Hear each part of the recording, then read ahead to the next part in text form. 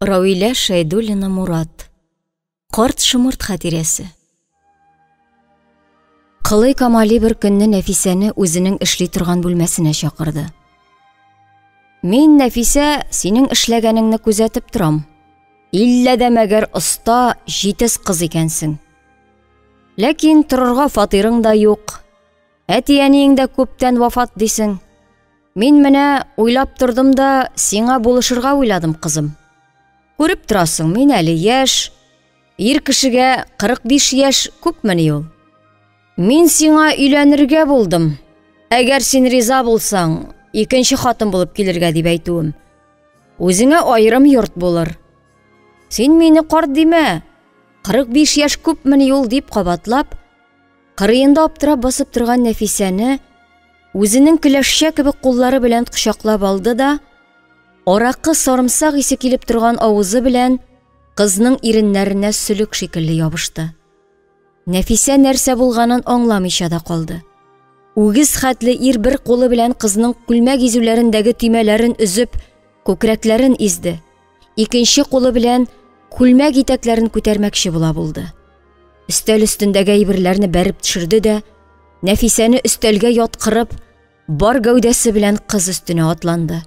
Нәфисә ычкынмакчы булып күпме генә талпынса да ычкына алмады.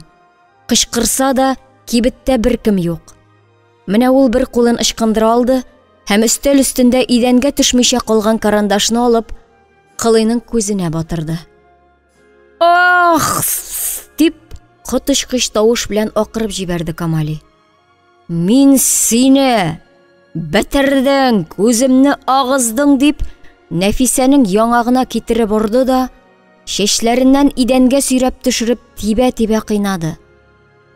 Озын тулымнарыннан этне сөйрәгән кебек сөйрәп йөртте.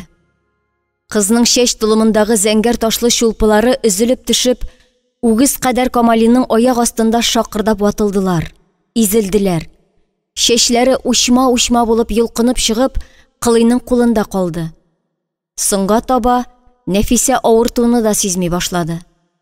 Тик колагында Камалиның дөнья бетереп сүгенүе, ботинкалары белән бар көченә тибүе, әллә нинди дөпелдәгән тавыш чыгарып, Нәфисәнең колагына әллә кайлардан саңгырау бер аваз булып ишетелде. Дөпе-дөпе, дөпе-дөпе. Нәфисә калганын хәтерләмәде. Ул үзен инде әллә кайдан өстән карап тора имеш. Камали күбәләк кадәр генә бер кыз баланы кыйный.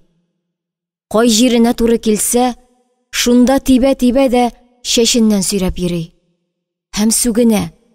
Нәфисә инде ишетми дә башлый. Ул бары тик Камалиның сул күзеннән агып торган кара канны гына күрә. Һәм күккә аша. Ә анда шундый рәхәт, шундый да рәхәт инде менә. Нәфисә имеш кош каурыена әйләнгән. Талгын җил каурыны үзенә ертеп каядыр алып китә. Аста Солтангәрәй каурыны тотмакчы була. Ә каурый җилгә ярып тагын да биеккәрәк, өскәрәк менә. Нәфисә кычкыра. Монда мен, Солтангәрәй, минем янга мен. Монда рәхәт, шундый да рәхәт монда. Хәлимә карчыкның алюмин чәйнеге әллә ничә кат кайнап чыгып, әллә ничә кат суынды. Нәфисә кайтышка җылы торсын дип, кечкенә мендәр белән каплап куйган кыстыбыйлары да суынып бетте. Тик кыз кайтмады да кайтмады. Тәмам караңгы төште. Кайда гына йөри икән бу бала дип аптырап, аягына киез каталарын киде дә, булдырга чыгып, озак кына турып та керде әби. Әмма кыз күренмәде. Ара-тирә барабызлар дөбер шатыр килеп узалар да, Закирның эте өргәләп ала. Ябалак-ябалак кар ява. Эре-эре кар бөртекләре кунарга урын эзләгән күбәләкләр кебек, сүрән генә янган ут яктысында саргылт төскә кереп бетереләләр. Карчыкның җанын әллә нинди шом, өстенә өелеп килгән котылгысыз куркынычлы хәвефне сизү өтеп алды. Тикмәгә генә түгел бу. Нидер булган. Кая булса да керәсе булса, әбием, бүген азрак тоткарланам, кайгырып торма дип чыгып китә торган кыз инде 3 сәгать буе бер хәбәрсез нисез кая югалырга мөмкин. Хәлимә карчык ишеген япты да, өстенә киеп Закирларга кереп китте. Закир карчыкны: "Әйдү, Хәлимә түти, ничекләр керәсе иттең? Икенче ятажга авырткан аякларың белән ничек менеп җитә алдың?" дип гөрләп каршы алды. Аннары кухня ягында мыштырдап йөргән хатынына дәште: "Мәүлия, кунак бар. Әйдә самаварыңны җырлатып җибәр. Хәлимә түти безгә алай еш керми. Рәхәтләнеп чәй ичеп алырбыз." "Куй әле, Закирҗан, нинди чәй? Инде менә 3 сәгать буе Нәфисәне көтәм. Нәрсә генә булгандыр, һаман күренми. Моңарчы бер дә алай төнгә калганы юк иде. Хәерләш түгел бу, Закирҗан. Мин кайдан эзләргә дә белмим. Син теге Камалига барып кайтмыйсыңмы? Пишән базары янында гына бит. Үзем бара алмыйм, аякларым бетте. Һай, бер атлаулары да әҗәлгә тиң. Үз хәлемне үзем белеп кенә йөрим." "Әйтәм, кайтканы күренмәде. Хәзер өстемә генә киям дә барып кайтам, әллә кая түгелдер. Синең ахиратыңның кызлары беләндер. Нәфисә бер дә акылсыз кыз түгел. Хәзер барлап алып кайтам, Хәлимә түти. Сез Мәүлия белән чәй ичә торыгыз", дип чыгып китте Закирҗан. "Юк, диде карчык. Нәфисә кайтып күземә күренмичә чәй кайгысы юк әле миндә. Әле Нәфисә белән икәү ашап ичеп алырбыз дип, кайтышына кыстыбый пешереп куйган идем. Инде ул да суынып төшеләнеп бетте. Ярар, җылытып ашарбыз. Хәвеф хәтәр генә булмасын, исән генә була күрсен балакаем. Минем кебек ялгызлыктан интеккән 80 яшьлек карчыкка картлыгымда өемә килеп кергән бер куанычым бит ул минем.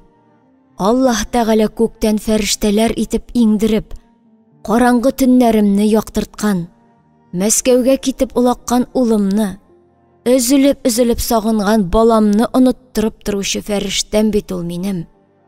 Ярар, Мәүлия, сау булып тор. Уф, аякларым, ничекләр генә төшеп җитим. Баскычың да текә. Аны кеше йөрерлек итеп ясап булмый микән, баскычны дим. Әзрәк сүзәгрәк итеп ясасалар ни була, дип зарлана, аякларын лыштырдатып, көчкә сөйрәп чыгып китте Хәлимә карчык. Тик Нәфисә төн уртасында да күренмәде. Стенада сәгатьнең эченнән күкесе чыгып, карлыккан тавыш белән күкелдәп, әллә ничә тапкыр Хәлимә карчыкның җәрәхәттән үзгәләнгән йөрәген талкыды. Кан басымы күтәрелеп, баш авыртуга түзә алмыйча, маңгаен зәңгәр яулык белән бәйләп куйган карчык этергән саен тәрәзәгә йылышты. Ике кулын тәрәзәгә куеп, менә ишек алдына җиңел адымнар белән Нәфисә килеп керер дип көтте. Кыз күренмәде. Һай Аллакаем, нәрсәләр генә булды икән. Бу Закирҗаны да рәхмәт төшкере китеп улакты. Юкса белә бит инде карчыкның өзгәләнә кызны көткәнен. Таба алмадым дип киреп әйтсә ни була? Кешенеке кештәктә, үзеңнеке үзәктә диюләре хактыр инде. Аягы калмас иде. Яхшы ата баласы үзе, дип ухылдап, караватына барып ятты. Менә күке оясыннан башын тыгып, 12 кат күкелдәде. Карчык санап ятты. Башка вакытта карчыкның күңелен күтәрә торган бу сәгать тавышы да әллә нинди хәвефле, моңсу, шомлы иде. Карчык өметен үзеп, барып йокы даруы ичеп килде. Әллә ничек кенә башы авырайып, йокымсырап киткәндә, һау-һаулап этергән, кешеләр сөйләшкән авазларга ухылдап торып утырды. Кемдер дөбер ишек кага. Тукта, акырын ипләп кенә күтәр. Монысы Закир тавышы. Хәзер Закир абый, булышам. Монысы күрше егетенең тавышы бугай. Хәлимә көчкә сөйрәлеп ишек янына килде дә, ут яндырып җибәрде.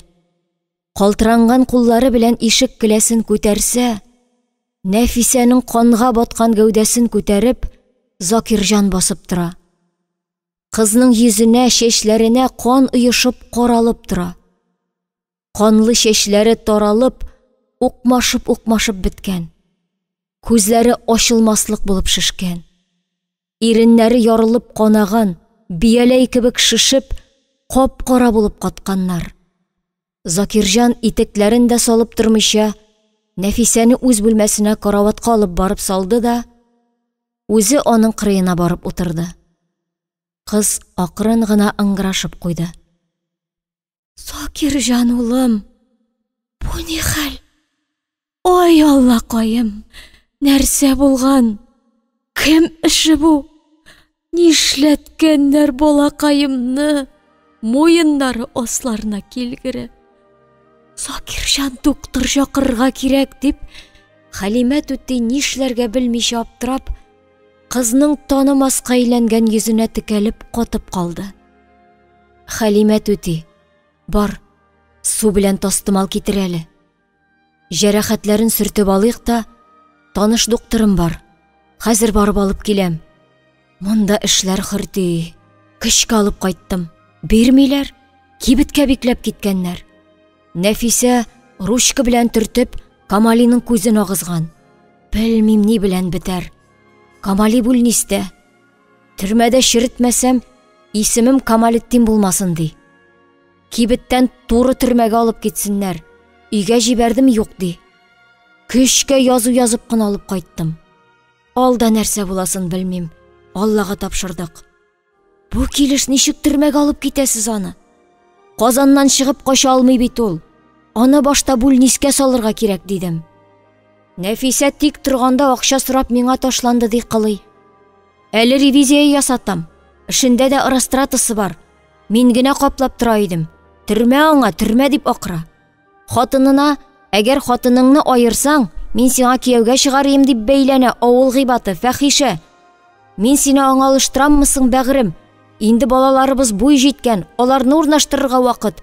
Ә ул сине айырырга куша, җир бит. Шуннан тик торганда яза торган каләм белән күземә төртте. Бетерде күземне, агызды, сукыр калдырды. Инде бер күз белән нишләрмен дип акырып елый ди. Закирҗан сөлгене җылы суга чылатып, Нәфисәнең күзләрен, битләрен сөртте. Канлы чәчләрен суга салып җибетте. Табактагы су кып-кызыл төскә керде.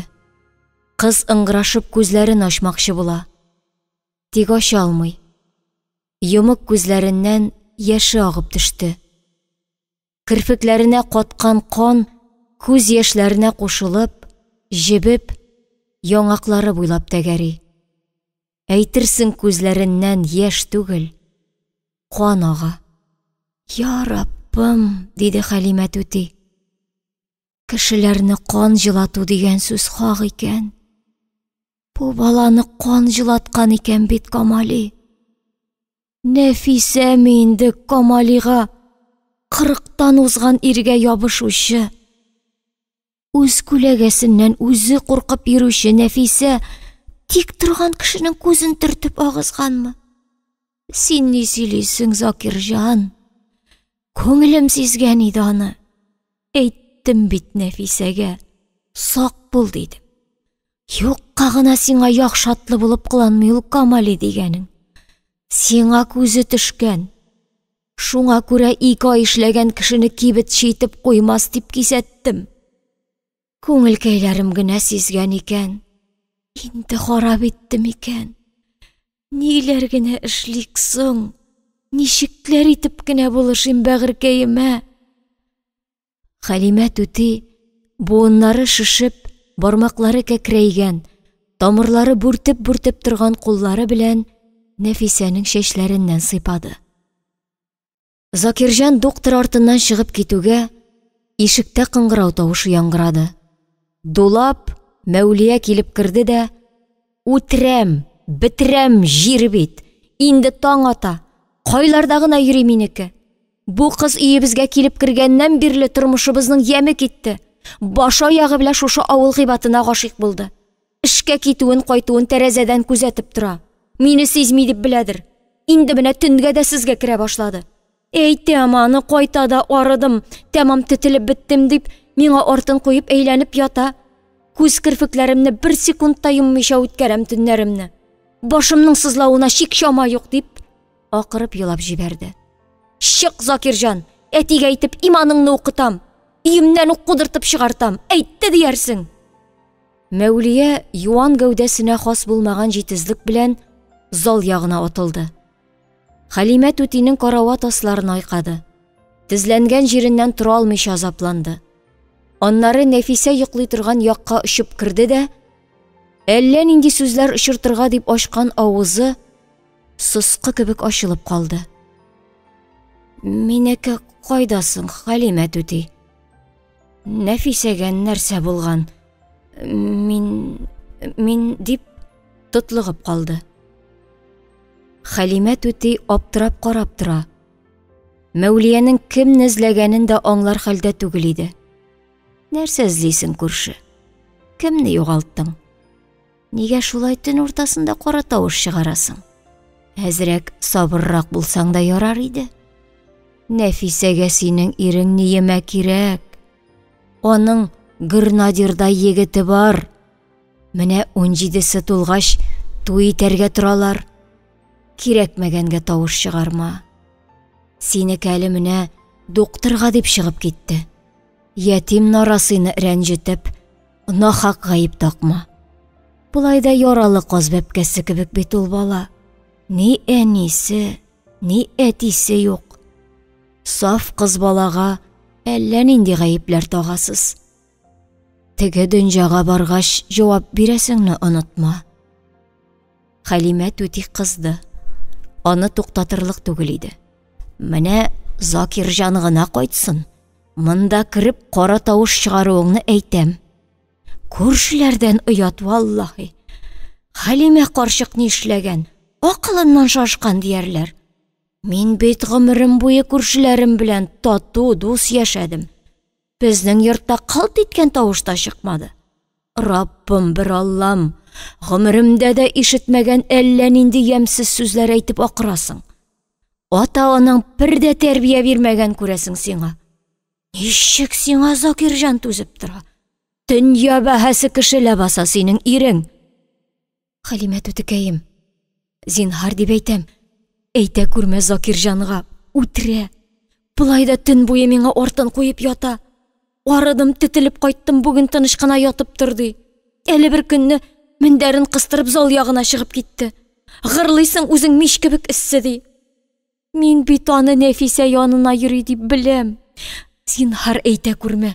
Тушны 3 тапкыр талак әйтә дә аера. Хәзер әти белән дә куркытып булмый. Хәерчеләр заманы килде. Әти сүзе дә ни пашум. Ул аерса мин кемгә кирәк? Мәүлия акырып елап Хәлимә карчыкны кочып алды. Ярар, әйтмәм, диде карчык. Сезнең кайгы юк әле монда. Ул арада Нәфисә күңелем булгана. Ой, башым дип ыңгырашып, күзләрен ачмакчы булып шишенгән иреннәрен тибрәтте. Менә кызым, монда гына табак бар. Кирәге булса, табак монда гына дип, карчык кызның башын күтәрә төшеп, табакны карават кырыена этәрде. Нәфисә Хәлимә әбисенең кулы башына тиюгә кычкырып җибәрде. Ой, үләм, авырта, тимә, тимәгез миңа, Камали абзый, тимә, зинһар. Кыз саташа иде. Доктор килеп, кызны тыңлап карады. Барлык сөяк санакларын капшап чыкты. Кабыргалары сынган. Үпкәсенә кадалмаган булса ярый. Әллә ничә җирдә башы тишелгән, баш мие селкенгән. Әлегә өйдә калдырыгыз, полный покой кирәк. Кайсы вәхши шушы хәлгә төшергән бу баланы? Сабый гына лабаса. Ничек куллары барды икән? Я Ходаем. Син, Закирҗан, иртәгә мине килеп алырсың. Менә бу майзлар белән яраларын майлап торырсыз. Семен Семенович, диде Закирҗан. Әгәр мөмкин булса, бу кызның тән җәрәхәтләре турында миңа белешмә язып бирерсез әле. Кирәге чыгуы бар. Бу кызны көчләгән булырга тиешләр. Ятим бала бу. Мин аны Пишән базары янындагы кибеткә эшкә урнаштырган идем. Кибет хуҗасы минем танышым Шәрәфетдин Камалетдине. Нәфисә шуның күзенә ручка кадап күзен агызган. Больницада ята Камали. Төрмәгә утыртам дип яный. Җитешә алмаган кызга тияргә. Җитешә алмаган сволочь. Утыртыр да. Ул кабахәтләрдән барысын да көтәргә була. Язармын, Закир. Бу дөнья әллә нәрсәгә әйләнде бит әле. Аңлап бетереп булмый. Кемнең кем икәнен дә белмәссең. Аптыраш. Иртәгә яңадан килермен. Менә бу даруларны эчертегез. Аңа хәзер тынычлык кирәк. Җитешә алмаган кабахәт. Җитешә алмаган дип кабатлый саубуллашып чыгып китте доктор. Ул чыгып киткәч кенә шкаф кырыенда мискин кыяфәттә утырган хатынын күреп алды Закир. Һәм төн җене шикелле, син монда нишләп йөрисең дип кырыс кына сорап куйды. Закирҗан, йөрәк майым, менә минем дә берәр ярдәмем тимәсме дип кенә кергән идем. Әгәр кергәнемне яратмасаң чыгам, хәзер үк чыгып китәм. Хәлимә карчык та Мәүлия яклы булып. Туктале, Закирҗан, бергә чыгарсыз. Азрак Нәфисә аңына килеп йоклап киткәч, бергә чыгарсыз. Әле үзем Мәүлияне чакырып алдым. Үземә генә куркыныч булып китте. Мин әйтәм, я йөрәгем ярылып үлеп китәрмен дә, бу бала нишләр дим. Әлдә ярый Мәүлия керде. Үземә генә бик читен булган булыр иде. Әле аны йокысыннан уятып алып чыктым. Рәхмәт яугыры, тыңлады тагын. Алай дисәң генә, Хәлимә түти. Әллә мине карауллап йөриме дип торам, дип, тавышын йомшарта төшеп җавап кайтарды Закир. Закир белән Мәүлия, Нәфисә йоклап киткәч, таң атканда гына чыгып киттеләр. Хәлимә түти, уянгач менә бу даруларны эчерерсең. Кайгырмасын, берәр җаен табарбыз. Әле Аллага шөкер кызны харап итәргә өлгермәгән, диде теге керәшен докторы Семен Семенович. Шулай дисең, улым, Алланың рәхмәте яусын яхшы сүзеңә. Тән яралары төзәлер. Намусының чиста калуы кирәк. Солтан гәрәенә чиста кыз килеш кияүгә чыксын иде инде. Бәхеткәйләре генә була күрсен. Алдагы көннәре бәхетле булсын. Кылый Камалиның бу вәхшилекләрен Аллаһы Хак Тәгалә гафу итмәс. Үзенең дә Нәфисәдән өлкәнрәк балалары бар бит югыйсә. Җир йотар әле үзен. Нәфисәгә аның ике күзендә агызасы калган. Ул ятсыз, кара зина, кызлар бузып йөрмәс иде. Хәлимә карчык шулай сөйләнә, ир белән хатынны затып калды. Аннары Нәфисә кырыендагы иске кечкенә диванга ятып, озак кына итеп, медер дуга укыды. Раббым, бер Аллам, шушы баланы рәхмәтләреңнән ташлама.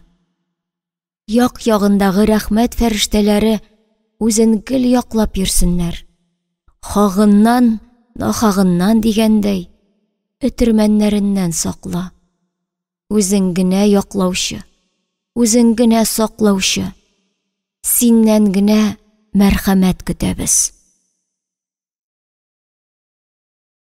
Рауилә Шәйдуллина Мурат. Карт шымырт хатирәсе. Нәфисәнең яралары озак төзәлде. Башы авыртып, күңеле булганып азаплады. Күп вакыт ятып кына торды. Хәлимә түти даруларын биреп, җәрәхәтләрен майлап аякка бастырды кызны. Закирҗан көн сайын хәлен белергә кирип йөрде. Ара-тирә Семен Семенович та килеп, яңа дарулар биреп, кызның күңелен күтәреп чыгып китә иде.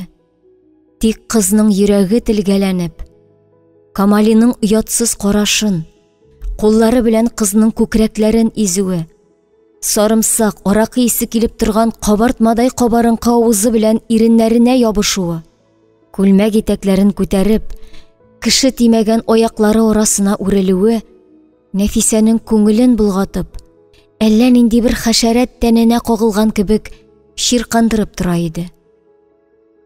Хәлимә түти белән ничә тапкырлар мунчага барып, кап-кайнар су белән мунчаланы кат-кат сабынлап, бик каты ышкып юынып та карады. Тик нигәдер тәненең, җанының сафлыгы югалган сыман булып, күңел түрендә әллә нинди рәнҗеш, үпкә калды. Ник? Ни өчен Нәфисә башына килде бу сынаулар? Әгәр бу хәл Солтангәрәйгә барып ишетелсә, Нәфисәнең беркемнең кулы түгел, күзе дә төшмәгән чиста пак тәненә, аппак күкрәкләренә Кылый Камалиның шакшы куллары кагылуын, аның җаныннан да якын, тыны белән тартып китерерлек булып, йөрәгенә, бәгырьләренә кереп урнашкан Солтангәрәйе белсә, бу уйлар аның җанын телгәли иде. Яшәп тә торасы юклабаса, әти-әнисе кызларының бу хәлгә төшүенә ничек карар икән? Әнисе үксеп рәнҗеп елар. Әтисе?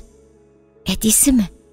Шунда ук Камалины бүлнистән эзләп табып сөйрәп чыгарыр да, нишләтер икән? Бәреп үтерерме?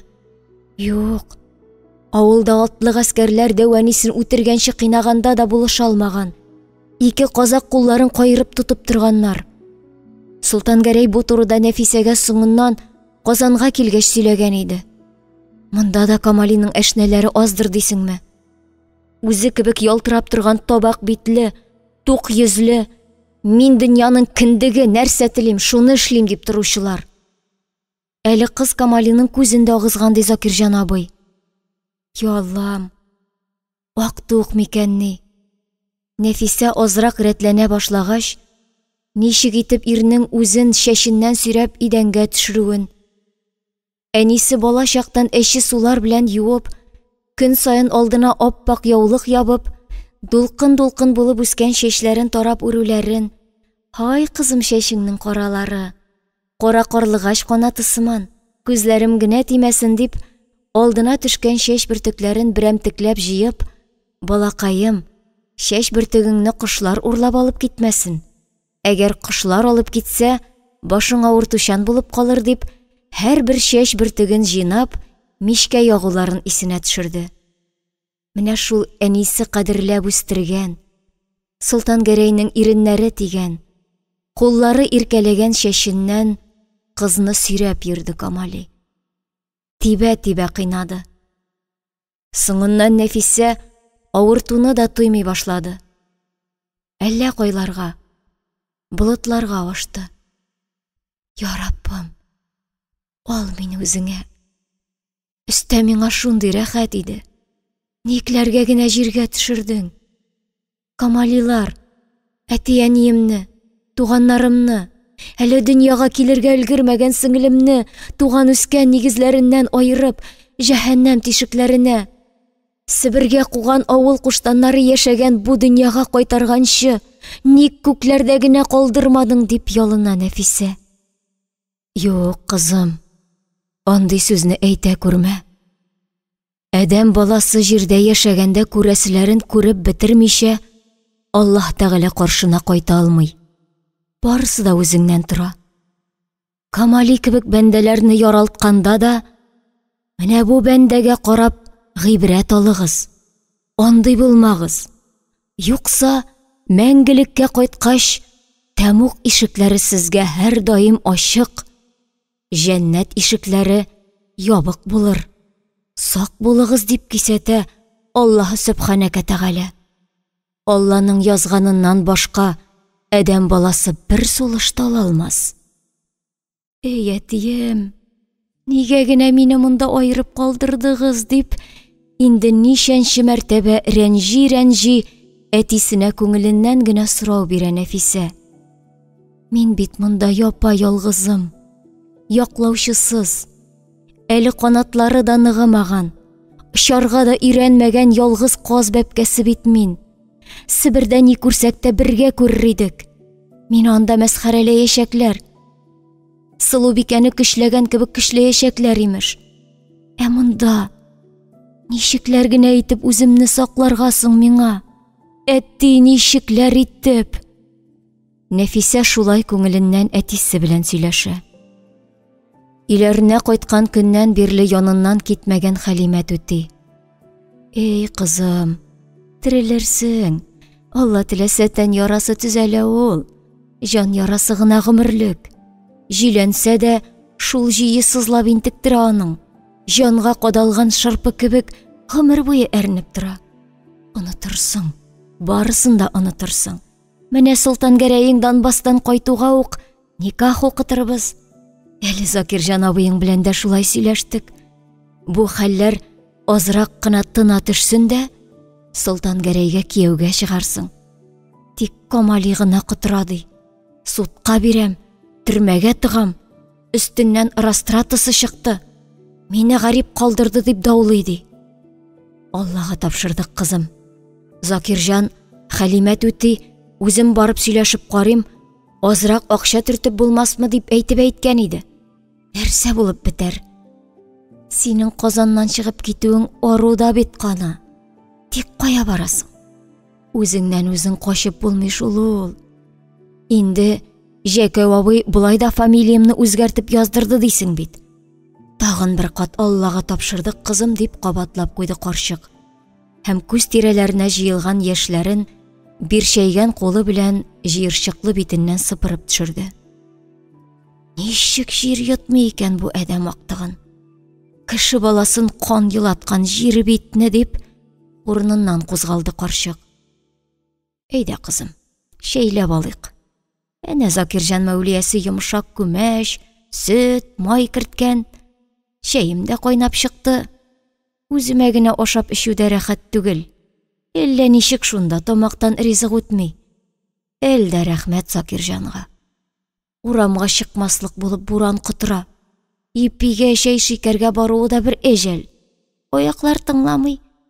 Мәүлия алып кайтып бирә, рәхмәт төшкере, дип авырлык белән генә кузгалып китте Хәлимәт үти.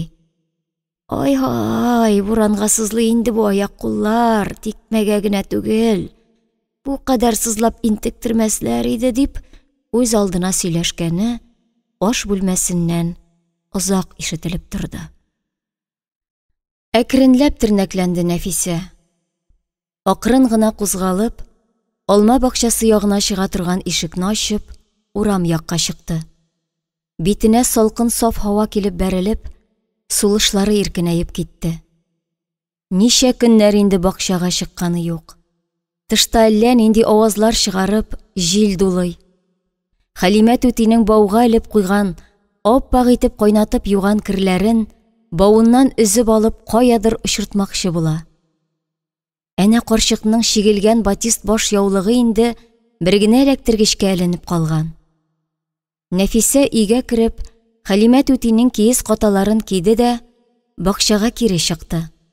Очарга әзерләнгән яулыкны инде тәмам кипкән, ләкин бәсләнгән кирләрне селки-селки бәстән арындырды. Кирләрдән шундый да тәмле, күңелләрне алгысытып, алан суын, бала чагын һәм Солтан Гәрәен искә төшереп, беренче кар исе, сафлык, чисталык, яшәү исе килә иде. Кыз үз алдына елмаеп куйды. Җүләр түлке мин. Шундый матур дөньяны ташлап китәләр димени. Әдәм актыклары Камалиларга үч итеп яшәргә кирәк ләбаса. Вәт җүләр. Ул кирләрен алып кереп төреп куйды да, йөзенә ниндидер тынычлану кыяфәте чыгарып, Хәлимәт үти янына чыгып утырды. Бүген иләрне җыештырып алырга кирәк, әбекәем. Бигрәкләр тузанга баттык. Безнең үй түрендәге кәнәфер агачы кәүсәсенә әти сыерчык яса белеп куйган иде. Эй җаным, сыерчыклар килгәч шунда оя кырып, шатланышып, талпына-талпына сайрарлар иде бәгыркәйләрем. Аннан соң бала чыгарырлар иде. Аларның кара кучкыл күк балалары, әниләре ризык алып кайтканны көтеп, сары тымшыкларын ачалар да, мәзәк итеп кортларны йотып җибәрерләр иде. Аннары үсә төшкәч, балаларын очарга өйрәтерләр иде, нәкъ кешеләр кебек. Балаларын олы юлга заткан әти-әниләр кебек. Шулар исемә төште әле, Хәлимәт үти, диде ул. Әбекәем, Закирҗан абыйга әйтик әле. Безгә дә сыерчык ясап бирсен. Әнә теге алмагач кәүсәсенә беркетеп куярбыз да. Яз җиткәч, сыерчыклар алмагач ботагына басып сайрап рәхәтләнсеннәр әле. Безгә дә рәхәт булыр, Алла бирса. Рәхәтләнеп яшәрбез әле. Камалиларга үч итеп яшәрбез, Хәлимәт үти, шулай бит? Шулай булмаган кая, балакаем, шулай булмаган кая. Әле менә Аллага шөкер, күңелләрең ачыла төште. Тиздән Солтан Гәрәй белән никах укытып, сез дә сыерчыклар кебек үз ягызны корырсыз. Сезнең дә балаларыгыз туар. Аларны тәрбияләп, хәсиятләп үстерерсез. Ислам дине кушканча, ипле итеп, камалиларга каршы торырлык итеп үстерерсез, Алла теләсә. Әти-әниегез, энеләрегез кайтуга, теге Себердә туасы кыз бала кайтуга, үз гаиләң булыр. Балаларыгыз үсеп җитеп, әби-бабаларын каршылар. Бер дә кайгырма, кызым, бу дөньяда яхшы кешеләр күбрәк. Үзең бит күреп торасың. Кыска гына тормыш юлыңда күпме яхшы кешеләр очрады. Солтан Гәрәй, Җәкәү абыең, Анны түтиең, Закирҗан абыең. Әле менә теге доктор Семен Симоныч дигән керәшен картың гына күрсин. Ничек итеп сине дәваларга килеп йөрде? Иманлы бәндәләр бик күп бит, балакаем. Нинди милләт кешеләре генә булмасын, бар халыкта да иманлы кешеләр күбрәк. Бер дә кайгырма. Ул ямсыз хәлләрне онытырга тырыш. Аллага шөкер, намусыңны саклап кала алгансың. Булдыргансың, кызым. Шәй ишеп, табак савытларны юып матавыкланганда, шаугыр килеп Закирҗан килеп керде. Нәфисәнең яктырып киткән йөзен, турыдан ачып, ике толым итеп үреп куйган чәчләрен, өзелеп торган билләрен күреп, тагын Аллага шөкер, Субханалла, Нәфисә. Инде үз хәлеңә кайттың. Синең язмышың турында кайгыртыр вакыт җитте. Шәшеңне ал тасма белән үреп салгансың икән.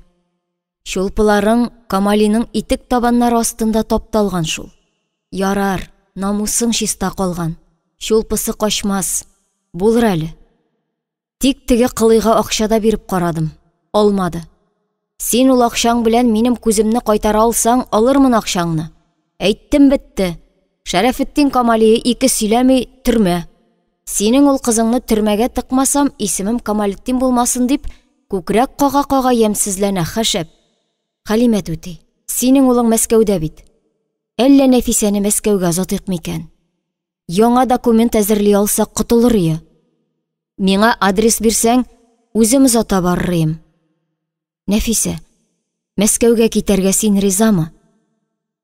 Анда берәр фатир табылыр әле. Хәлимә түтинең улы булышыр. Иманлы бала ул. Бергәләшеп бер ишек алдында үстек. Китәм дисәң, кәгазьләр әзерлим.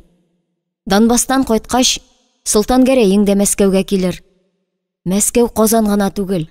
Анда кешеләр салам искертендәге энә кебек. Эзләп кара син искерттән энәне. Монда калсаң, Камали үч алмый калмас. Әйбер-сәйбереңне җыйна да, атна ахырына кәгазьләр әзер булса кузгалырбыз дип, Хәлимә түтидән улының адресен алып ашыгып чыгып китте. Соңга кала күрмик. Алла сакласын дип, үз-үзе белән сөйләшкәне генә ишетелеп калды. Нәфисә аптырап катып калды. Тагын кая китәсе? Нинди Мәскәү? Нинди өтермән? Нишләде соң Нәфисә үзенең 16 яшендә шулай качып йөрерлек, өтермәннәргә утыртырлык? Кемнәргә зыян салды? Ул үзәкләре өзелеп, күзләренә яшьләре тыгылып, үксеп елап җибәрде. Әле иртән генә ак бураннарга уралып, дулкын-дулкын булып күңеленә кереп, җанын җылытып торган рәхәт тойгы тагын бозга әйләнеп җанын катырды. Чарасызлыктан, гаҗизлектән тәмам аптырап, нишлим, әбекәем, кайларга барыйм? Мин гомерем буена алан судан ары чыккан кеше түгел. Кемнәргә барып газиз башларымны салыйм? Бураннарга кирип югалыйммы? Авылга кайта алмыйм. Казан каласында торырга ярамый. Миңа Себер белән өтермән генә кала инде.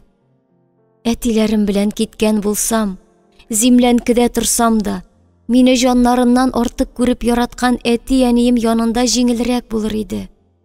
Эй, әти җаным дип, инде ничә кат җан ачылары белән әрнеп, үкси-үкси елады Нәфисә. Мәскәүгә китәргә җитеш алмадылар. Инде әйберләрен җыйнап куйгач, кәгазьләре әзер булды да, Кичкә Мәскәү поездына утырып чыгып китәбез дип торганда, Хәлимә әбинең ишеген дөбер-дөбер шакып, әллә нинди киемдәге 2 адәм килеп керде. Һәм кызга тиз киенергә боердылар. Хәлимә карчык лап итеп корама киез җәеп куйган урындыкка барып утырды. Куда забираешь, улым? Что она такого сделала дип, 2 арага кереп караса да, яшь кенә солдат: "Әби, отойди. Она глаз выколола Шарафутдинову Камалетдину и очень большую растрату сделала. Бу кыз куркыныч, тик торганда кешегә ташлана торган гадәте бар ди. Туганың түгелдер бит. Әнә Камалиның күзен төртеп агызган, ятсыз. Син дә сак була күр, шана күрмә", диде. Нәфисә куркуыннан идәнгә кадаклап куйгандай катып калган. Ярдәм сорагандай гаҗизлек, ялвару белән тулы күзләрен Хәлимә карчыкка төбәгән. Кит булмаганны. Камали аны көчләмәкче булып ябышкан. Аннан соң эт урнына кыйнаган. 2 ай буе дәваладык. Гаебе юк баланың, тия күрмәгез дип, Нәфисә белән бу адәмнәр арасына басты Хәлимә түти. Тыңламадылар. Кызны 2 яктан култыклап алып чыгып киттеләр. Нәфисә булдырдан төште дә: "Әбекәем, бәхил бул. Солтан Гәрәй килсә әйт, бер генә гаебемдә юк", дип үзгәләнде. "Әйдә, атла, контра. Там докажут гаебеңне", дип төрткәләде аны яшь солдат. Кыз ярдәм көткәндәй Закирҗаннарның 2нче катындагы балконнарына карады. Тик Закирҗан күренмәде. Ябалак кар явып торган сихри көн. Аяк астындагы кар кышның зәмһәрир салкыннарындагыча итеп, зарланып, сыктап шыгырдый. Күк күгәрченнәр кыекларга кунып, күшеккән кызыл тәпиләрен түш асларына тыкканнар. Шул рәвешле бер-берсеннән җылы эзләгәндәй сыенышып утыралар. Бу көзнең соңгы көннәре. Беренче карның дөньяны аклыкка, сафлыкка тергән мәле. Нәфисәнең аяк астыннан гына күршеләрнең ак йөнтәс мәчеләре йөгереп үтте дә, кире килеп, кызның аяк араларына кереп сырпаланды. "Нәфисә, кая барасың? Син киткәч, миңа калдык-пыстык ризыкларны кем чыгарып салыр? Китмә, китмә" дигән кебек, Нәфисәгә яшькелт зәңгәр күзләрен тутырып карап калды күрше Мәрьям әбиләрнең ак мәчесе. Нигәдер бу мәченең моңсу күз карашы Нәфисәнең йөрәк түрендә мәңгелеккә уелып, җанына кереп урнашты. Бу песи баласын адаштырып калдырганнар. Галләметдин бай кибете яныннан алып кайттым. Җаныкаем ишек төбендә суыктан калтыранып утыра иде, дип сөйләгән иде Мәрьям бикә әби. Песи баласы да дөньяларында адашып, кая барырга, ничек яшәргә белмичә, кибет ишеге төбендә кемдә булса бер миһербанлы бәндәсе булышмасмы дип, аптырап йөдәп, ярдәм көтеп утыргандыр. Ярый әле, Мәрьям бикә түти алып кайткан үзен. Әнә хәзер чынаяк белән тышланган җылы мич кырыендагы киез өстендә мыр-мыр килеп рәхәтләнеп йоклап ята. Ак песи баласын Нәфисә шулай үзе белән чагыштырган иде. Кызны этә-төртә, тәрәзәсе тимерле кара машина янына алып килделәр. Нәфисә керәсе килмичә, ишеккә чытырдатып ябышты. "Нет, кирәкми. Я не хочу өтермәнгә. Я не виноват", дип ничек кенә карышса да, кулларын кайырып алып, тузып беткән, әллә нинди тимерләре чыгып торган кара утыргычлы иске машинага төртеп керттеләр. "Әле син карышып торасыңмы? Без сиңа күзен төртеп тишкән Камали түгел", дип, ямсыз сүгенеп, әллә нинди ката ибер белән җилкәсенә китереп орды яшь солдат. Нәфисәнең сыны катты. Күпмедер вакыт тын ала алмыйча утырды. Бераздан, үксүеннән туктап, язмышына буйсынды. Ниндидер бер битарафлык белән тимер рәшәткәле машина тәрәзәсеннән күренеп калган йортларга карап барды. Ул инде үзе белән нәрсә эшләсәләр дә риза иде. Тизрәк үтерсәләр, бу мәсхәрәләрдән, газаплардан котылыр идем дигән ваемсыз бер кыяфәт белән шиелдап төрмә капкасы ачылганга чаклы барды. Кара машина туктады да, кызга төшәргә боердылар. Нәфисәне шиксез озын, тар коридор буйлап кара киемнәр кигән ике сакчы зата барды. Коридорның ике башында тимер рәшәткәләр кадакланган ике тәрәзә бар. Алардан саркылып кына, тирә-юньгә әллә ниткән шом, курку таратып, саргылт яктылык керә. Ул төрмә коридорының кайчандыр кара-сары төскә буялган булып, хәзер бака кабырчыгы кебек кубып, шадраланып кыелырга торган стеналарын яктырта. Ишекләр, ишекләр. Аларны да тимер белән тышлаганнар, һәм галәмәт зур йозаклар элгәннәр. Түшәмдәге берничә лампочкадан сүрән генә яктылык төшеп, шакшыга катып беткән тимер ишекләрне тонык кына яктырта.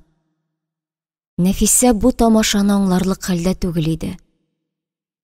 Ул миңгерәүләнгән бер кыяфәттә, аксыл чырайлы, шактый өлкән яшьтәге үзен зата килүче ир-атка күз яшьләре мөлдерәп торган карашын төбәде. Тегесе исә бер сүз дә дәшмичә, мылтык түтәсе белән аның җилкәсенә китереп төртте. «Шагай, шагай, контра! Чего встала? Давай, поднимайся на второй этаж», дип, текә тар тимер баскычка төртеп күрсәтте. Кыз җилкәсе үтереп авыртса да, куркуыннан бер өндә чыгармыйча, гер таккан кебек авырайган аякларын сөйрәп, күгәргән кара баскычлардан өскә таба күтәрелде. Тимер баскычларның аяк баскан сайын әллә нинди шиелдау авазлары чыгарып шыгырдавы аңа: «Тәмух, Тәмух, бу сиңа мәңге чыга алмаслык Тәмух, аның да 7нче каты» дип ишетелә. Кызның күзләренә җыелган күз яшьләре яңагы буенча тәгәрәде дә, ул үксеп елап җибәрде. «Заткнись, шагай спокойно». Ниһаять, алар коридорның иң түрендәге йозаксыз ишек төбенә килеп туктадылар. «Проходи, контра», дип, мылтык түтәсе белән тагын аркасына китереп төртте кара киемле кулга. Нәфисәгә ул бәпкә алырга төшкән тилгәнне хәтерләтә иде. Ник миңа ул контор дип әйтә икән? Әллә без кәнсәгә килдек микән? Авылда кызыл байрак элеп куйган кәнсәне контор дип әйтәләр иде дип аптырады кыз. Сакчы Нәфисәне алдан үткәреп җибәрде дә, үзе артыннан кереп, «Привел Салахиеву» дип сүзен башлауга, өстәл артында утыручы юан әдәм, «Подождите за дверью» дип, аларны кире чыгарды. Кулга белән Нәфисә кире чыгып, ишек төбенә бастылар. Шул ара ике сакчы, чәчләре тузгыган, канга баткан бер хатын кызны ике култыгыннан сөйрәп алып киттеләр. Нәфисәнең йөрәгеннән «ах» дигән өн чыкты. Сакчы шунда гына аңына килеп: «По сторонам не смотреть! Что стоишь, только на стену смотреть!» дип акырса да, кыз аңламагач, теге кара кулга җилтерәтеп толымнарыннан умырып тотты да, стенага каратып бастырып куйды.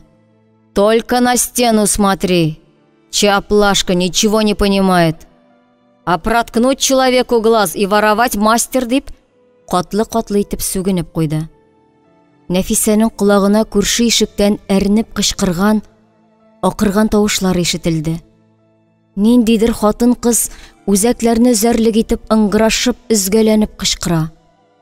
Бу бөтен дөньясын каргап иңрәгән тавыштан Нәфисәнең нервлары өзелерлек булып тартылды.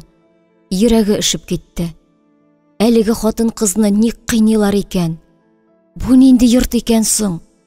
Ул да берәрсенең күзен төртеп тиште микән әллә? Ник монда тәрәзәләргә катлы-катлы тимер рәшәткә кадаклап куйдылар икән? Нәфисәнең башында бөтен нәрсә буталып, ул бер ни белмәс, аңламас хәлгә килгән иде. Сул яктагы алар керәсе тимер ишекнең шиелдап ачылуына да әһәмият бирмичә, аптырап, стенага карап басып торуын дәвам итте. «Что стоишь как истукан? Заходи» дип, кара кулга кулы белән ишеккә таба төртеп күрсәтте. Равилә Шәйдуллина Мурат. Карт шымырт хатирәсе. Бүлмә эче ярым караңгы. Кечкенә генә бер тәрәзәсе бар. Ул да кояш нуры кермәслек дәрәҗәдә тузанланып, карындык тарткан кебек тоныкланып тора. Түшәмдә саргылт кына яктылык таратып, кечкенә сары нокта булып ут яна. Нәфисә керү белән ишек янында туктап калды. Сакчы кемне алып килүе турында хәбәр итте дә юк булды. Юк булды. Кыз куркуыннан аклы күкле булып, каршы өстәл артындагы үгез хәтле, чәче пәке белән кырып алынган, баш түбәсе пеләшләнеп ялтырап торган, муен тирәләрен, тамак асларын киртләш-киртләш май катламы каплаган, йөнтәс саргылт кашлары астында җәнлекнеке кебек кечкенә күзле адәмгә яшьле күзләрен төбәде. Тегесе дә кирфексез күзләрен кызга таба төбәп, карашы белән тишәрдәй булып, браулап, шактый гына вакыт карап торды да, тиз генә алдындагы кәгазьгә күз төшереп, йомшак кына итеп саф татарча: "Кер, менә монда утыр" дип әмер бирде. Үзе авыр адымнар белән ишек артына чыгып юк булды. Нәфисә татар телендә дәшкәннәрен ишетеп, Аллага шөкер, монысы мөселман кешесе икән. Бу тәмух базында безнең кардәшләр дә бар икән дип, җиңел сулап, тикшерүче кушкан урынга килеп утырды. Аңа беренче күргәндә дию пәрие кебек ямьсез булып тоелган бу адәм нигәдер коткаручысы, ярдәм итүчесе булып күренде. Соңгы вакытта күргәннәреннән тәмам өшегән, тупасланган җанына өметләндереп җылылык тулды. Бу татар абыйсы аңа шундый якын туганы кебек булып, аңа күңеленә җыелган барлык моң-зарларын түкми-чәчми сөйлисе килде. Инде калай табак кадәрле зур, шишенке саргылт, кирфексез йөзендәге йөнтәс кашлар астында пысып, эчкә батып торган кечкенә күзләр дә Нәфисәгә алай ук ямьсез булып күренми башладылар. Алла бирса, бу кеше миңа булышыр, мөселман кешесе ләбаса. Теге кара кызгын шикелле кычкырмый да, әнә ипләп кенә менә монда утыр дип дәште. Әле симез йөзендә азрак елмаю әсәре дә чагылды бугай. Аңа ярым караңгы бу бүлмә дә шактый яктырып киткән кебек тоелды. Тикшерүченең баш түбәсендәге пеләшенә кечкенә генә лампочкадан саргылт яктылык төшеп, аны тагын да яктыртып, ул әллә ниткән, төнлә белән күктә йөзеп йөргән аш табагы сыман кызгылт тулган ай кебек күренде. Менә хәзер ул Нәфисәнең хәленә керер. Аның бер гаебе дә юк икәнен аңлар. Аннан соң: "Гафу ит безне, сеңлем. Камали үзе гаепле икән. Саф кыз баланы мыскылларга теләгән. Аның үзен өтермәнгә утыртырга кирәк" дип, аны өенә кайтарып җибәрер. Алла теләсә шулай булыр. Теге ике култыгыннан сөйрәп, канлы бедрә чәчләреннән тамчы-тамчы булып кан тамып барган хатын кызның гаебе зурдыр. Аны юкка гына үтергәнче кыйнамаганнардыр. Ул я берәр кешене үтергәндер, я карактыр, я кеше әйберен урлагандыр. Тик торганда ябык кына, зифа гәүдәле хатын кызны шулай үтергәнче газапламаслар. Нәфисәне кайтарырлар. Кайтарсалармы? Ирекнең кадерен белер иде Нәфисә. Хәлимә түтинең ишеге алма бакчасына карап тора торган бүлмәсендә Солтангәрәй белән матур итеп тормыш корырлар, балалар үстерерләр иде. Ул бит үзен сөйгәненә саф килеш саклыйм дип, Кылый Камали белән җан тартышып сугышты. Әгәр өстәлдә теге онытылып калган каләм булмаса, Камали үзенең кара эшен эшләгән булса, нәрсә булыр иде икән? Солтангәрәй ник дип пычрак хатын янына килсен? Нәфисәгә әйләнеп тә карамас иде. Ул вакытта Нәфисәгә җир йөзләрендә яшәп тә торасы юк. Солтангәрәйсез, инде сулар сулышына, җанына әйләнгән Солтангәрәйсез тормыш Нәфисәгә нигә? Әгәр кытылсам, 17 яшь тулганны да көтмичә өйләнешергә кирәк. Хәлимә түти әйтте бит. Менә шушы алма бакчасына чыга торган бүлмәдә икәүләшеп, ипләп кенә матур гына яшәп ятарсыз. Менә бу буҗрага бала бишеге эләрсез. Әле минем Габдулла җанымнан калган, ирем тал чыбыгыннан үргән бишек тә силәсе белән бакчадагы сарайда. Миңа кайчан яңа сабый салырлар икән дип көтеп ята. Минем дә картлыктан, ялгызлыктан интеккән җаныма бер төрле рәхәтлек иңәр. Шул сабыйны тирбәтеп көнем узар иде. Йорт җирем дә чит ятларга калмас. Нигеземнең законлы хуҗасы булырсыз, мин дә тынычлап үләр идем. Каберемә килеп дуга кылучылар да булыр иде дип тилмерепләр әйтте. Эй, Хәлимә түти, үзем дә бу турыда аз хыялландыммы? Инде әтиләр белән Себергә китмичә качып кала алдым. Ләкин аннан да яманрак хәлләргә дучар булдым. Шулай да ник керми инде бу тикшерүче? Тизрәк керсен иде дә, барсын да ачыкласын һәм кайтарып җибәрсен иде инде дип, Нәфисә күзләрен ишектән алмыйча, тикшерүченең ишектән ишелеп килеп керүен куркып, шулай да күңелендә зур өметләр уятып көтте. Менә ниһаять, тикшерүче килеп керде дә, урындыкка барып утырды. Кызга күзе белән тишәрдәй булып озак итеп карап торганнан соң, әллә нинди сораулар биреп, кызның башын катырып бетерде. Ник Шәрәфетдинов Камалиның күзен агыздың? Аңа кияүгә чыгасың килдеме? Йорты кирәк булдымы? Ник өстеңнән шундый зур сумма растраты ясадың? Акчаларыңны кая яшердең? Моңарчы ирләр белән йоклаганың бар идеме? Булса, кайда, ничек? Нәфисә фамилиясын әйткәндә дә буталды. Башта Җәкәү абзый ясап биргән документтагы фамилиясын калтырана әйтте. Сәхәбиева. Икенче тапкыр сораганда теленнән Юсупова. Җәкәү абзый кисәтә әйтте югыйса. Юсупова дигән фамилияңны оныт, зинһар оныта күр, югыйса башың бетәр дигән фамилия ычкынды. Тикшерүче күзләрен кызга текәде. Син нәрсә кызый буташтырып утырасың? Сәхәбиевамы, Юсуповамы? Сәхәбиева, диде кыз акылына килеп. Моңарчы ирләр белән йоклаганың бар идеме? Юк, абый, Алла сакласын. Мин кыз кеше. Камали абзый мине көчләмәкче булды. Мин аннан кытыла алмагач, ялгыш кулыма эләккән каләм белән мин үзем дә аңышмый калдым. Ул сине көчләдеме? Юк, күзенә каләм кергәч, ул мине үтергәнче кыйнады. Калганын мин белмим. Аңымны җуйганмын. Җитеш алмаган дип әйтте доктор. Әни достача. Акчаны кая куйдың? Юк, абый, бер нинди дә акча алганым юк. Мин әле аз гына эшлим, бер генә ай. Ул бит мине гел мактап торды. Аннан соң шушы хәл килеп чыкты. Әти-әниең бармы? Алар кайда?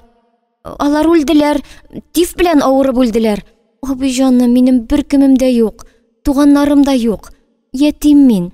Җибәр инде мине, абый. Өйгә кайтыйм инде дип, күз яшьләрен агыза ялынды кыз. Мин сине җибәрә алмыйм. Анда синең өстән Шәрәфетдинов Камали язган гариза ята. Сиңа төрмәдә калырга туры килә. Бер нинди туганың да юк инде алайса. Юк, абый җаным, минем бер кемем дә юк. Җибәр инде, абый. Булмый дидем ич. Тикшерүче өстәл кырыендагы кнопкага басты. Берәр хатын кыз надзирательне чакырыгыз әле. Бу кызны кайсы камерага урнаштырырсыз икән? Камералар шыплап тулган. Политическийлар янына урнаштырсак кына инде.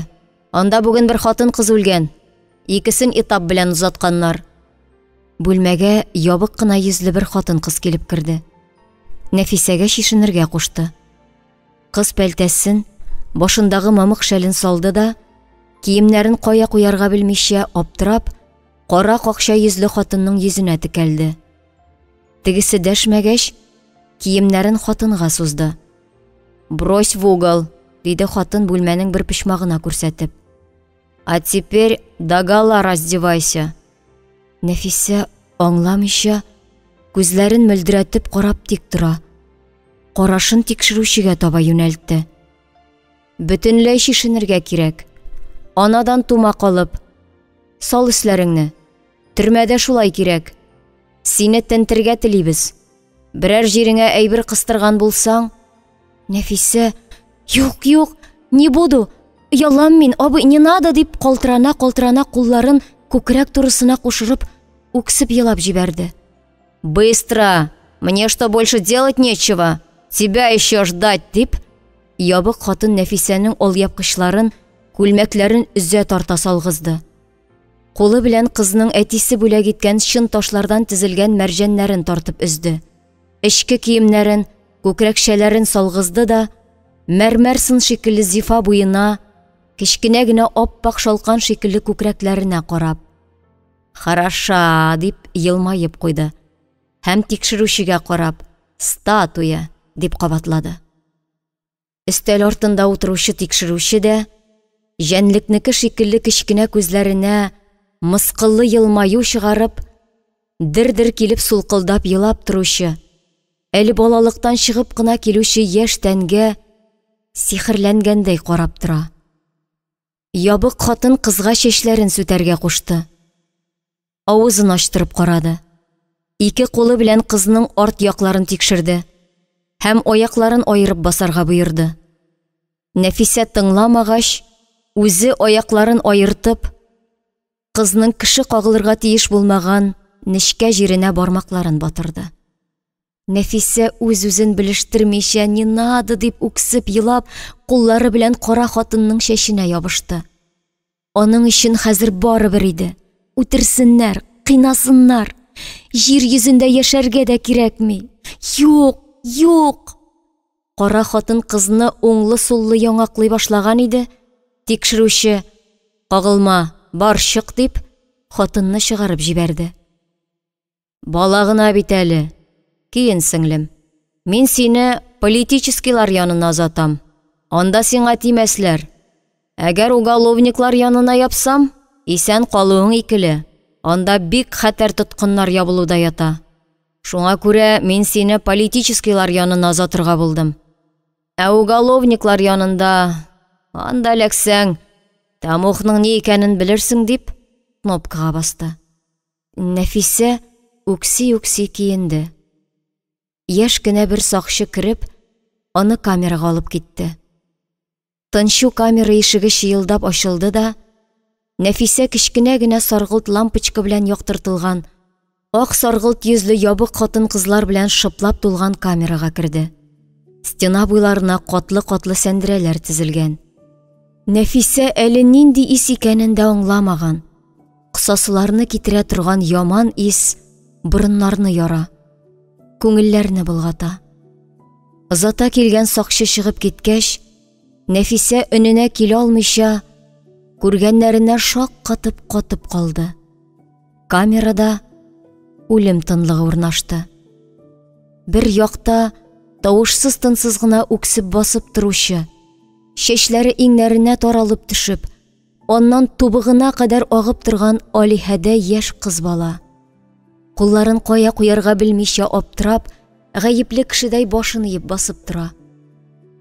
Икенче якта балаларыннан, әти-әниләреннән, сөйгән ярларыннан аерылып, Нәфисә күргәннәрне инде әллә кайчан күргән. Кешелекләрен ни кадәр үтерергә тырышсалар да, кеше булып кала алган. Кемнеңдер яласы аркасында, яисә ялгыш берәр сүз әйтеп, ирләрен гаепләп, ирләр артыннан хатыннарын, балаларын төрмәгә ябып, гаиләләре юкка чыгарылган. Бер дә булмаса, разнарядкага эләгеп, план тутырыр өчен кулга алынган. Барысында бер хәсрәт берләштергән, аш ялангач, киемнәре кирләнеп беткән, җаннары яралы, эшкә баткан күзләрендә хәсрәт, дәһшәтле ярсу, нәфрәт кирәп торган 50ләп хатын-кыз. Араларыннан берәү аерылып чыкты да, «Доченька, давай авоську» дип, кызны җитәкләп диярлек сәндерәнең иң астагы ятагына китереп утыртты. Хатыннар кысылышып урын бирделәр. «Син татар кызымы?» дип, саф татарча сорады таныш түгел хатын. «Мин Мария атлы булам, рус хатыны. Безнең авылда татарлар күп, шуңа татар телен беләм. Синең исемең ничек?» «Нәфисә», диде кыз үксеп елап җибәреп. Күбәләк кенә булып калган ябык хатын-кыз аны куенына алып юатты. «Елама, кызым, минем еремдә төрмәдә. Авылда 2 кызым, 1 улым калды. Аларны күрмәгәнгә күптән инде.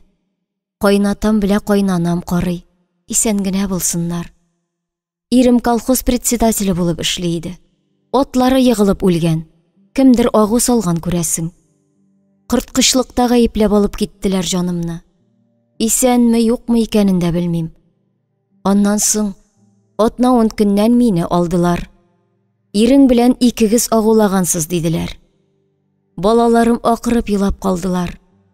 Кызым Нинага 13 яшь, Верага 10 яшь, кече улкаем Коляга 5 яшь иде.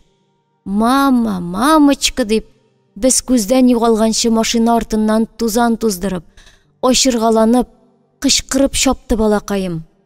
Аннары егылды. Тузан эшләрендә егылып, тәгәрәп елап калды балам. Син кайгырма, без монда барыбыз да бер төсле. Кешелегеңне сакла. Тик монда бөтен кешегә дә эш серләреңне сөйли күрмә. Сатлык җаннар бар. Сак бул. Кемнәр икәнен әйтермен. Син менә минем янымда идәндә ятарсың. Кызымны күргән кебек булдым. Аңа да тиздән 16 тула. Аларга гына тия күрмәсеннәр. Алла сакласын. Күрәселәрне монда күреп бетерергә кирәк. Әле Алла бирса, Сталин бу хәлләрне белер дә, безне балаларыбыз, әти-әниләребез, ирләребез янына кайтарырлар. Кырткычлык инде бу. Кемнеңдер специально эшләгән этлеге. Моны Сталин гына белми. Нәфисә Маша түтинең ябык кочагында тынычлангандай булды. Алла бирса, барысы да яхшы булыр дип уйлап куйды. Бер гаепсез кешене өтермәндә тотмаслар. Хәлимә түти Закирҗан абыйга әйтер, берәр җаен табарбыз диде бит. Җитеш алмадылар шул. Мәскәүгә чыгып китәргә өлгерә алмый калдылар. Теге кара хатын кызны ялан тән калдырып шишендергәндә, тикшерүченең Нәфисәнең ялангач гәүдәсенә бораулап кергән күзләрен исенә төшереп, ширканып китте кыз. Алар диде ул, мине ирләр алдында ялангач калдырып шишендерделәр. Бер нәрсәсез калдырып, ялмая шишендерделәр. Апа, минем яшисем дә килми. Үләсем килә. Нишлим икән? Мария түти, ничекләр итеп үлим икән? Кит булмаганны сөйләмә, кызым. Аларга уч итеп яшәргә кирәк. Без барыбыз да бу хәлләрне үттек. Монда, кызым, төрле хәлләр бар. Бер кемне дә кызганып тормыйлар. Әбиләрне дә, синең кебек балалыктан чыкмаган кызларны да. Бу шундый куркыныч урын, кызым. Шуңа күрә дә төрмә диләр аны.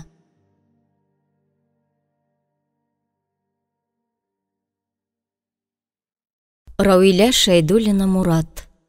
Карт шымырт хатирәсе. Апа, минем бер генә гаебем дә юк бит. Мине Камали абый үзе көчләргә ябышты. Әгәр кул астына ул каләм эләкмәгән булса, мин исән кала алмый идем. Көчле куллы бит ул. Мине бетерә иде. Әгәр ул мине көчләгән булса, ничек яшәргә? Кеше күзләренә ничек күренергә? Мин бер кемгә дә кирәк булмаячакмын. Ятим бит мин, апа. Дөм ятим. Эй, бер Аллакаем. Ниләр эшләде соң бу дөнья? Асты өскә килде. Бар нәрсәнең асты өскә килде, Ходаем. Туганнарың булмавы турында тикшерүчегә әйтә күрмә, кызым. Моның яклаучысы юк икән дип хараплар итәрләр үзеңне. Ишетсен колагың. Ул турда әйтә күрмә. Нәфисәнең бу хатынга эчендәге барлык серләрен, соңгы араларда ниләр күргәнен бик сөйлисе килсә дә дәшмәде. Җәкәү абыйсының әйткән сүзләрен исенә төшереп, юк, Мария түти, әти-әнием тифтан үлделәр. Башка туганнарым юк. Ятим, ялгыз мин. Бер үзем дип, Нәфисә тагын калтыранып елап җибәрде. Минем барыбер яшисем килми. Үләсем килә. Мин тикшерүчегә үземнең ятим булуым турында әйттем инде. Мария түти бераз тынып торды да, эй, бала. Әгәр торыр урының булмаса, исән-имин бу таш капчыктан чыга алсак, үземдә торырсың. Минем кызым булырсың. Тик ятимлегең турында әйтеп ялгышкансың. Һай ялгышкансың. Инде сәгать 12-ләр тулып килә иде. Янә ишек артында ачкыч борган тавыш ишетелде. Ишек әллә нинди куркыныч аваз чыгарып ачылды да, сакчының тешкә тия торган нәзек тавышы яңгырады. Сәләхиева, на допрос! Нәфисә куркып, Маша түтәйнең куенына сыенды. Ты что, оглохла, дип акырды сакчы. Бар кызым, барыбер алып чыгачаклар. Допроска шулай башта еш чакыралар инде алар. Мине атна буе йоклатмадылар. Бастырып тотып идәттеләр. Тәүлекләр буе басып тордым. Аякларым гөбедәй шиште. Йоклап китә башласам типкәли кыйнадылар. Бар кызым, мин сине йокламыйча көтеп торырмын. Алла теләсә барысы да яхшы булыр. Нәфисәне тагын шул ук бүлмәгә китерделәр. Анда теге юлгы кызыл борынлы, кечкенә күзле, зур корсаклы бәндәдән башка тагын 2 ир-ат бар иде. Кыз, аяклары таш идәнгә кадакланган кебек, ишек төбендә туктап калды. Кил бирегә, диде йөнтәс кашлы җәнлек күз. Менә без өчәүләп синең эшеңне карап чыктык та, җинаятеңнең бик зур булуын исәпкә алып, сине тагын допроска чакырттык. Илебез шундый авыр хәлдә вакытта син Шәрәфетдинов Камалиның күзен агызып, аның өстенә тагын күпме дәүләт малын урлап, корткычлык эшләүдә гаепләнәсең. Син аның җәзасын алырга тиеш. Һәм, әлбәттә, илгә эшләгән бу кабахәтлегеңне меңе белән кайтарачаксың. Меңе белән. Без синең кебек корткычларны юк итәргә тиеш. Син я туры юлга басасың, я төрмәдә чириячәксең. Кил, каршыма килеп бас. Нәфисә ишеткәннәренә, бу кадәр нахак гаепләүләрнең чынлыгына ышанмыйча, мамыкка әйләнгән аяклары белән тикшерүче янына атлады. Син тик торганда кешенең күзен төртеп агыза алгансың икән, димәк синдә кешегә зыян сала торган ни дә булса булырга тиеш. Теге тикшерә торган хатынга да үзеңне тентергә ирек бирмичә чәченә ябыштың. Шуңа күрә пүнәтәйләр алдында мин сине үзем тентергә булдым. Юк, абый, бер әйберем дә юк минем. Беркемгә дә тимим. Мин бит кыз кеше. Ялам мин, абый җаным. Ирләр алдында чишенергә ялам мин, абый. Биллаһи, абый җаным, бер нәрсәм дә юк. Тимә инде, абый җаным. Беркемгә дә тимим, абый. Тимә, зинһар. Тик кенә тор. Кулларыңны кузгатасы булма. Нәфисә юк дип, аның киемнәрен салдырырга тотынган тикшерүченең кулларына чытырдатып ябышты. Җәнлек күз кызның кулларын ычкындыра алмагач, бар көче белән кызның күкрәк астына китереп орды. Кыз тынсыз калды. Минем эшем беткәнмени синең белән озаклап маташырга дип, тикшерүче Нәфисәне озаклап, тәмен белеп чишендерде. Күкрәкләрен каплыйм дип күтәрелгән кулларын икенчесе тотып торды. Һәм алар бергәләп, теге хатын тикшергән кебек, кызның бөтен җирен тентеп чыктылар. Нәфисә, кагылмагыз, тимәгез миңа, коткарыгыз дип кычкыра башлауга, берсе килеп авызын ачтырды да, баш яулыгын дыңгышлый авызына тутырды. Аннары янә күкрәк астына йодрыгы белән китереп орды. Камали бүлмәсендәге кебек, өстәл өстендәге папкалар идәнгә очты. Өчәүләшеп Нәфисәне ботарлап ташладылар. Изделәр, бетерделәр. Кыз әле ул. Башта мин, диде беренче тикшерүче. Әле сезнең башыгыз яшь.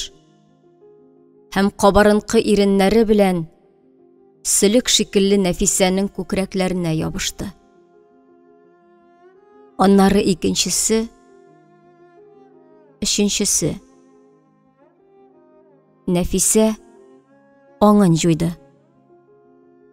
Тагын әллә кайларга. Алансу, Ялантау өстеннән, чакрак таулар, Мишә елгасы өстеннән каз каурыена әйләнеп очты да очты. Ә анда Солтан Гәрәй, Ул аста, томаннар эчендә. Солтангәрәй, әйдә мен монда. Кулларыңны канат ит тә очып мен. Монда шундый рәхәт, җаным, шундый рәхәт инде менә. Төшәсем дә килми. Җирдә гел гөнаһкарлар гына яши анда. Тик Нәфисә күпме генә чакырса да, Солтангәрәй менми. Нәфисәгә әйләнеп тә карамыйча, каядыр томаннар эченә кереп югала бара. Әнә, кояш баешына таба Кыйгасар елгасын, зиратны узып, киңәеп, Кәвәлгә таба барган җирендә эреде дә, эңгергә кушылып, юкка чыкты. Нәрсәгә дип миңа үпкәләдең соң син? Ди Нәфисә. Мин бит сине шундый сагындым, җаным. Üzülепләр сагындым. Кайчан 17 тулыр дип көтәм. Ә син нигәдер томаннар арасына, Кыйгасар елгасы буена китеп югала барасың. Китмә. Кыйгасар елгасы зират буенда бигрәк тирән бит ул. Томанда адашырсың. Ә мин сине аннары кайлардан эзләп табармын. Югалтырмын ич мин сине, Солтангәрәй. Мен монда. Мен инде, дип ялына Нәфисә. Кычкырмакчы була. Тавышы чыкмый. Авызына нәрсәдер тутырганнар. Ә Солтангәрәй томан эчендә эреде, бетте, юкка чыкты. Нәфисә битенә тамган тамчыдан аңына килде. Мария түти кызның башын алдына салган да, ябык куллары белән Нәфисәнең чәчләреннән сыйпый. Үзенең күзләреннән туктаусыз яшь ага. Балакаем, доченька, что делать? Здесь мы ничего делать не можем. Сволочь, твари. Господи, накажи их. Как их земля носит. Это же так несправедливо. Аны тоткыннар уратып алганнар да, күзләрен канга баткан кызга текәп, мышык-мышык елыйлар. Кызның исә бер тутам чәче кара чәчләре арасында көмеш ак юл булып, йылкылдап агарып тора. Гаҗизлек, курку, рәнҗү тулы кап-кара күзләре утлы күмер кебек кириләр. Икенче көнне Нәфисә көне-төне урыныннан кузгалмады. Төн уртасында инде тоткыннар кайсы ыңгырашып, кайсы төшләнеп, әллә нинди авыр йокыга талганда, төрмә ишеге тагын чыелдап ачылды. Нәфисәнең йөрәге дерт итеп китте. Тагын килделәр. Тагын. Ул Маша түтинең арык күкрәгенә башын төртеп, куллары белән сәндерә тактасына чытырдатып ябышты. Сәләхиева! Сәләхиева, на допрос! Нет, нет, бармыйм, кирәкми, тимәгез миңа, дип ачыргаланып кычкырды кыз. Хатыннар сикерешеп торып, Нәфисә белән сакчы арасына стена булып бастылар. Не трогайте! Она же еще ребенок, дип Нәфисә янына җибәрмәскә тырыштылар. Тик тагын ике сакчы кереп, кулларындагы мылтык түтәләре белән кай җиренә туры килсә, шунда бәрделәр, суктылар. Китте кычкырыш, әрнү, сыктау, ләгънәт яудыру. Кызым, барыбер алып китәләр. Лутчы үзең бар. Язмышың шулдыр, түз. Нәфисә алпан-тилпән килеп, яшь солдат алдыннан атлады. Шул ук 3 ир-ат утыра. Ни хәлләрең бар? Ил алдында булган җинаятыңны җаның тәнең белән түләргә кирәк булачак. Төрмәдән чыкканда чиста саф намус белән чыгарсың. Чыгалсаң. Үзең шишенәсеңме? Булышыйммы дип, кувалды кадәр йодрыгын күтәрде йөнтәс каш. Нәфисә калтыранган куллары белән күлмәк изүләрен ычкындырды. Әгәр кычкырмасаң, авызыңа чүпрәк тә тыкмыйбыз. Кычкырмыйсыңмы? Нәфисә юк дип башын чайкады. Бүген мин беренче, диде ябыграк, озын буйлы яшьрәк солдат.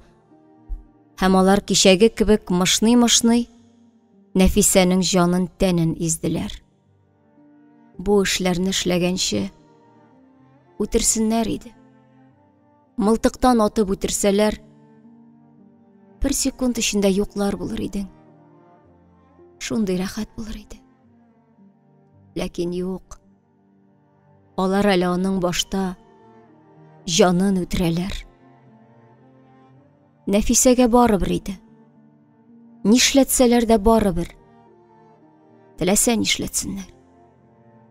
Ул киемнәрен кигәндә, почмакта әллә нинди путага охшаган соры бауны күрде дә, тиз генә алып күкрәгенә яшерде. Тегеләр сизми дә калдылар. Бу кыз өчен котылу иде.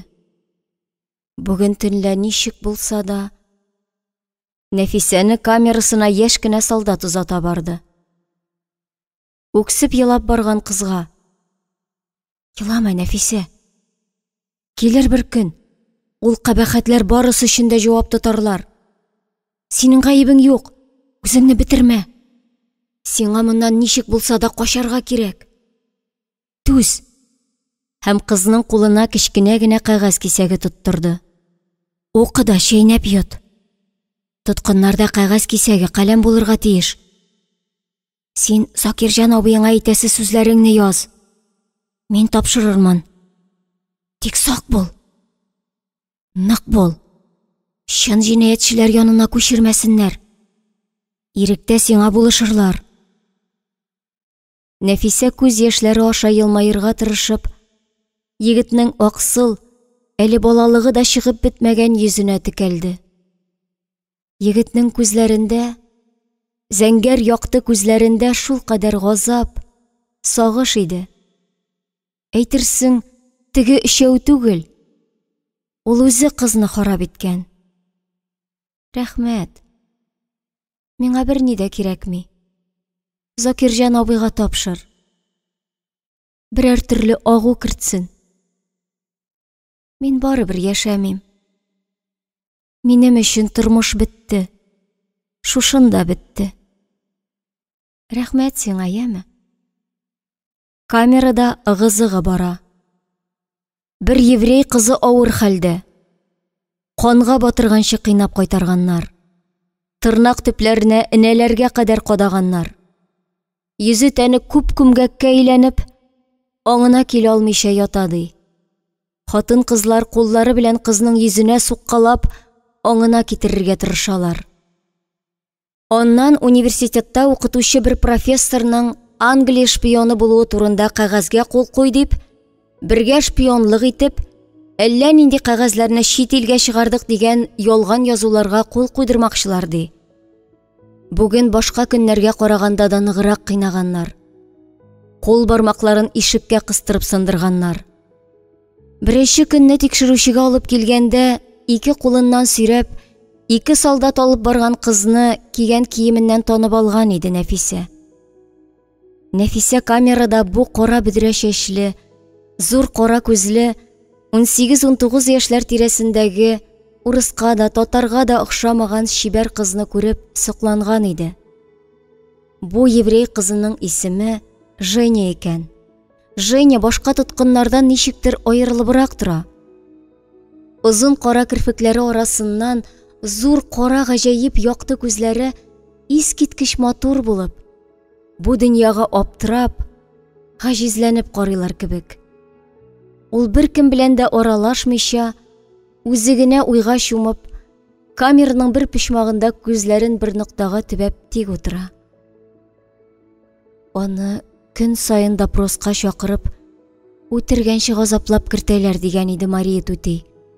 Бу кызны да минем кебек гаебен каны тәне белән юып, намуслы тормышка шулай әзерлиләрдер дип уйлады Нәфисә. Беренче көнне тикшерүчедә булганда, аның күрше бүлмәдән ишетелгән әллә нинди кыргый кычкыруларны, газаплы сыктауларны ишетеп коты чыккан иде. Менә инде теге яшь кенә кара бөдрә чәчле студент кызны Аны гына түгел, гаебен танымаган барлык хатын-кызларны да шулай җәзалыйлар. Мария түти йылый-йылый шешенеп бетеп, Женя янында утыра. Әллә нинди дуга дисәң дуга түгел, җыр дисәң җыр түгел, Господи помилуй дип токмаклый да токмаклый. Женяның канга баткан башын итәгенә куйган да, Боже, спаси, сохрани дип, дүрт пишмагына төртә-төртә, калтыранган куллары белән Женяның канлы чәчләрен сыпыра. Таң алдыннан Женя үлде. Аның канлы гәүдәсен 2 солдат алып чыгып киттеләр. Әле яши генә башлаган яшь җан, киләчәгем шундый матур булыр дип хыялланып яшәгән еврей кызы 19 яшендә газапларга түзә алмыйча, якты дөньяны ташлап китте. Кытылды мискенем, диде Мария түти. Так и не подписала, не предала своего профессора. Духом крепкая была. А ты, Нафиса, держись. Я не знаю, как тебя успокоить. Но ты не виновата в том, что они с тобой вытворяют. Ты не виновата. Тяжело, но терпи. Вот Женя ушла. Больше ее нет. Тик Нәфисә дә инде үлгән иде. Ул да бу дөньяларда юк иде. Гәүдәсе бар, ә кыз үзе юк. Менә шундый халәт. Нәфисә тикшерүче бүлмәсеннән урлап алып чыккан бауны үзен коткаручы дип карый. Бу хурлыклар, мәсхәрәләүләр 1 минут эчендә юкка чыгачак. Ул тиздән, бик тиздән котылачак. Аның җаны бу юлы инде соңгы тапкыр күккә ашачак.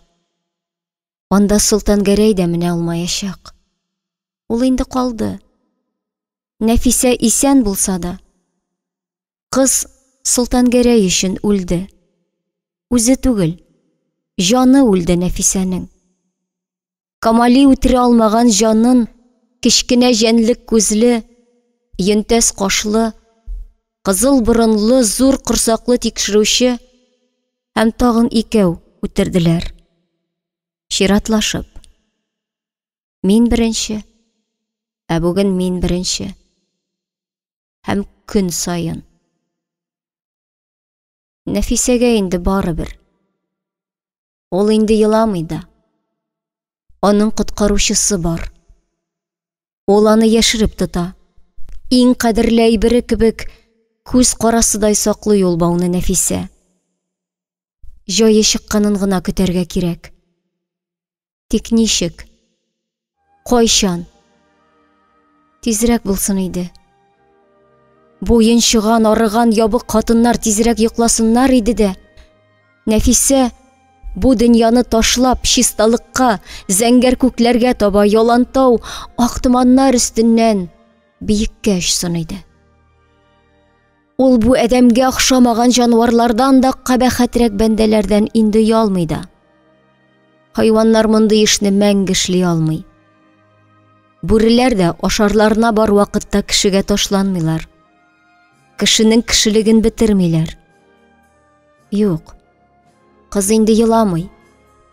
Ул уңайлы, җайлы вакыт көтә. Тоткыннарның газаплы авыр йокыга талуын көтә. Мария түти үч иткәндәй Нәфисәнең йөзен үзенә таба каратып куеп, селкенгәнен дә тоеп ята.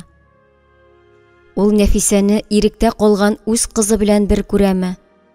Һәрбер адымын күзәтеп кенә тора. Аш өстендә тирес түккәндә генә чыга торган ак корт кебек йөзеп йөргән дуңгыз салысын Нәфисәнең авызына көчләп тыга. Аша, Нәфисә, сирәк эләгә ул салы. Аны ашаганның бер гөнаһысы да юк ди. Нәфисә йотып җибәргәнче тикшереп карап тора. Теге сыры төстәге путаны да куллана алмый ул. Инде йокладылар, тынычландылар дисә, Мария түти селкенергә дә ирек бирми. Аз гына кузгала башласа да, нәрсәдер сизгәндәй, «Что, Нәфисә, уңайсыз что ли?» дип, кызга икенче якка борылып ятарга куша. Ул төнне Нәфисә төне буе кысты. Ашаган баландысы бозылган булдымы? Төне буе парашыдан төшмәде. Юк, кызым, ашаудан түгел бу, сәбәбе башка, дип Мария түти елап җибәрде. Эй, Ходаем! Монысы гына җитмәгән иде. Инде нишләр? Мария түти арып-талып таң алдыннан гына газаплы йокыга талды. Нәфисә Марияның куеныннан шуып кына чыкты да, акрын гына адымнар белән барып, парашы янындагы сәндерәнең почмагына путаның бер очын бәйләде һәм элмәккә башын тыгып, идәнгә тезләнде. Инде сулыша алмый башлаган иде. Тиздән барысы да бетәсе иде.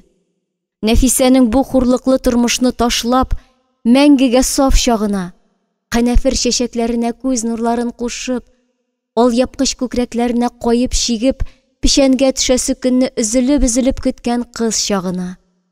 Мишәнең иң саф, иң тирән, тыныч кына аккан, яр буйларын сары күзле моңсу төнбоеклар каплаган суында, күзен зәңгәр күктәге әллә нинди кимәләргә охшап агып барган болытларга төбәп, шалкан ятып йөзгән вакытларына. Солтан Гәрәйле, әти-әниле яшь чагына кайтасы килде.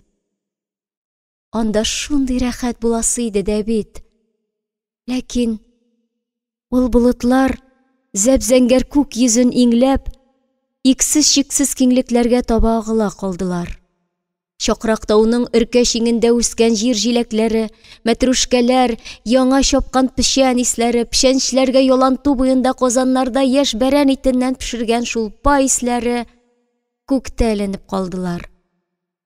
Нәфисә юынмаган тән исе, параш исе килеп торган тоткын тормышына, иллеләп хатын-кыз тилмереп яткан камерага яңадан әйләнеп кайтты. «Что творишь? Нәфисә, что творишь?» дип, Мария апасының уңлы-суллы яңаклавыннан аңына килде кыз. Әле аннан соң да, кайда икәнен аңламыйча, шактый вакыт ятты. Астагы сәндерәдә ятучы хатын сәер гыжлау тавышына уянып, баш очында эленеп торган кеше башын күреп сикереп торганда, «Господи, кто это? Что это?» дип тавыш куптарган. Нәфисәнең башын тиз генә баудан ычкындырганнар. Мария түти уңлы-суллы яңаклады кызны. «Что творишь? Ладно, ты уйдешь. А как ответишь на том свете? Знаешь, у ада, по-вашему, там 7 ступеней. На последней, на самом дне будут самоубийцы и колдуны. Они будут вечно гореть в аду и никогда не выйдут из ада». Бу тәмух түгелме, Мария түти? Бу тәмухтан да яманрак, дип үкседе кыз. «Ник кенә коткардыгыз мине? Ник?» дип өзгәләнде. «Нәфисә, у тебя будет ребенок. Синең балаң булачак. Ул кабахәтләрдән бала туа ала микәнни? Я Раббым, инде ни хәлләр итәрсең?» Нәфисәнең йөрәге ярылгандай булды. «Нинди бала, Мария түти? Нинди бала?» «Юк, миңа кирәкми. Миңа бала кирәкми. Мария түти, нәрсәгә кирәк ул бала? Ул кабахәтләрдән бала табалармы ни? Кемнеке ул бала? Бүген мин беренче, иртәгә син булдың. Бүген мин. Ник кенә мине коткардыгыз соң сез? Инде киткән идем бит». Кемгә кирәк бу тормыш? Бу гомер? Шушы власть өчен Гыйният абыйсы 2 баласын ятим калдырып һәлак булды. Гыйният абыйсы яклаган властьның җинаятьчеләрне тәрбияләргә тиешле тикшерүчеләре сеңлесен бер гаепсезгә төрмәгә ябып, җинаулашып, бүген мин беренче, иртәгә син дип көчләп, көн сайын төнге 12-дән соң допроска чакыралар. Шушы властьның көчле ирләре күбәләк кебек җиңел 19 яшьлек студент кыз Женяны газаплап үтерделәр. Әти-әнисен, кечкенә энеләрен, туарга да өлгермәгән кечкенә сеңлесе Әминәне күз күрмәгән, колак ишетмәгән якларга, Себергә сөрделәр. Әбисе Фәгыйләне атлы гаскәрләрдән үтергәнче кыйнаттылар. Бәлки, ялган гаеп тагып, балаларын ятим калдырып төрмәгә ябылган Мария Түтине дә туры юлга бастырып чыгарырлар. Нәфисәне көчләүче, чиста күңелле бәндәләр. Кинәт кызның исенә теге аксыл чырайлы, якты йөзле яшь солдат биргән кагаз төште дә, аны күлмәк кесәсеннән алып укып чыкты. Нәфисә, бер дә кайгырма. Мин сине ничек булса да качыру ягын карармын. Нык бул дип язган Закирҗан абыйсы. Кыз тиз генә кагазны авызына капты да, төкереге белән чылатып йотып җибәрде. Ничек кенә кеше кулына эләкмәгән бу язу. Теге яшь солдатны харап иткән булыр идем дип уйлады Нәфисә. Әйтте бит, кеше кулына эләгә күрмәсен диде. Нәфисә ул кагазны күлмәк кесәсенә тыгып куйды да онытты. Ничекләр генә теге диюләр табып алмаганнар. Хараплар гына әйтерләр иде теге яшь егетне. Ул бу диюләр арасына ничек килеп керде икән соң? Аны берәр кара кыш әти-әнисеннән, сөйгән ярыннан аерып урлап алып киткәндер дә. Каф таулары артына, 3 башлы аждаһалар арасына, 7 кат йозаклы әлеге каһәрләнгән йортка китереп бикләп куйгандыр. Егетнең өендә әти-әнисе, сөйгән яры үзгәләнеп, сагынып, сыктап, 3 башлы аждаһаларны каргап, аны көтәләрдер. Кызның күз алдына әбисенең киләп бәетләр, әкиятләр сөйләгән чаклары килеп басты. Бу яшь егетне кыз үзенең сөйгәнен диюләрдән коткарыр өчен юлга чыккан батыр итеп, әнисе сөйләгән 7 кат урман, кышларда очып барып җитә алмаган Каф таулары артындагы котышкыч караңгы таш базга килеп кергән бер якты нур итеп күз алдына китерде. Бу аның йөрәген җылытып, күз алларын яктыртып куйды. Рауилә Шәйдуллина Мурат. Карт шымырт хатирәсе. Корсагы беленә башлагач, Нәфисәне төнге допросларга чакырмый башладылар. Көннәрдән бер көнне аны җәнлек күз янына китереп бастырдылар. Ул аның кулына кагаз белән каләм тоттырды да, яз диде. Мин әйтеп торам, ә син яз. Мин төрмәгә кергәндә үк корсаклы идем. Бу корсагым йөргән егетемнән дип язып куйды Нәфисә. Бәланы. Әгәр берәрсе безнең арада булган хәлне белсә, мин сине уголовниклар янына яптырам. Менә шунда сиңа чын тәмух булачак. Бел шуны. Балаңны табарсың да сдавать итәрсең. Сиңа кирәк түгел ул. Зато иреккә чыкканда, әгәр чыга алсаң, чиста күңел белән чыгарсың. Булган гаепләреңне юып, иреккә чыгарсың дип кабатлады Йөнтәс каш. Нәфисәне камерага теге яшь егет узата барды. Кызга сакчының йөзендә ниндидер тынычлану, сабырлык галәмәтләре күренгән сыман булды. Зәңгәр күзләрендә әзрәк кенә елмаю чалымнары да күренеп китмәде микән әле. Иртәгә теге Мария Түтине иреккә чыгаралар. Чын агулаучыны тапканнар.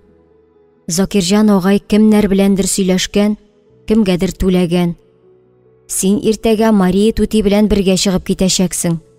Әзер булып тор. Тик сак бул, Нәфисә. Сак була күр. Кеше күрмәгәндә әйберләреңне Мария Түтинең төенчегенә тык. Рәхмәт сиңа, диде Нәфисә. Исемең ничек синең? Әле монда синдәйләр дә эшлимени? Аллаһ Тәгалә сакласын сине. Бәхетең булсын. Гаделҗан минем исемем. Минем әти Закирҗан агайның дусты. Син дә бәхетле бул, Нәфисә. Монда күргәннәреңне оныт, яме? Онытырга тырыш. Бәлки очрашырбыз әле, кем белә, дип пышылдады егет. Мин дә гомер буе монда булмам. Сезнең интегүләрегезне күреп, мин дә газап шигәмләп баса. Нәфисә камерага керде. Анда әллә нинди җанлылык. Барысы да Мария түтине котлый, тәбрикли, кайсы елый, кайсы көлә. Алла боерса, безгә дә килер мондый көн дип өметләнеп сөенешәләр. Бәлки, Сталин бу хәлләрне ишеткәндер дә, бер гаепсезгә интегеп ятучыларны иреккә чыгарырга әмер биргәндер. Бу бәхет иң элек Мария түтигә эләккәндер. Шулай тиеш тә, кемгә аеруча авыр, кемнең йөрәге пәрә-пәрә телгәләнә, иң беренче булып ул кеше янына Мария түти килеп җитә, юата, күңелен күтәрә. Үзенә авыр булса да, башкаларга булышырга үзендә көч таба. Кайчанда булса бу мәхшәрнең бетәчәгенә өмет уята алган бу күбәләк кебек җиңел Мария түти камерадашларының күңелләрен җылытып торучы бер нәни генә кояш кебек иде бит. Якты кояш кебек иде. Нәфисә, диде хатын, яшьле күзләрен кызга төбәп. Ант ит миңа. Башка теге ямьсез эшне эшләмәм дип, Алла белән ант ит. Мин христиан динен тотам. Үз динемдә Аллага табынам. Мин бит синең ул адымга барасыңны сиздем. Шуңа күрә үзеңне төннәр буе кочаклап яттым. Ярый әле нәштүк сизгер йоклаган. Йоклап китүемне мәңге гафу итмәс идем. Аллага шөкер, өстеңә шундый зур гөнаһ алмадың. Алла бирса син дә чыгарсың. Бу корсагыңдагы бала өчен дә кайгырма. Әгәр аны ярата алмасаң, приютка бирерсең.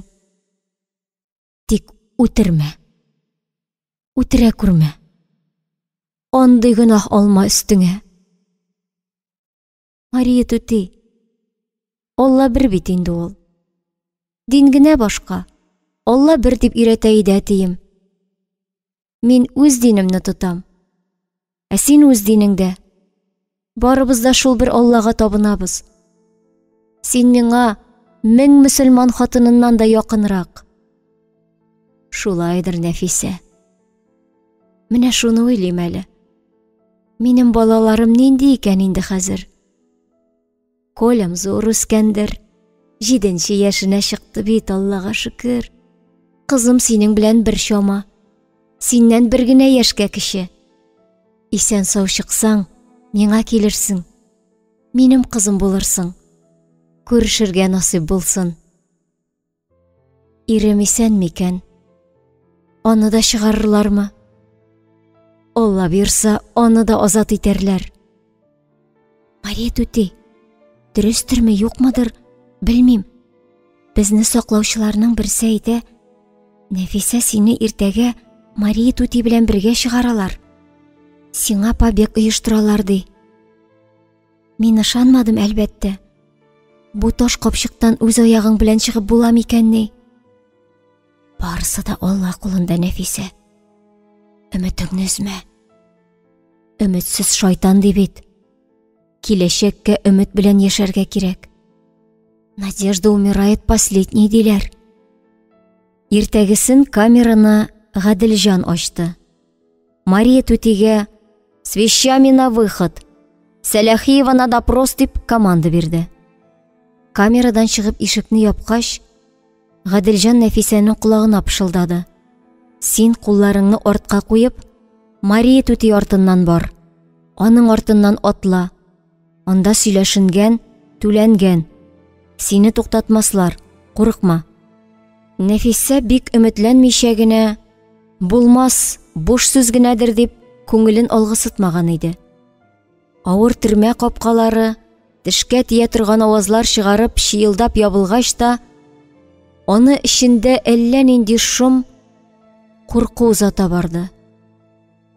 Капка төбендә астына печән түшәлгән, толыплар салынган чанага утыргач кына исенә килде ул. Тукта. Чынмысың бу хәл? Төрмә капкасы аның артыннан шыңгырдап ябылдымы? Бу кипкән болын печәне исләре килеп торган чанада Нәфисә белән Мария түти ятамы? Шалтыр-шылтыр йозаклар ачыла торган төрмә камераларының ишекләре чыелдап ачылып, Бүген кемне алып китәрләр дип котлары алынган. Сасы парашылы камераларда үзләрен допроска алып китүләрен интегеп һәм котлары алынып көткән аксыл йөзле күләгәләр, хатын-кызлар. Күгәргән тимер капка артында калдымы?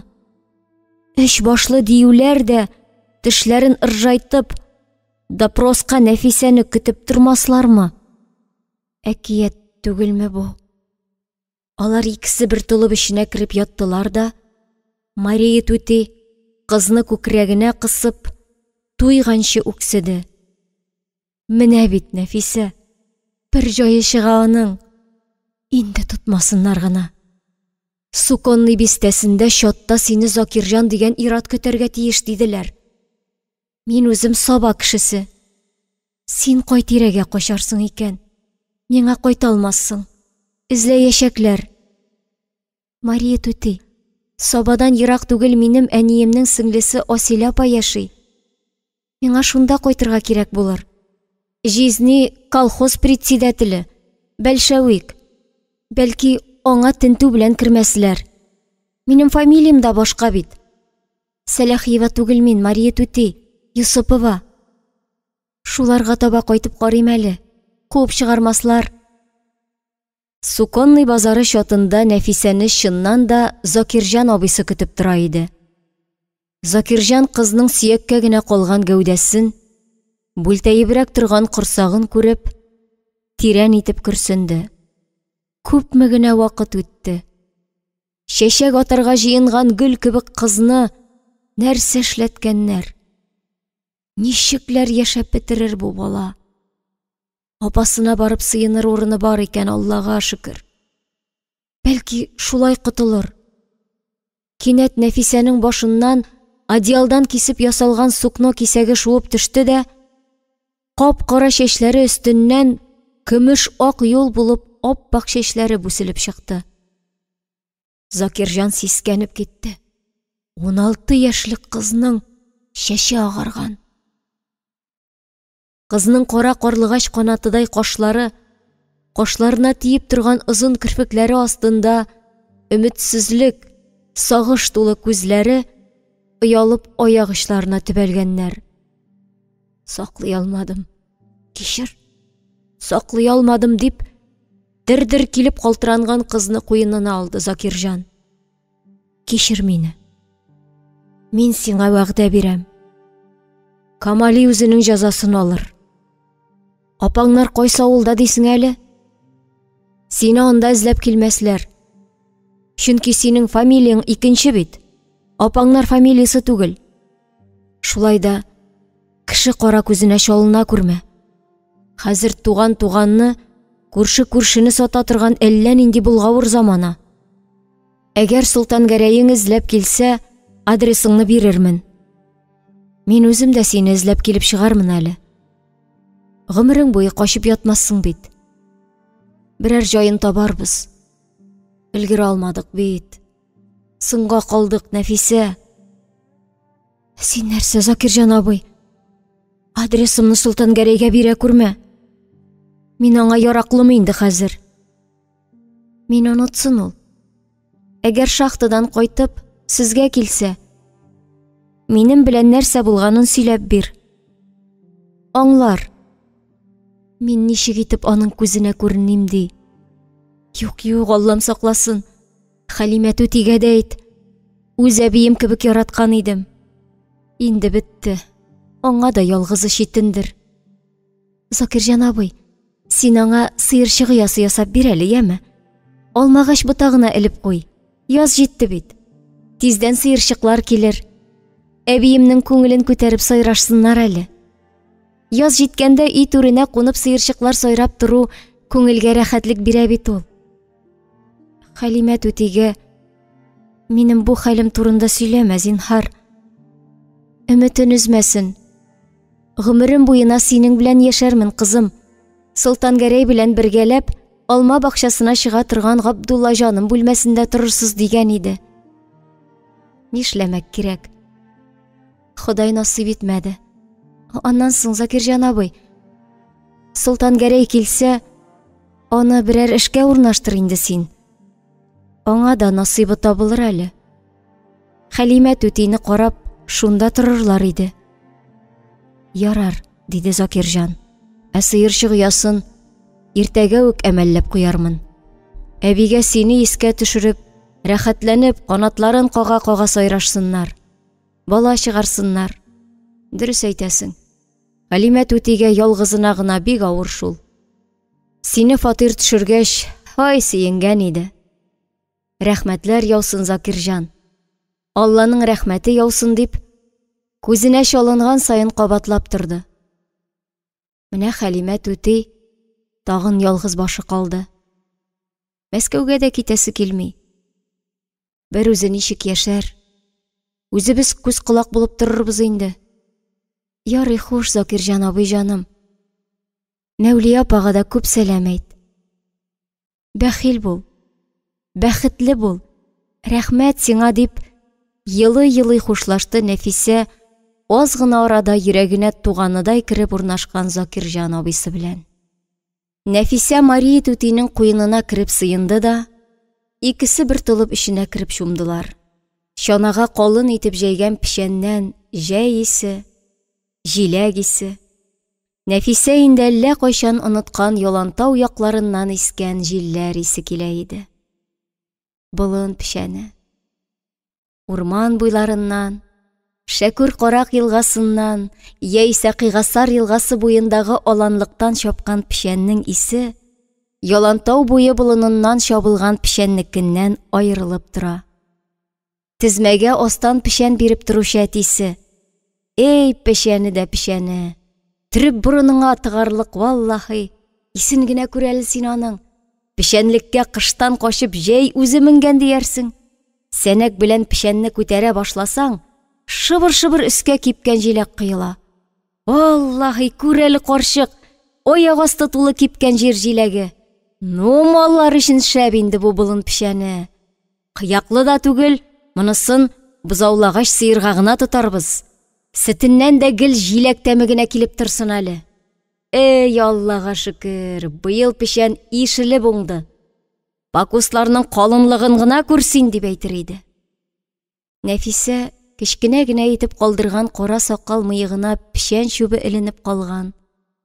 Тирләгән битләре алсуланып торган әтисен күз алдына китереп, елмаеп куйды.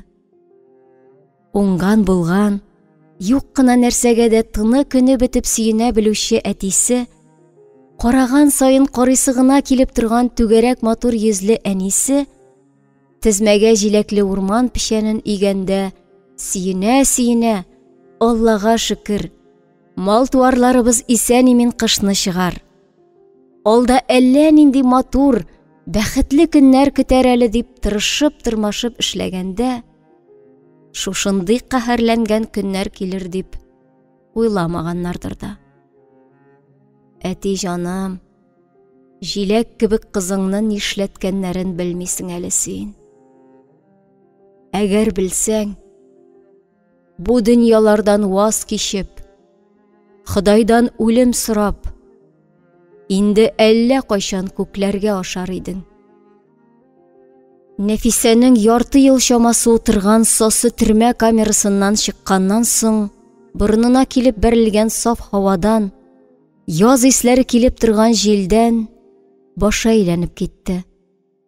Ат үз киенә юырта, чана табаннары чыжылдап, күңелләргә әллә ниткән моң салып, бер җайга гына җырлыйлар. Яз булса да, көннәр салкын тора. Мария түти Нәфисәне камерадагы шикелле кысып кочакламаган. Аның ябык матур йөзенә әллә нинди илаһи бер тынычлык, ирен читләрендәге буразналарга сөенечле елмаю кунган. Нинди матур икәнсең ләбаса син, Мария түти. Шуның өстенә йөрәгеңә барлык рәнҗетелгән, кимсетелгәннәрне сыендырырлык илаһи миһербанлык, тормышны, кешеләрне ярату сыйган. Сине авылыңда инде буйга җиткән балаларың көтә. Тузанда тәгәри-тәгәри аунап калган 5 яшьлек Коленькаң инде синнән башка гына үсеп, әнием кайта дип каршы алырга, урамга 100 тапкыр чыгып кергәндер. Инде ирең дә исән генә булып, аңа да ирекләрне күрергә насыйп булса иде. Үзеңә никадәр авыр булса да, камерада калган 50ләп тоткын хатын-кызның хәлләрен җиңеләйтүче дә син идең бит, Мария түти. Шуларның хәер дугалары иреңне дә исән-имин авылыңа кайтарсын инде. Нәфисә шулай уйлана, бер көйгә генә юырткан атның тояк асларында кар шыгырдаган, чана табанының шыжылдап сызгырып, үзенә генә бер сагышлы, моңлы көй сыман сайраган тавышына, толып эчендәге җылыга эреп, йоклап киткәнен сизми дә калды. Һәм төш күрде. Ул төшендә гел каядыр оча иде. Ап-ачык, нәкъ өнендәгечә итеп, бүген дә шундый төш күрде. Солтангәрәй белән икесе пешәнгә төшкәннәр имеш. Солтангәрәй киерелеп, пакусларын киң итеп алдырып, пешән чаба. Алсуланып янып торган битендә бөршек-бөршек тир тамчылары ялтырый. Ара-тирә кесәсеннән янавыз чыгарып, шаш-шыр итеп чалгысын яна бала да, бармак очларын чалгының йөзенә тидереп, үткенлеген тикшереп карый. Аннан соң Нәфисәгә карап елмая да: "Нәфисә, җәһәтрәк атла инде. Миңа якынрак килерсең дә, рәттән барырбыз. Күптән синең белән рәттән барганым юк лабаса. Сагындым. Шундый сагындым, җаным. Синсез, Нәфисә, ничек яшәмәк кирәк? Синсез гомер-гомермени ул, җаным", ди. "Менә кара, ял иткән арада Айбатау буеннан бер кушуш җиләк җыйдым. Мә, тәмләп кара әле. Җиләге шат бал гына. Бигрәкләр дә мәмрәп пешкәннәр." Нәфисә тырмасын ташлап егет янына йөгерә. Солтангәрәйнең тирләгән йөзен кулъяулыгы белән сөртә дә, иреннәре белән егетнең кулларындагы кып-кызыл эре җиләкләргә үрелә. Ә анда бер кушуш кан. Кып-кызыл кан. Шундый да кызыл инде. Кан кояш нурларында әллә нинди куркыныч ут булып янып тора. "Солтангәрәй, җиләк түгел, кан ич бу, күрче, кып-кызыл кан." "Әйе, җаным, кан. Бу кан минем йөрәгемнән тамчылап тамды да. Мин аны сиңа эчерергә дип ушыма җыйдым.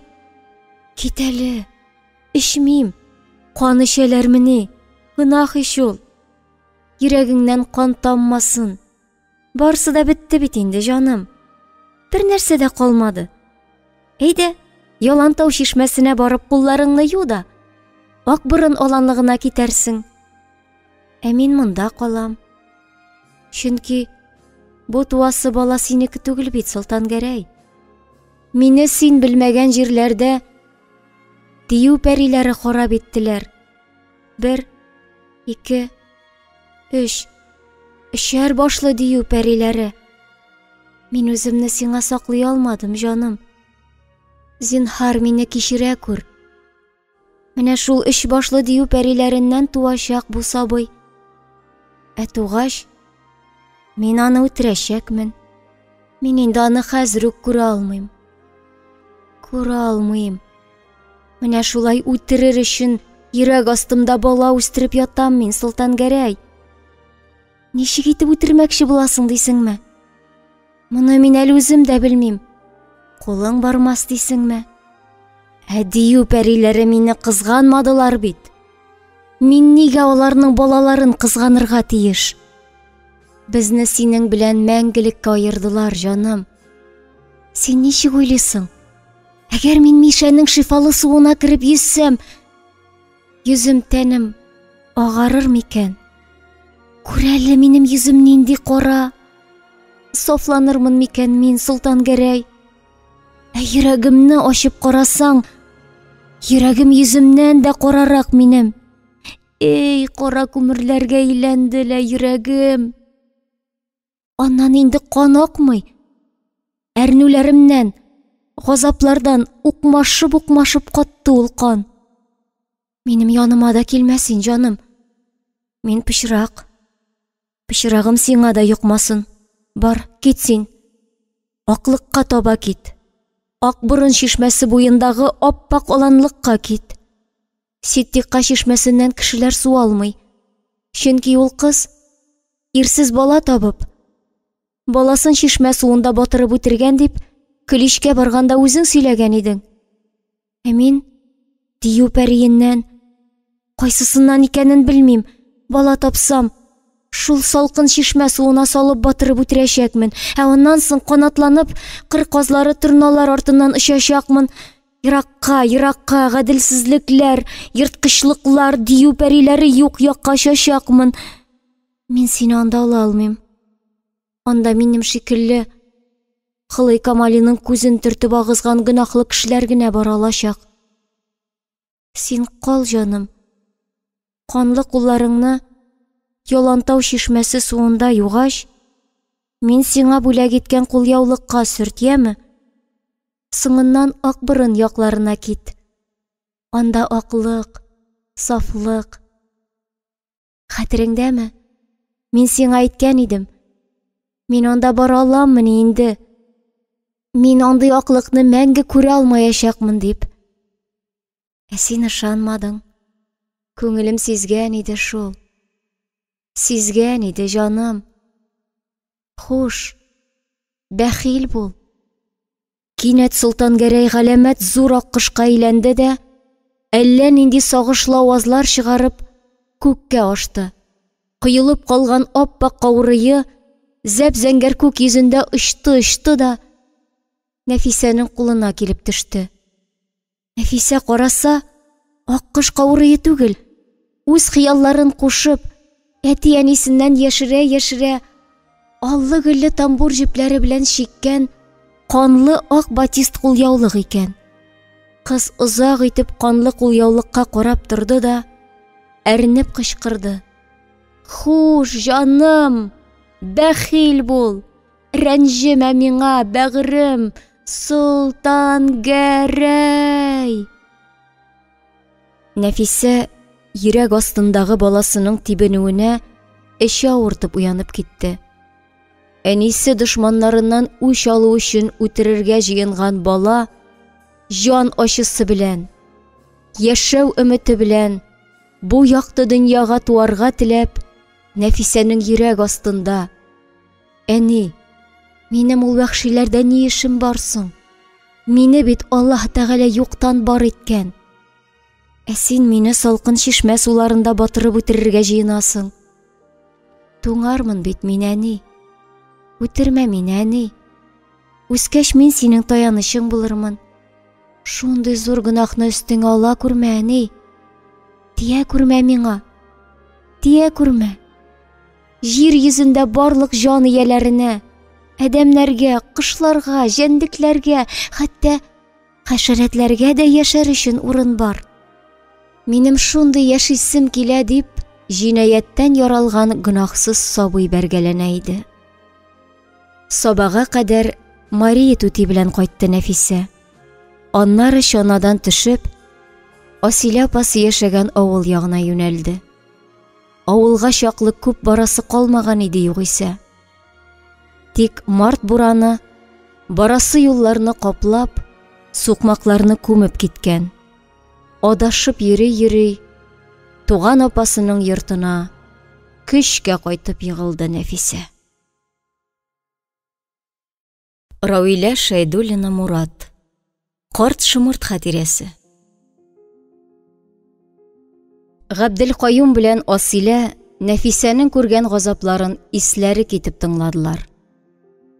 Аннан Асилә кызны кочагына алып юатты. Шифалы үләннәр кайнатып эчерде. Тәрәзә пәрдәләрен кеше күрмәслек итеп тартып куйды да, гаҗизләнеп Габделкаюмга текәлде. Анысы кара янып, караңгы тәрәзәгә карап, өненнән чыгып утыра. Нәфисәне кызганып күзләренә яшь җыелган. Эх, дөньясы, эт оясы, кабахәт җаннар, барып буып үтерәсләрем килә. Тик ничек итеп? Нишлим инде хәзер? Камерада асылынып та карадым. Настя дигән керәшен хатыны уянып кара тавыш күтәрде дип, яна кабатлады Нәфисә. Шунда киткән булсам соң, сезгә дә мәшәкатем тимәс иде. Бу кадәр хурлыкларны да күтәрергә туры килмәс иде. Бу туачак баланы нишләтим, апам? Кайларга гына барыйм. Сезгә дә зыяным тимәсә ярар иде. Алансудагы хәлләр котышкыч. Монда да бер кешегә шаныш калмады. Кешеләр күршеләрен, туганнарын сата. Үзләрен коткарыр өчен әдәмнәр шушы хайвани хәлгә төштеләр. Сак булырга кирәк дип куйды Асил апасы.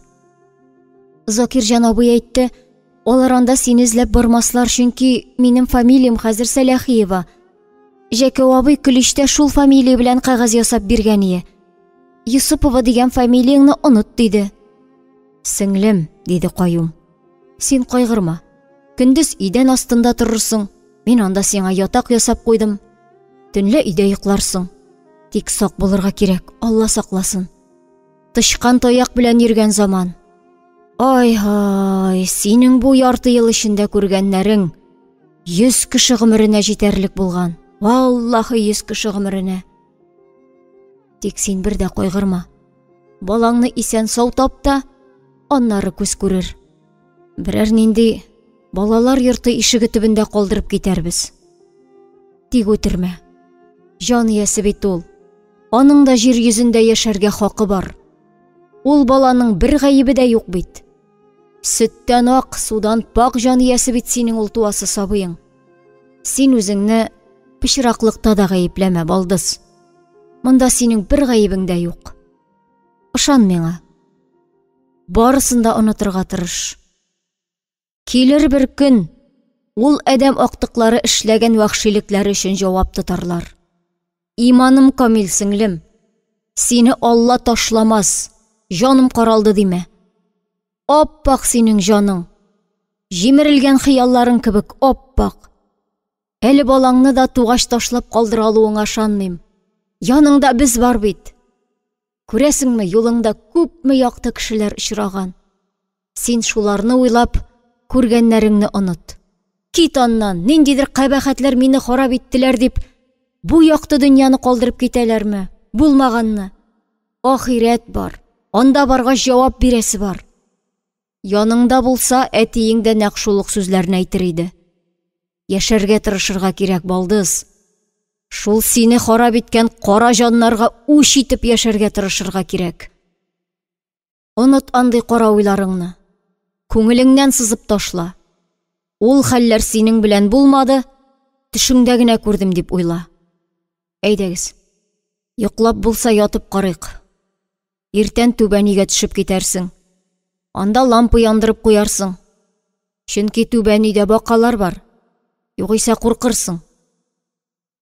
Нәфисә елап шешенеп биткән бит күзләрен юарга дип кымган янына килсә, күксел кара күзләрен ялтыратып торган аклы-каралы бызау янтыгына килеп бәрелде. Нәфисә сүрән генә елмаеп куйды. Кара син моны. Миннән башка тагын бер җан иясе бар икән әле монда дип, юеш куллары белән бызауның дымлы башыннан сыйпады. Бызау Нәфисә яныннан алпан-тилпән атлап китеп барды. Аннан соң шәптереп үзенең хаҗәтен үти башлады. Ай Алла, туктап тор, хәзер савыт куям дип, апасы бызау янына йөгерде. Апам, әти-әниемнән хәбәр юкмы? Алар ни хәлдә икән, Ходаем? Әни баладан ничекләр котылды икән? Үзе баласы исән микән? Белмим, балакаем, ай белмим. Алансуга әтиләргә барып килгән идек. Әни Гыйниятулла абыйны күмеп кайткач, чисти бетерешкән. Синең дә үлгән дип ашларыңны үткәргәннәр. Коръән хатым чыкканнар. Соңыннан Солтан Гәрәй дигән егет исәнлегең турында хәбәр иткәч, эй, сөенгәннәр инде җан кисәкләрем. Шундый сөенгәннәр. Әти-әниең турында бер хәбәр хәтердә юк. Исән генә булсыннар инде, Ходаем, бер Аллам. Җаннарым исән генә була күрсеннәр. Аларны дугадан калдырмыйм инде. Намаз сайын Тәңредән сорыйм. Төннәр буе дога укып ятам. Ай-һай, урамдагы буранны гына күрсин. Чистый кытыра. Язга кирдик инде югыйсә, салкыны. Апамнарның торыр йорт җире дә юктыр. Нәни бала белән ничекләр яшәп яталар икән. Әле Рәшит тә кечкенә. Эй, җаным, тик торганда йортыңнан кусыннар инде.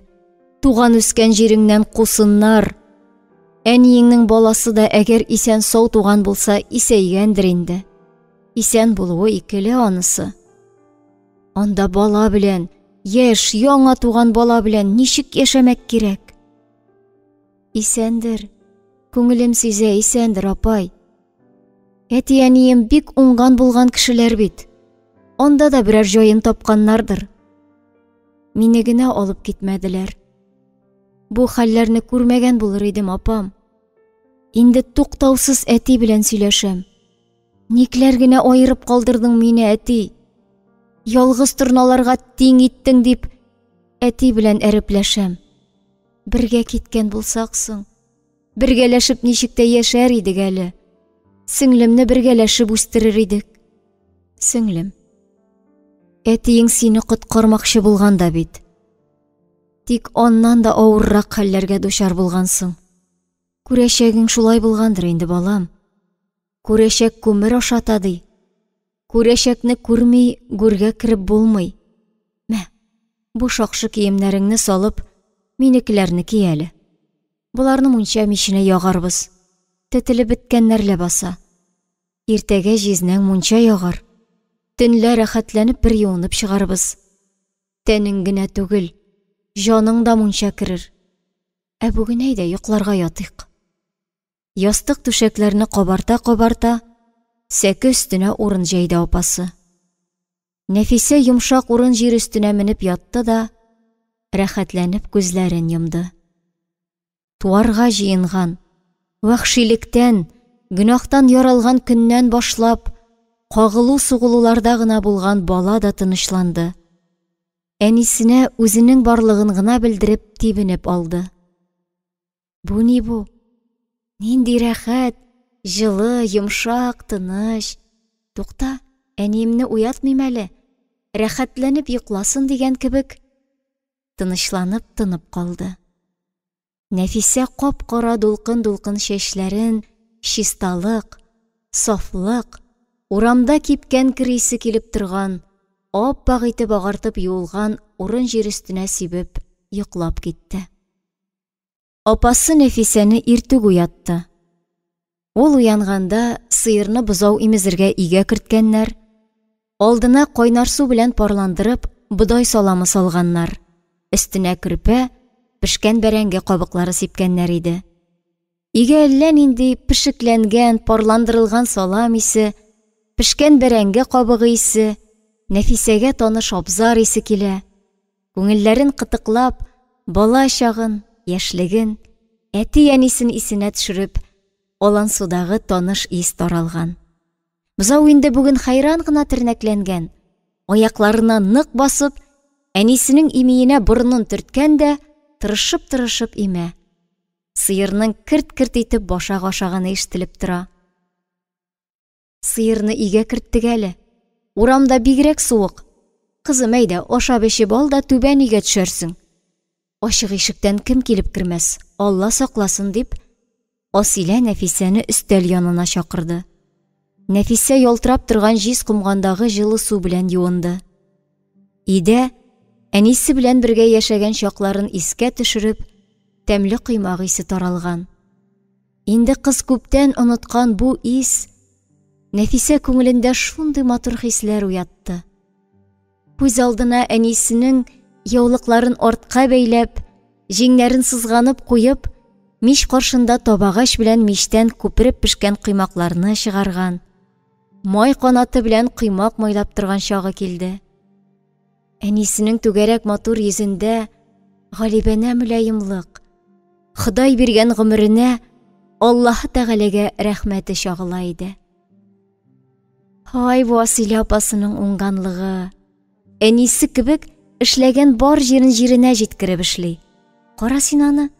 Кичә соң гына ятты лабасы. Инде мич каршында тәлинкәсе белән тау хәтле итеп өеп коймагын да пешереп куйган. Чатыр-чытыр утын янган мич яктысында алланып торган матур йөзе шундый да гүзәл, сихри әкиятләрдә генә языла торган гаҗәеп бер тынычлык таратып, өйне яктыртып тора сыман. Бишектә, аяк-кулларын як-якка ташлап, нәни кызы Сылу йоклап ята. Бәхет дигәнең нәкъ менә шундый була торгандыр. Нәкъ менә җизнәсе белән Асилә апасының өендәге кебек буладыр бәхет. Ә мин менә бәхетле була алмам. Мин үтерер өчен йөрәк астымда бала үстереп ятам. Нәфисәнең баласы төшендә тешсез авызын йырып, елмаеп, әтисе ясап биргән тал бишектә йоклап ятмас. Юк, үтермәс аны Нәфисә. Кая булса да берәрсенең ишек төбендә калдырып китәр. Һәм онытыр, мәңгелеккә онытыр. Әгәр оныталса. Әйдә сеңлем, утыр. Коймага ашап ал. Яктырып килә, диде Асилә. Нәфисә коймак ашап чәй ичеп алды да түбән өйгә төшеп китте. Борынына җир исе, бәрәңге исе, янә бала чагын хәтерләтә торган әллә нинди таныш ис бәрелде. Элек әнисе Нәфисәгә: «Кызым, түбән өйгә төшеп бәрәңге алып бирсәңче», дип, кызны түбән өйгә төшерә иде. Нәфисә тиз генә галушларын кия дә, баскычтан аска төшеп, курка-курка гына бәрәңге чүпли. Чөнки бакадан курка кыз. Бер читтә куа-куа дип утырган җан ияләре Нәфисәнең өстенә сикерер кебек. Тик әнисе әйткәч төшми хәлең юк. Шул чакларны исенә төшерде кыз. Җизнәсе түбән өйдә ятарга бер кешелек кечкенә сәке, өстәл, кечкенә генә урындык кебек нәрсә әзерләп куйган. Сәкегә толып җәелгән, мендәр салынган. Өстәл өстендә җиделе лампа, кырыенда ут элдерер өчен шырпы тартмасы ята. Нәфисә төшеп лампа яндырды да: «Апам, берәр бәйләү мазарың яисә җирләсе юның юкмы? Монда ничекләр итеп көн үткәрергә кирәк? Эш белән матавыкланып көнне үткәреп булмасмы?» дип, апасыннан ыек баш бәйләр өчен йомгак сорап алды. Кечкенә генә өстәл кырыена утырып, үз уйларына чумып, инде шактый вакыт кулына алмаган 5 энәсе ялт-йолт итеп Нәфисәнең нәфис кулларында ялтырадылар. Нәфисә: «Әгәр берәр кеше мазар өйгә керсә, 3 тапкыр идәнгә шакып алырмын. Син утыңны сүндереп тын гына утырырсың», дип, апасы идән такталарын ябып куйды. Идән астында моңсу, шомлы булып тоелса да, бу барыбер төрмә түгел иде. Базда булса да, өстә апасының идән такталарын шыгырдатып йөргәне, яңа туган бузауның хаҗәтен зеңгелдәтеп үтәгәне, нәни кызчыкның елап уянганы, апасының: «Балакаемдырла, асты юыш ич балакаемның, кая-кая коры чүпрәккә төрим әле үзен, ашыйсы да килгән түгелмесең кызымның, болай да әнисенә эшләргә мөмкинлек биреп тыныч кына ятып торды бит ул», дип, кызына сөт тулышкан күкрәкләрен каптырып, баласын тынычландыруы ишетелеп тора. Бакалы баз булсын, түбән өй булсын, өстә тормыш яшәеш барлыгын, кич җитүгә яраткан җизнәсе белән апасы янына менәчәген белеп тоеп тору. Әтисе әйтмешли, тәмугының 7нче катын күреп кайткан кыз өчен иң зур бәхет. Ул хәтта кайчагында үзенең кайда икәнен дә оныта. Күзен йомып, йокылы-уяулы ятканда «Салахиева на вопрос» дип кычкырырлар кебек. Аннан соң төрмә сәндерәсен сындырырлык итеп ябышкан кулларын көчкә ычкындырулары, теге 3 башлы диюләр каршына бастырып, кыз күзләрен чытырдатып йома. Онытырга кирәк. Тик ничекләр итеп онытып була бу хәлләрне? Намусын үтергән әдәм актыкларын онытып була димени? Бу хәлләр инде кызның гомере буена җанын әрнетеп, талкып торачак. Бу әрнү мәңгелек. Беренче көнне шулай уйланып үткәрде кыз. Төн җитте ахрысы.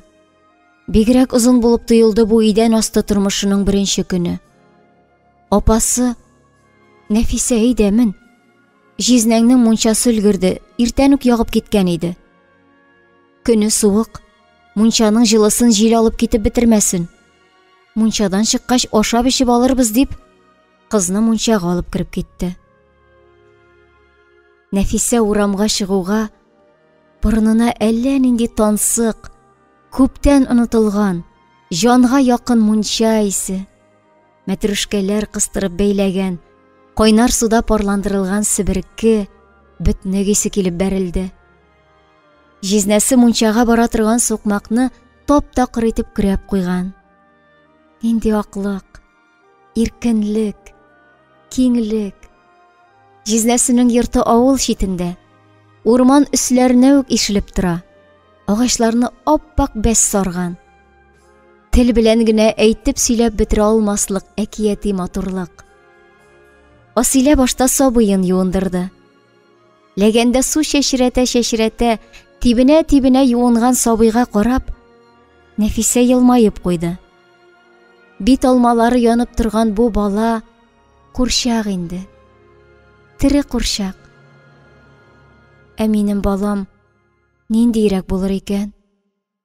Нинди генә булса да, ул баласын бер тапкыр да имезмәс. Аны туган көнендә үк җизнәсе белән районга барып, мәче баласын адаштырган кебек, балалар йорты ишеге төбендә ташлап калдырырлар. Шулай килештеләр. Ничек инде кеше кадәр кешене үтерергә кулы барсын? Үссен. Ул бит ата-анасын белмәячәк. Бәлки әле ул бала әйбәт күңелле, миһербанлы булып үсәр. Теге өч башлы диюләр дә туганда, ләгәндә су чәчрәтә юынып яткан кызчык кебек, сөттән ак, судан пак булганнардыр. Аларны да әнкәләре 9 ай буе йөрәк астында күтәреп йөреп, хәләл күкрәк сөтен имезеп, иманлы бул балам дип, уйнына алып сөеп назлап үстергәндер. Кайчан, ни арада бу әдәмнәр дию пәриенә әйләнгәннәр икән соң? Нәфисә моны һич аңлый алмый. Баланы башта ак киндер җәймәгә, аннан соң крама юрганга төреп, әтисенә биреп чыгаргач, Асилә табакларга кайнар су тутырды да: "Әйдәле сеңлем, чәчләреңне әче су белән юып җибәрик. Элеккеге кебек ялтырап торсыннар", дип, кызга чәчләрен юарга булышты. Күптән юылмаган кара чәчләрен кат-кат юдылар. Тәннәрен ышкый-ышкый, тиресе туналганчы әллә ничә тапкыр юды кыз. Апасы кайын себеркесе белән берничә кат озаклап чапты. Аның арыган, йончыган тәнен генә түгел, кирләнгән җанын да мунча кертәсе килде Асилә апасының. Нәфисәнең күңеле дә йомшап киткән кебек булды.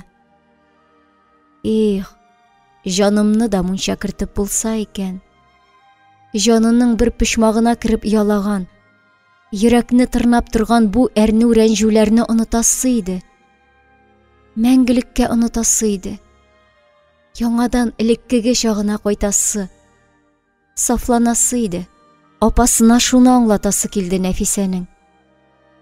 "Эй, апам, җанны да шулай мунчалалап, сабынлап юасы иде дә бит. Тик алай гына чистармас шул. Юып кына бетерерлек түгел бит, апа җаным. Бу минем гомерем буена, үлгәнчегә кадәр җитәчәк. Бу баласы тагын. Мин синең кызың кебек саф, матур бала таба алмам. Миңа калса, ул бала әллә нинди йөнтәс кашлы, кечкенә күзле, зур кызыл борынлы булып туар. Мин аны хәлемнән килсә бүген үк буып үтерер идем.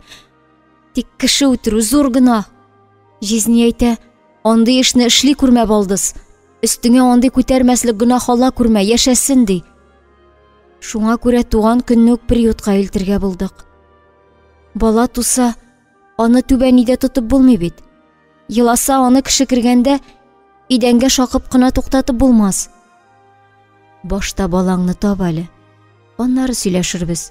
Бала ул инде үләм, инде бетәм дигәндә генә ананың йөрәк бәгыреннән өзелеп төшә. Ә кулыңа алгач, синең өчен аннан да газиз, аннан да кадерле кеше булмый. Ул бит синең җаныңның бер кыйпылчыгы. Кемнән тууына, әтисе кем булуга карамастан, иманым камил. Син аны үтерә алмаячаксың.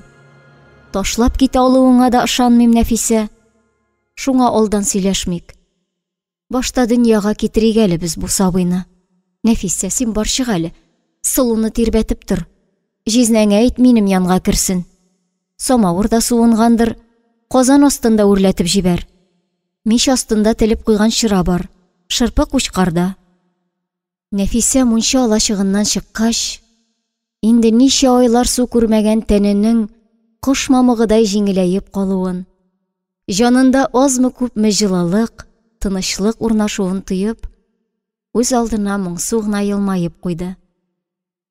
Атна буе дулаган буран тынган, күктә сүрән генә берән-сәрән янган йолдызлар, болытлар арасыннан күңелләргә әллә ниткән өмет өстәп, кызның күңелен күтәреп, ара тирәгенә җимелдәшәләр.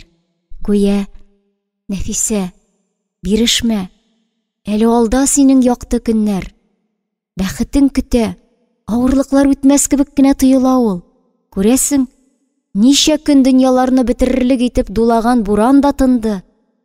Түзем бул, сабыр ит. Сабыр иткән морадына җиткән. Сабыр төбе сары алтын дип, Нәфисәгә күз кысалар кебек иде. Өйгә кергәч, Нәфисә сылуны тирбәтеп утырган җизнәсенә дәште. Җизни, апа сине мунчага чакырды. Аннан соң берәр чиләк салкын суда алып керсен диде апа.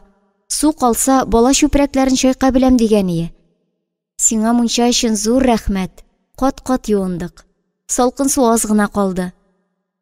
Җизни, сиңа тагын бер кат рәхмәт.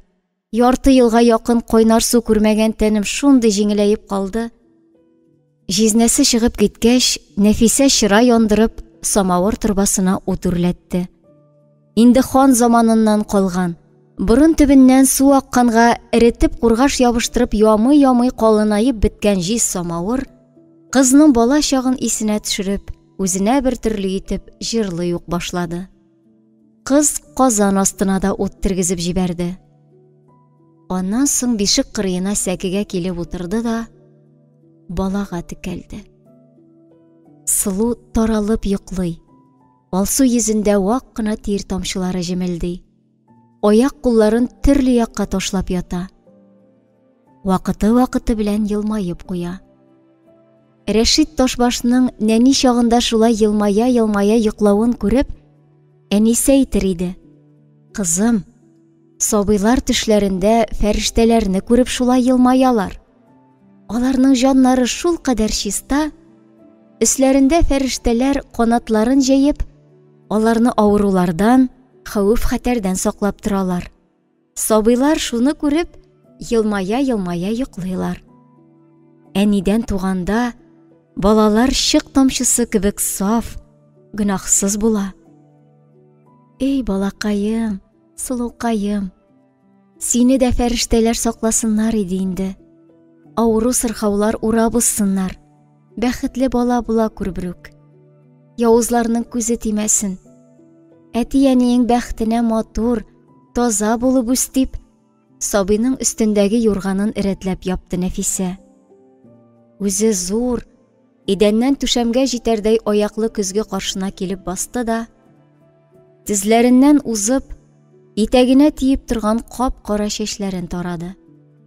Башының нәкъ уртасындагы ап-пак чәчләре җиделе лампаның сүрән яктысында зәңгәр су төскә кереп, тормышының иң газаплы, иң хурлыклы чакларын исенә төшереп, күзләренә яшьләр китереп, агарып, ялтырап торалар иде. Равилә Шәйдуллина Мурат. Карт шымырт хатирәсе. Закирҗан иртән кояш чыгып инде шактый яктыргач, капка шакыган тавышка сискәнеп уянып китте. Нәфисәне төрмәдән коткарганнан соң үзенең дә тынычлыгы югалды. Чөнки дус ишләре арасыннан да әллә ничә кешене халык дошманы дип алып киттеләр. Шундый ипле, тәртипле кешеләрнең дошман булуына ышана алмый Закирҗан. Гомер буе бергә дус булып йөргән Гарифҗанны Англия шпионы дип төнлә алганнар. Хатынны ничә кат төрмә ишеге төбендә саклап торып, передача бирим дип йөрсә дә, статьясы бик куркыныч, передача не положено дип алмаганнар. 4 баласы белән нишләргә белмичә аптырап йөри Гәүһәрия. Ашарга ипиләре дә юк. Кичә төнлә Гарифҗанның 2 танышын да килеп алып киткәннәр. Гарифҗанның дусты булгач, аның артыннан да килеп җитәрләр дип куркып, төн йокылары качты Закирҗанның. Шуңа ишек шакыган тавышка дерт итеп уянып китте дә, төнге авыр тәрәзә пәрдәләрен күтәрә төшеп, урамга күз ташлады. Капка төбендә басып торган Солтангәрәйне күргәч, күңеле тынычланып, капка ачарга төшеп китте. Солтангәрәй елмаеп кул биреп күреште дә: "Закирҗан абый, вакытсыз йөргәнем өчен зинһар гафу итә күрегез. 3нче көн генә Донбасстан кайтып төштем. Хәлимә түти белән икегезгә бер капка булгач, сезне дә уятырга туры килде инде. Ничек яшәп ятасыз? Хәлимә түти, Нәфисә ни хәлләрдә?" дип, сораулы күзләрен Закирҗанга төбәде. "Бездәге хәлләрне сорама инде син. Бездә бик яман хәлләр булды бит әле, Солтангәрәй. Әйдә уз, саклык сорый торган заман. Кеше кара күзенә күренмәвең ару, кергәч сөйләшербез" дип, егетне өенә алып кирип китте. Закирҗанның сөйләгәннәрен Солтангәрәй йодрыкларын төйнәп, уртларын тешләп көчкә тыңлап бетерде. Сикереп торды да Закирҗанның каршына ук килеп басты. "Кайда ул кылый? Әдрисен бир, Закирҗан абый. Барып бу бүтрәм әйтте диярсең, икенче күзендә чыгып чыгармасам, исемем Солтангәрәй булмасын. Нәфисә кайда соң? Кайда икәнен беләсеңдер, Закирҗан абый. Алланы бар дип белсәң, әйт зинһар. Мин барыбер яшәмим. Тик ул кылыйны үзем белән алып китәм." "Нәфисә янына барып йөрмә инде син, Солтангәрәй. Ул бала көтә. Төрмәдә сакчылар көчләгәннәр. Шуннан балага узган. Төрмәдән зур акчалар түләп качырдым да, апаларына озаттым. Соң иде шул инде. Саклый алмадык. Зөбәрҗәт йөзек кашы кебек, саф чык тамчылары кебек кызны саклый алмадык. Араплар гына әйттеләр. 16 яшендә чәче агарган балакайның. Аның күргәннәрен бер кемгә дә күрергә язмасын, Солтангәрәй. Син аның янына барып йөрмә инде. Йөрәген бозма. Тиздән бала табарга тиеш ул. Менә баласын тапкач, кая булса да озатырга тырышырбыз. Тик кай тарафларга озатасыбызны белмим. Аны эзлиләр бит." Солтангәрәй урынына кире барып утырды да, 2 кулы белән башын тотып, ирләргә хас булмаганча үксеп елап җибәрде. Аннан соң камзул кесәсеннән 4кә бүкләнгән кагаз чыгарып, Закирҗанга сузды. Егетнең куллары вак калтырау белән калтырый иде. "Бу кагаз белән Үзбәкстанга барып җитәргә тиеш. Ташкентта аны көтәләр. Гыйният абыйның бабасы анда бик зур кеше ди. Бу кагазны улын күмәргә барган Фәгыйлә түтигә биреп җибәргәннәр." Закирҗан кагазны укып чыкты да, йөзе яктырып китеп Солтангәрәйгә текәлде. "Ничекләр юнәткән ул бу язуны? Бу бит шундый язу. Моның белән Үзбәкстанга гына түгел, дөнья читенә барып җитеп була." Солтангәрәй җавап бирмәде. "Закирҗан абый җаным, үтенепләр сорыйм. Бир миңа Кылый Камалиның әдрисен. Мин җир йөзендә яшәмәячәкмен. Нәфисәсез миңа яшәү юк. Ләкин мин үзем белән Кылыйны да алып китәчәкмен. Бетте. Барысы да бетте. Инде Нәфисә нишләр? Бу хурлыкларга ничек түзәр? Баласы, Я Раббым, ничекләр генә җир йотмыйсың ул вәхшиләрне? Болар җир йөзендә ничекләр итеп яши алалар икән? Солтангәрәй ялварулы күзләрен тагын Закирҗанга төбәде. Бир, Закирҗан абый. Әгәр Нәфисә өчен синең дә үч аласың килсә, Алланы бер дип белсәң, бир кылыйның адресен. Юк, Солтангәрәй, бирмим. Үзеңнең дә төрмәгә кереп утырасың киләме? Шул булдымы үч алуың? Вакыты килер. Барысы да үз урынына утырыр. Аллаһ Тәгалә барысын да үз урынына куяр. Безгә хәзер ничек булса да Нәфисәне коткарырга кирәк. Әгәр мөмкинлегең булса, бу кәгазьне ничек тә тапшыр син аңа. Менә шул синең хәерле эшең булыр. Апасының авылы сезнең авылдан ерак түгел бугай. Ул синең яныңа чыкмас. Тик син моны җизнәңә булса да тапшырырга тырыш. Егетлегеңне күрсәт. Бу кәгазь аны коткарыр, Солтангәрәй. Иманым камил. Ул үзбәк якларына барып җитәр. Солтангәрәй Закирҗанга үзе биргән белешмәне кире алды да, куен кесәсенә салып, акрын гына чыгу юлына атлады. Аннан соң кире борылып килеп, Закирҗанны кочаклап алды. Һәм хәтсез генә вакыт тынып торганнан соң: "Шундый тормыш турында хыялландыкмы соң без? Каһәр төшкере бәндәләр. Тик ни эшләмәк кирәк? Рәхмәт сиңа. Хуш, Закирҗан абый. Их, ниләр генә кылыйм икән? Ниләр генә кылыйм икән?" дип кабатлый, ишекне каты итеп ябып чыгып китте егет.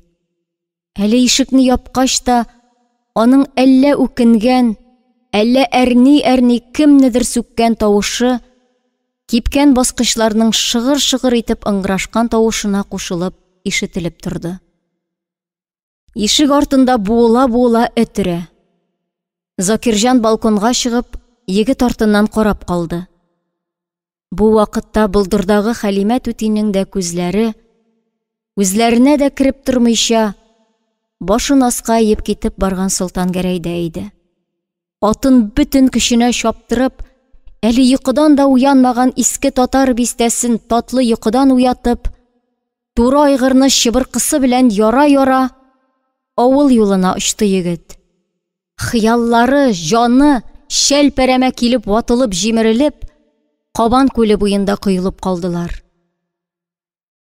Авылда бушлык. Әйтерсең лә җанын суырып алганнар да, урынына берни сизми торган җансыз нәрсәнедер дыңгычлап тутырып куйганнар. Казанны чыккач, үкереп елады егет. Туры айгыр юыртып, үз хотына бара башлагач, күңеле бушанганчы дөньяны баскан кара җаннарны каргап, арбасына ятып, янә туйганчы үкседе. Яшәп тә турасы юк. Нәфисәсез тормыш буламыни? Закирҗан абыйсы Камалиның адресен бирмәгән булды. Тапмас дигәндер. Табам, буып үтерәм. Үзем белән бергә алып китәм. Дөньяда соңгы көннәрен яшәвен белеп торсын. Инде кояш байыганда Солтангәрәй Алансуга борыла торган чатны үтеп китеп, юлын Нәфисәнең апалары яшәгән авылга таба дәвам итте. Нәфисәне коткарачак бу кәгазьне ничек кенә булса да җизнәсенә тапшырырга кирәк иде. Вакытлар узды. Бер көнне таң атканда Нәфисә эшенең авыртуына түзә алмыйча уянып китте. Иреннәрен канаганчы тешләп, җизнәсе белән апасын уятмаска тырышып, шактый гына ятты. Тик авырту аз гына тынып тора да, тагын да куәтләнеп, эшендәге һәрбер әгъзасын пычак белән телем итеп тураган кебек итеп, яңадан әйләнеп кайта. Кыз авыртуга түзә алмыйча кычкырып җибәрде. Куркынган апасы сикереп торды да: "Ай Аллам, Каюм, тур әле! Башланды күрәсең, Нәфисә бала таба", дип ирен уятты. Каюм йокылы уяулы күзләрен ачып, аптырап хатынына текәлде. "Мин нишлим соң, Асилә, мин нишли алам? Ай, белмим җаным, белмим, үземнең дә бала таптырып караганым юк. Киндегә бибикәне дә чакыра алмыйбыз. Ниләр генә эшләп бетәрбез дип каударланды Асилә. Бар, казан астына ут үрләт әле. Җылы су кирәк булыр дип, Нәфисәне идән астына алып төшеп китте. Каюм абый, күрше күлән керә күрмәсен. Ишегеңне бикләп куй әле. Үләм, апа, үләм. Булыш, зинһар булыш дип, апасына ялына кипкән иреннәрен канатканчы тешләгән Нәфисә. Шу, балам, хәзер озак та үтмәс котылырсың. Бала табуның уты ялкыны бер көн инде аның. Шулай инде ул, җаннан җан аерылганда бик авыр дип, Нәфисәнең билләрен, эшләрен акрын гына уа, сыпыра башлады. Авырту аз гына тынып тора да, кыз азрак ял итәргә дә өлгерми, тагын эшенең аскы ягын кисә башлый. Шулай 5 сәгатькә якын газапланды Нәфисә. Ниһаять, менә мин, гынахтан яралган бала, дөньяга тудым, яшәр өчен тудым дип, кыз бала аваз салды. Апасы баланың киндеген кисте дә, кыз, диде Асилә апасы елмаеп. 4 саны да түгел кыз бала. Нәфисә, кара әле кызыңа. Нәк үзеңә охшаган кыз бала алып кайткансың лабаса. Нәфисә әйләнеп тә карамады. Кирәкми. Миңа ниемә кирәк ул? Менә хәзер әз генә хәл алам да, жизни белән чыгып китәбез. Приют ишеге төбендә ташлап калдырырбыз. Ул арада өстән чиләк белән җылы су, чүпрәкләр күтәреп җизнәсе төште. Бала туктамыйча елый. Нәрсәдер сорап үзгәләнә. Асилә җылы су белән баланы юды да, аппак киндер җәймәгә төреп, Нәфисә янына салды. Кызым, ярар. Приют ишеге төбендә калдырырсыз. Тик син аны хәзер имез. Таң атты бит. Кем дә булса килеп керсә, Алла сакласын. Үзеңне дә, безне дә хараплар итерсең. Түбән өйдә бала тавышын ишетеп хәбәр итәрләр. Иснәнеп йөрүчеләр бик күбәйде. Нәфисә, ярар, сезне дә бетерер хәлем юк дигәндәй, аппак киндергә төргән, кып-кызыл йөзле, үзенеке шикелле кап-кара күзле, туганда ук җитү чәчле, озын кара керфекле кызга имиләрен каптырды. Сабый, әнисенең әле сөттә төшәргә өлгермәгән күкрәген авырттырып, тырыша-тырыша имә башлады. Нәфисәнең күзләреннән яшьләре агып төшеп, яңакларын пешерделәр. Сабый әнисенең күкрәгенә нәни авызы белән ябышкан да, яшәргә тырышып, тырыша-тырыша имә. Я Раббым, ичмаса баласы да үземә охшап туган. Теге диюләргә охшаган булса, калдырып китәргә дә ул кадәр үк авыр булмас иде. Аның күңелендә корсагында чагында ук күрә алмаган, бүген үк буып үтерергә әзер булган бу кып-кызыл нәни төргәккә карата үзе дә аңламаган. Ярату дисәң ярату түгел. Кызгануга охшаган бер ят хис уянды. Бәләкәч, кап-кара күзләрен Нәфисәгә төбәп, «Әни, мин тудым бит инде. Син мине зинһар ташлама. Үскәч мин сиңа таяныч булырмын. Минем шундый яшисем килә, әни», дип ялварган кебек карап ята. Әнә азрак имде дә, арып-талып йоклап та китте. Тешендә елмаеп куйды. Тешендә фәрештәләрне күрә инде. Шуларны күреп елмая дип, әнисе әйткән сүзләрне исенә төшерде Нәфисә. Янына Асилә килеп, баласын алып китә башлагач та бирәсе килмәде. Инде үләм дигәндә генә дөньяга килгән бу сабыйга Нәфисәнең күңеле ниндидер күзгә күренми торган асыл җепләр белән бәйләнеп бара иде. Апасы, «Сиңа монда калырга ярамый, кызым. Китәргә кирәк. Көннәр җылы. Балаңны хәзер сылуның юка юрганына төреп куям. Кеше кара күзенә чалынмый гына районга таба чыгып китәрсез. Шунда приют янына куеп калдырырсыз. Берәр кеше алып үстерер әле. Бигрәкләр дә үзеңә охшаган инде. Таш үзең. Яңа туган бала димәссең.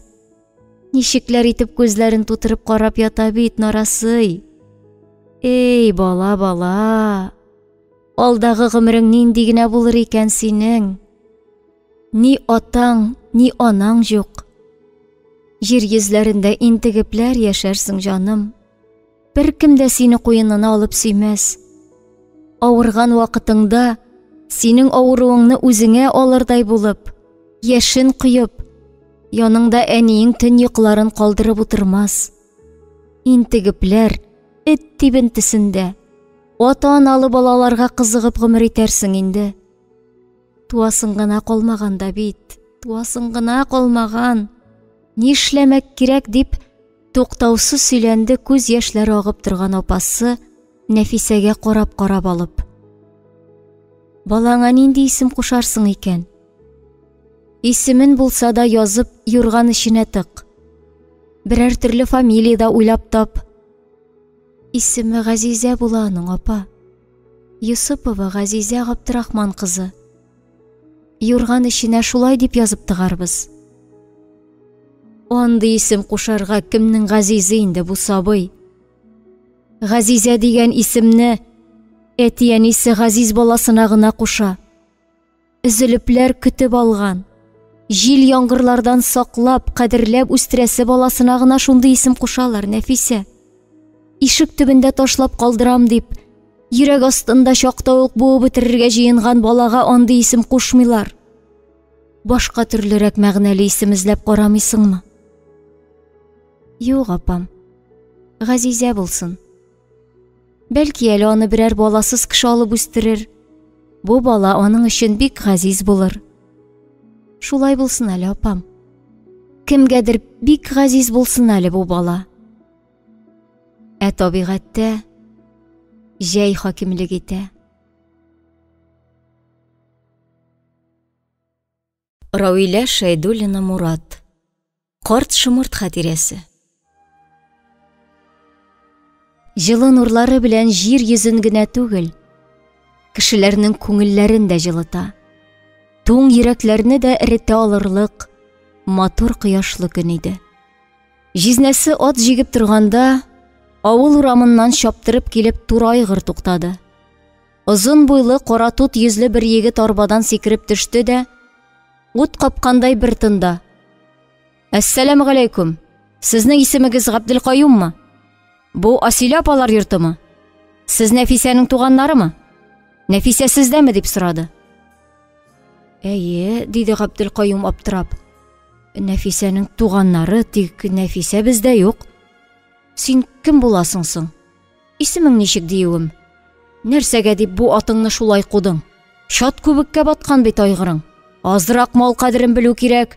Яндырасың бит хайванны, бетерәсең бит. Менә бу язуны сезгә тапшырырга куштылар. Нәфисәгә бирегез", диде дә, башка бер ләм-мим сүз әйтмичә атына китереп орды егет. Аннан соң борылып карап: "Нәфисәгә әйтегез, бәхетле булсын", диде дә, урман юлына кереп китеп күздән югалды. Каюм күрмичә дә калды. Ул чәй кәгазенә төрелгән язуны ачып, күз йөртеп чыкканчы егеттән җилләр искән иде инде. Урман юлында ат тояклары эзе генә ярылып ята. Ай-һай, әллә пәри егете булды инде. Күз ачып йомган арада урман эченә кереп китеп юклар булды. Каюм аптырап язуны тагын бер кат укып чыкты. Каян юнәткәннәр бу кәгазне? Тушны пәри егете бу. Шибәрлеге, буйсыны. Ул бит инде үзенең документын Каюм исеменә хәрефе өстәп, Каюмәгә әйләндереп, Нәфисәгә документ ясаган иде. Большевикларның Үзбәкстан якларындагы зур кешесе түгәрәк печатлы кәгазь җибәргән. Ничек шундый кәгазь ясый алганнар? Мондый язу белән кая теләсәң шунда барып җитеп була. Гаҗәп хәл. Егет тә бер авыл малаена гына охшаган. Бу Нәфисәнең котылу кәгазе иде. Аллага шөкер. Үзбәк якларында аның таяныр кешесе бар икән ләбаса. Исән сау барып кына җитсен. Анда үз тормышын корыр. Барсын да онытыр Алла теләсә. Әйе, оныта күрсен. Әле хәзергә аның җанында үпкә, әрнү, ачу ташый. Каюм аның төннәр буе тын гына елап ятуын ишетә. Балдызына булыша алмавына гаҗизләнә. Әлеге шибәр егет точно пәри егете. Нәфисәне коткарырга килгән пәри егете. Баланы нишләтергә? Алып кына китсен иде кана. Өстенә шундый зур гына һалмасын иде. Сабыйның ни гаебе бар? Соңыннан гомере буе үкенәчәк Нәфисә. Гомере буе. Баласы жәл. Бигрәкләр дә матур кыз бала. Таш Нәфисә инде. Таш үзе. Ул якларда аны кем белә? Иремне үтерделәр дияр. Баланың әтисенең кайдалыгын кем тикшереп торган? Ул арада Нәфисә акрын гына арбага чыгып утырды. Асилә апасы юлга ризыклар әзерләгән. Төенчеген Нәфисәгә тоттырды да, йылый-йылый җинаятьтән яралган бәхетсез кызчык Газизәне сеңлесенең кулларына салды. Нәфисәне кочаклап, куеныннан озак җибәрмичә торды. Аннары үкси-үкси, әйтми калудан курыккандай тезде. Нәфисә, балаңны калдырганчы башта уйла. Гомерең буе оныта алмаячаксың, бел шуны. Гомерең буе төшләреңә кереп йөдәтәчәк бу сабый. Калдырма балаңны, калдыра күрмә. Хуш, апам. Рәхмәт сиңа. Күреш алмасак бәхил бул, диде Нәфисә апасының иреннәреннән кычып. Әгәр хәбәрләре килсә, әниләремә ничек булса да минем турыда язып җибәрегез. Тик әйбәт хәбәрләрне генә ишеттерегез. Аларга булай да авыр. Җизнәсе дилбегәне кагып, атны урман юлына борды да, кузгалып киттеләр. Инде ничә көннәр кояш нурын күрмәгән кыз, күзләре чагылып, куллары белән йөзен каплады. Инде бу юлы язмыш кай тарафларга, кайларга илтеп ташлар. Казанга керә алмый, анда эзлиләр. Алан суга да кайта алмый. Гомер иткән ояларын туздырып ташладылар. Кош оясын тузгыткан кебек. Әле канат та чыгарырга өлгермәгән кош баласы кебек, Нәфисә оясыннан егылып төшеп калды да, инде ничә айлар интегеп, кая барып бәрелергә белмичә типкәләнеп яши. Менә алдында нәкъ үзенә охшаган сабые ята. Әле бала үзе белән ниләр буласын белми. Мискин нарасый. Бәхетсез бала. Аны да әнисенеке кебек үк язмыш көтә. Әле исән кала алса. Бу баланың бер кемгә дә кирәге юк. Хәтта әнисенә дә. Нәфисә 15 яшенә чаклы әти-әниле, җылы иле гаиләдә яшәде. Бу сабый, хәзер аны кирәкмәс мәче баласын адаштырган кебек, приют ишеге төбендә ташлап калдырырлар. Бала тавышын ишетеп чыккан кемдер, баласын ташлаган юнсез ананы каргый-каргый, Газизәне күтәреп алыр. Соңыннан баланың язмышы ничек булыр? Бер Алла үзе генә белә. Нәфисә күзләренә яшь килеп, юрган читен күтәреп, кызының кызыл йөзенә текәлде. Мес-мес итеп йоклап яткан баланың йөзе шул кадәр тыныч. Әни куенында булганда, миңа бер ни дә куркыныч түгел дигән кыяфәт белән тыныч кына йоклый сабый. Аның күзе кызының бит очындагы тары бөртегеннән дә кичкенә. Нәфисәнең үзенеке шикелле, әнисе Зөһрәнеке шикелле үк миңгә төшеп, ул сискәнеп китте. Миңне дә нәкъ үзенең битендәге кебек Аллаһы Тәгалә тамга итеп кызының битенә күчереп куйган. Кашлары кап-кара, озын кара кирпекләре дә нәкъ әнисенеке кебек. Әнә, нәни кызы тешләнеп елмаеп куйды.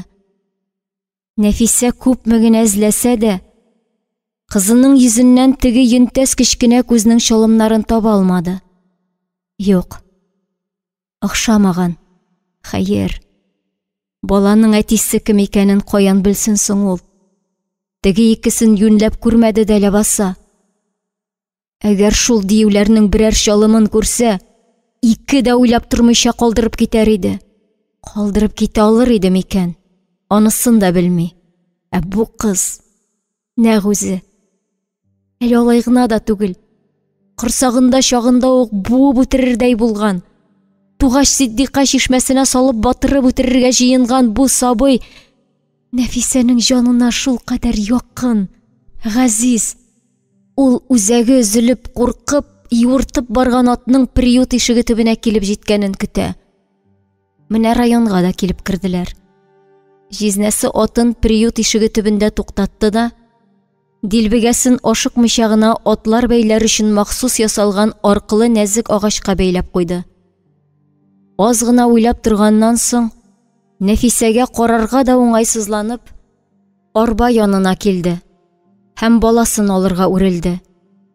Кырама юрганга төрелгән җанлы төргәкне кулына алып, әллә нинди искеләр белән тышланган приют ишегенә таба юнәлде. Бер адым, 2 адым, 10 адым. Ана белән баланың арасын ерагайтучы бу адымнар Нәфисәгә: «Әнием, әнием минем, ташлама, ташлама» дип ялварган кебек ишетелә иде. Нәфисәнең үзәге өзелде. Иң якын кешесен югалту хисеннән җаны әрнеп, күзләреннән туктаусыз яшьләре акты. Әнә җизнәсе инде ишеккә якыная. 3 адым калды. 2 адым. 1 адым. Хәзер ятимлек ишеге ачылыр да, аның кызын, җаныннан өзелеп төшкән бәгыр кисәген адаштырган мәче баласы кебек идәнгә куеп, кирәкмәгән әйбердән котылган сыман, җизнәсе кире чыгар. Аннан соң нәрсә була? Гомерлек үкенүме? Мәңге бетмәс кайгы хәсрәт диңгезләрендә йөзеп, урамда йөргән һәрбер балада кызының чалымнарын эзләүме? Ничек яшәр Нәфисә? Ничек гомер итәр? Кызыннан башка яши алырмы? Оныта алырмы? Җизнәсе приют ишеге каршында туктады да, нидер өмет иткәндәй, Нәфисәгә борылып карады һәм ишек тоткасына ябышты. «Җизни, тукта!»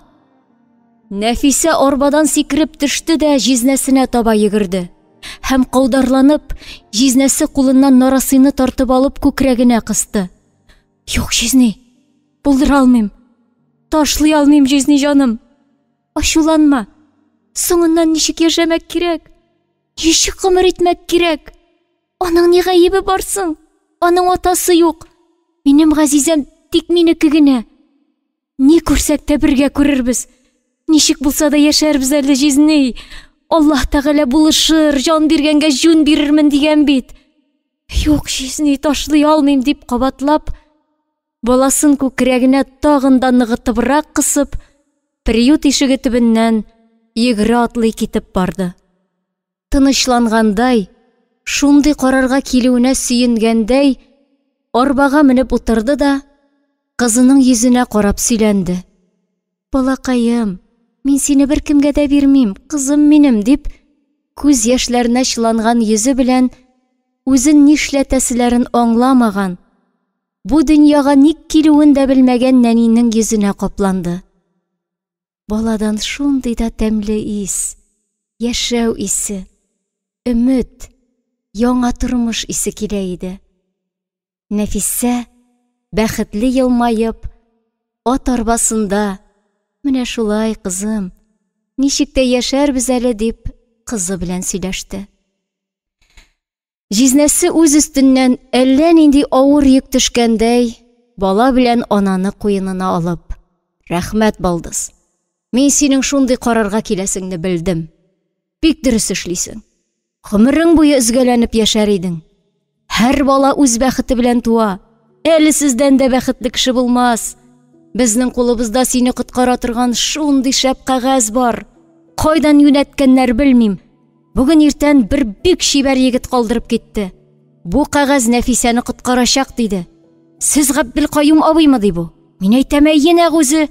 Нәфисәгә әйтегез бәхетле булсын диде дә, атын җан фәрманга куып, урман юлына кирип югалды. Атын ак күбеккә батырганчы куган. Харап итмәсә ярар иде инде. Исемең ничек дип сорап карадым, әйтмәде. Әллә пәри егете булды инде. Солтан Гәрәй аның исеме. Солтан Гәрәй дип, авыз эченнән генә берничә кат кабатлады Нәфисә. Минем белән күрешәсе килмәгән. Җирәнгән. Инде тынычлана башлаган кебек иде югыйсә. Җаныннан актарылып әллә нинди ыңгырашуга охшаган өн чыкты. Минем янга кирмәгән. Нишләп кирсен? Мәсхәрәләнгән. Дию пәриләреннән бала тапкан хатын аңа нәрсәгә кирәк? Мин аңа тиңме инде? Хуш, җаным. Мәңгелеккә бәхил бул. Үзбәкстан якларына синең белән түгел, гөнаһтан яралган кызым белән чыгып китәм. Әнә төкерә ул нарасы әтисенең кем булуына. Әнисенең куенында миңа әнием булгач та бик җиткән дигән кыяфәт белән уемсызланып йоклап ята. Ара-тирә авыз читләре белән елмаеп куя. Әйтерсеңлә, үзен ташлап калдырмаган әнисенә рәхмәт әйтеп, әнием, без синең белән бик бәхетле булырбыз дигән сыман, тешсез авызын йырып елмая. Теш күрә, фәрештәләрне күреп елмая дип, Нәфисә кызына яратып карады. Балакаем, мин синең фәрештәң. Әниең сине гомер буйларына бер кемнән дә рәнҗеттермәс. Икәү яшәрбез дип, нарасыен кемдер тартып алудан курыккан кебек, күкрәгенә кысты да, тынычсызлана башлаган сабыена сөт белән тулган, шалкан кебек ап-пак күкрәген каптырды. Бала күзләрен дә ачып тормыйча кабалана, Нәфисәнең күкрәкләрен авырттырып, имә башлады. Рауилә Шәйдуллина Мурат. Карт шымырт хатирәсе.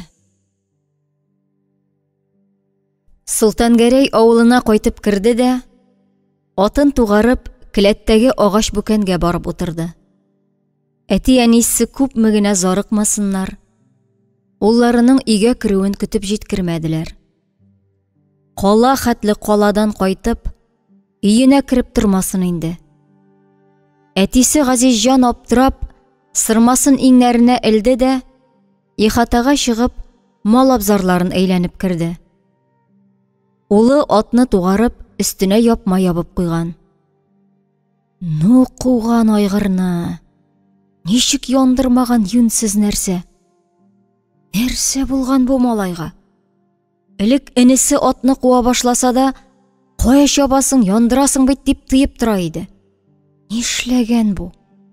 Нәрсә булган? Әллә җен алыштырып куйган инде үзен. Шахтадан кайткач, кәефе дә яхшы кебек иде үзенең. Казанга барып кайткач тагын әллә нишләде. Өйгә дә кирип тормыйча каядыр китеп улакты. Газизҗан аптырап ихатана әйләнеп чыкты да, келәт ишеге ачык икәнен күреп, шунда юнәлде. Имән бүкән өстендә башын куллары белән тотып, Солтан Гәрәй утыра иде. Кайткансың икән, дип әйтеп куйды әтисе. Туры айгырны куып та карагансың. Кара тирләре чыккан. Кая ашыктың? Пужар барыйм әллә? Әниең көтә. Әниеңне кара кайгыларга салып, өйгә дә кирмичә утырасың. Ни нәрсә булды соң сиңа? Бездән нәрсә яшерәсең? Әйдә, өйгә кир. Әниең бәрәңге шулпасы пешереп куйган.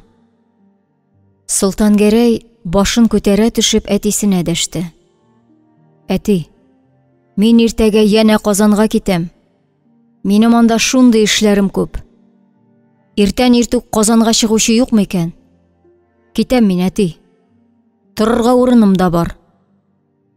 Пешән базарына йөк ташучы булып булса да урнашырмын. Тотмагыз, зинһар. Төп йортта калырга төпчек малайыгыз Хәкимулла бар. Барыбер монда барыбыз бергә өелешеп ята алмыйбыз. Газизҗан улының гаҗизлек, хәсрәт тулы йөзенә карап: Ни булганын әйтәсең килми инде. Әйдә, хәерле булсын. Әниең янына мондый кыяфәттә кермә. Булай да үзен кая куярга белми. Син шахтада йөргәндә дә борчылып төннәр буе йокламыйча ятты. Әзердә нидер сизенә. Йөрәге сау түгеллеген беләсең, диде. Нәфисә Коканд шәһәрендә үзенә кирәкле йортны көчкә эзләп тапты. Тирләп пеште. Телен аңлап бетерә алмаган үзбәкләр аны урамның әле бер башына, әле икенче башына җибәрделәр. Урамда бик эссе, бөркү иде.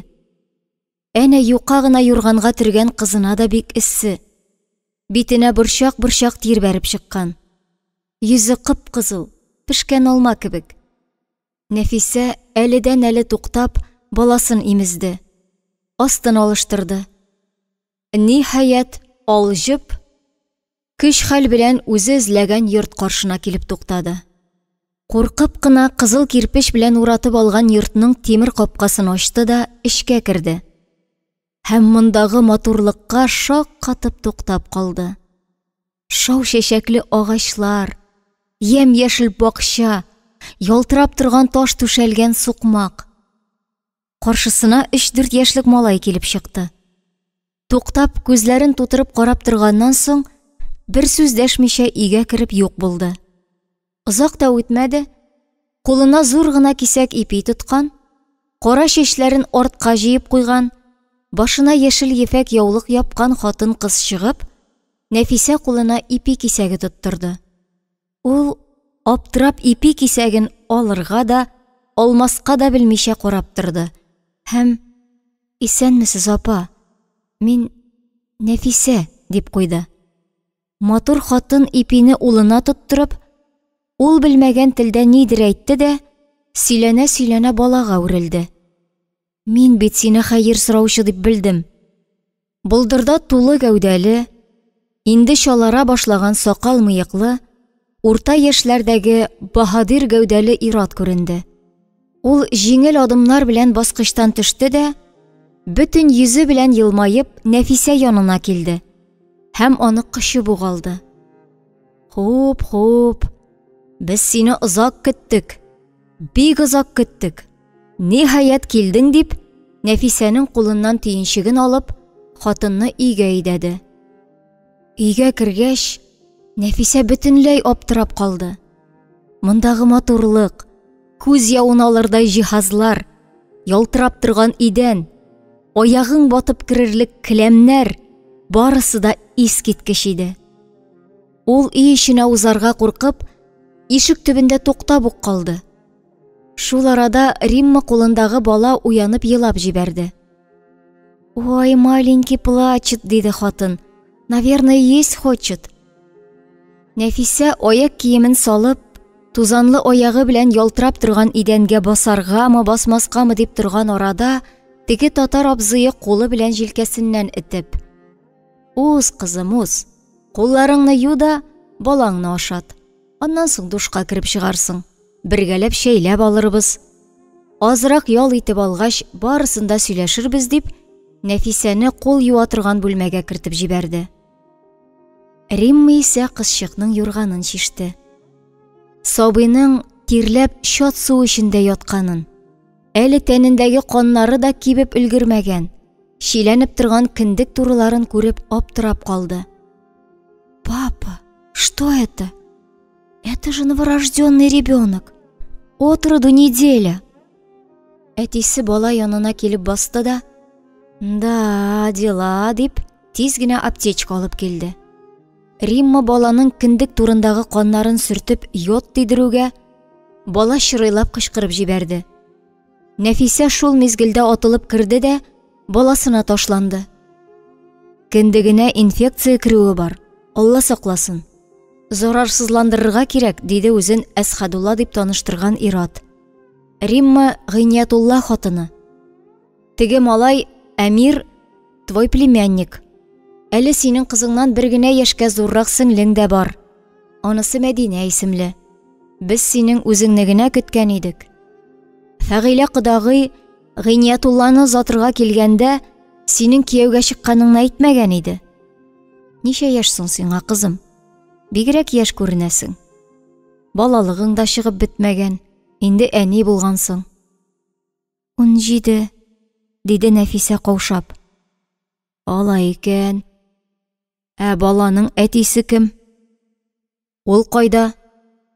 Нигә шундый озын юлга үзең генә чыгып киттең? Озата килүче булмадымы ни?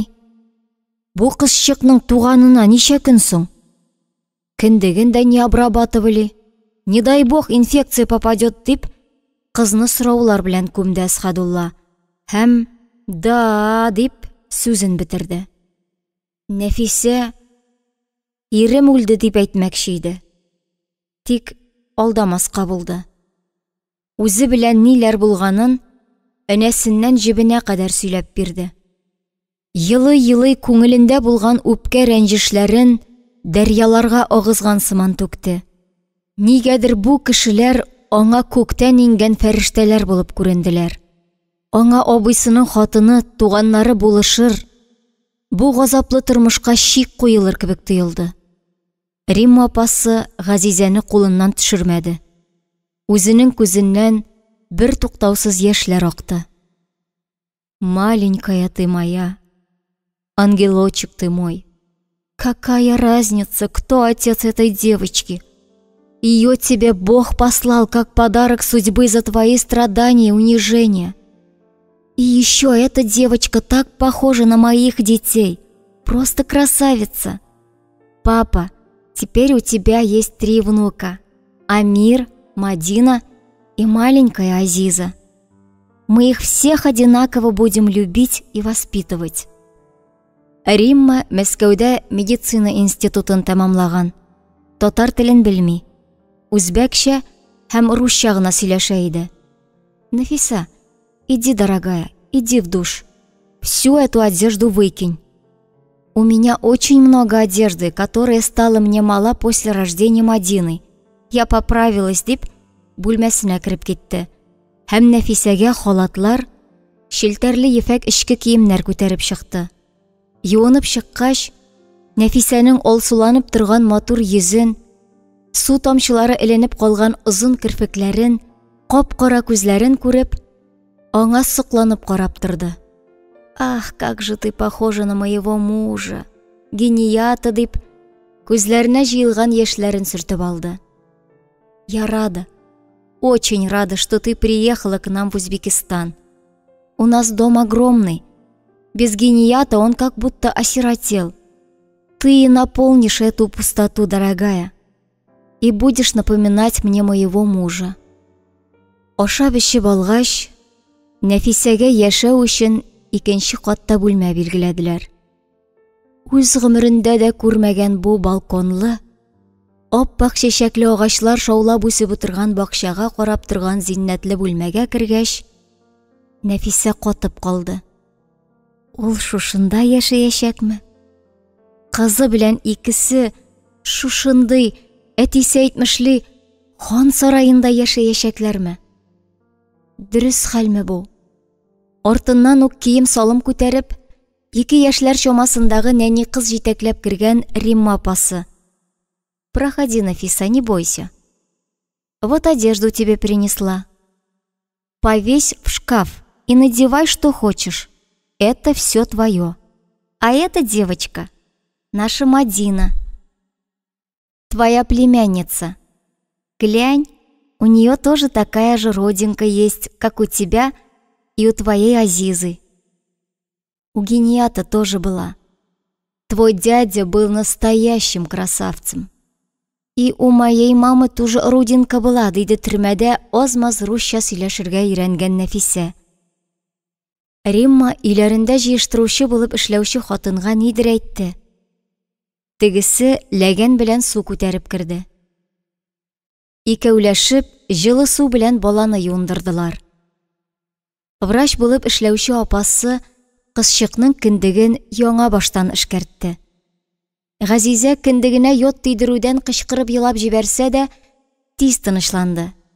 Әнисенең имиен кабып, мес-мес итеп имә башлады. Слава Богу, сепсис не начался, Бог спас. У вас очень крепкая наследственность. У меня гениат тоже никогда не болел. Убили. Я его так любила. И он меня очень любил. Римма тагын үксеп елап җибәрде. Как мне его не хватает. Больше года, как его нет. Нет отца моих детей. Ради чего он погиб, оставив детей сиротами, не понимаю. Ты, Нафиса, никому не говори о том, что с тобой случилось. Ты моя родственница. А отец твоего ребенка умер от воспаления легких. Его звали Абдрахман. Всем вот такую легенду рассказывай. Тебе отец сделает новые документы. И мы с тобой и Азизой начнем новую жизнь. С чистого листа. Все остальное забудь. А теперь иди спать. Постарайся не думать о плохом. Ведь ты ни в чем не виновата. Виноваты вот эти нелюди. А они свое получат. Не переживай. Римма Нәфисәгә тыныч йокы теләп, Мәдинә белән үз бүлмәләренә чыгып китте. Нәфисә кояш нурларының йөзен җылытуыннан уянып китте. Кичә кич арып-талып, ничә тәүлек буе юлда килеп талчыккан гәүдәсе, кайнар душта юынып чыкканнан соң, әйтерсең камырга әйләнгән. Аппак крахмалланган йомшак урын җиргә ятуга, тыныч тирән йокыга чумды ул. Газизә дә үз гомерендә беренче тапкыр юындырып, ашатып, кендекләрен зарарсызландырып яткырганнан соң таралып, рәхәтләнеп, моңа кадәр Мәдинә йоклаган агач караватта йоклап ята. Карават алсу пәрдәләр белән капланган. Кулың тиеп китүгә тибрәлә үк башлый. Кара, бер тапкыр да уянып карамады түгелме соң бу бала? Әллә елап та мин ишетмәдемме дип аптырап, Нәфисә Римма апасы кертеп тутырган киемнәрне элгечләргә элә башлады. Өстендәге шелтәрле төнге йокы күлмәге шундый матур, мондый киемнәрне аның төшендә дә күргәне юк иде. Киемнәр шул кадәр күп һәм затлы, Нәфисә буларны кая киеп бетерәсең дип аптырашка калды. Эшен бетергәч, балконга чыкты. Зур бүлмә кадәр киң балкон. Әллә нинди матур шүлмәкләрдә зур-зур яфраклы гөлләр. Кырый-кырыйларда аллы-гөлле үрмәле гөлләр үсеп утырган шүлмәкләр. Шулай ук өстәл кырыена 6 урындык куелган. Әллә җәннәт шушы микән дип уйлап куйды Нәфисә. Бакчадагы шау чәчәкле агачларның матурлыгы сокланырлык. Ялтырап торган таш сукмак буйлап тезелгән бүрек-бүрек ак, ал, кызыл, шәмәхә, түбәтәй хәтле чәчәкләр. Бер генә болыт әсәре дә булмаган күк йөзендә җиз табак хәтле булып кояш күтәрелеп килә. Балкондагы гөлләрне аз гына тибрәлдереп, сирпелеп кенә искән җил, тымызык һаваны йокысыннан уятып, Нәфисәнең чәчләреннән сыйпый. Шул ук вакытта Нәфисә шактый вакыт дәвамында оныта төшкән туган ягын искә төшерә. Зәңгәр сары мәтрүшкәләр, көмеш сыман аксыл әремнәр тибрәлеп утырган чакрактау, ялантау болыннарыннан килгән, балачак хәтеренә уелып калган хуш исләрне исенә төшерә. Әтисе мунча ягып җибәрер иде дә, калай ләгәндә мәтрүшкә, әрем кушып бәйләгән кайын себеркесен парландырып пешерер иде. Ә аның исе бөтен ишек алды хуш ис белән тулыр иде. Әти, сез кайларда йөрисез икән? Син үзең озатып җибәрәсе үзбәк якларына, мин ниндидер урау юллар белән, төрмәләрдә газапланып, өч башлы диюләрдән бала табып, түбәнсетелеп, мыскылланып, юлларымда төрле кешеләр очратып, сөйгән ярымны югалтып килеп җиттем. Иртәгесен нәрсә буласын да белмим. Мин алдагы тормышымны күз алдына да китерә алмыйм, әти. Мин бер ни дә белмим. Тик нигәдер күңел түрендә өмет, алдагы тормышның әйбәт булуына зур өмет бар. Әдәм баласының тормышы гел газаплардан гына торырга тиеш түгел ләбаса. Нәфисә Газизәнең тынгысызланып боргалануын ишетеп бүлмәгә керде. Нәни кызчык авызын ычландырып, әле күзен дә ачмыйча, ашарга ими эзли.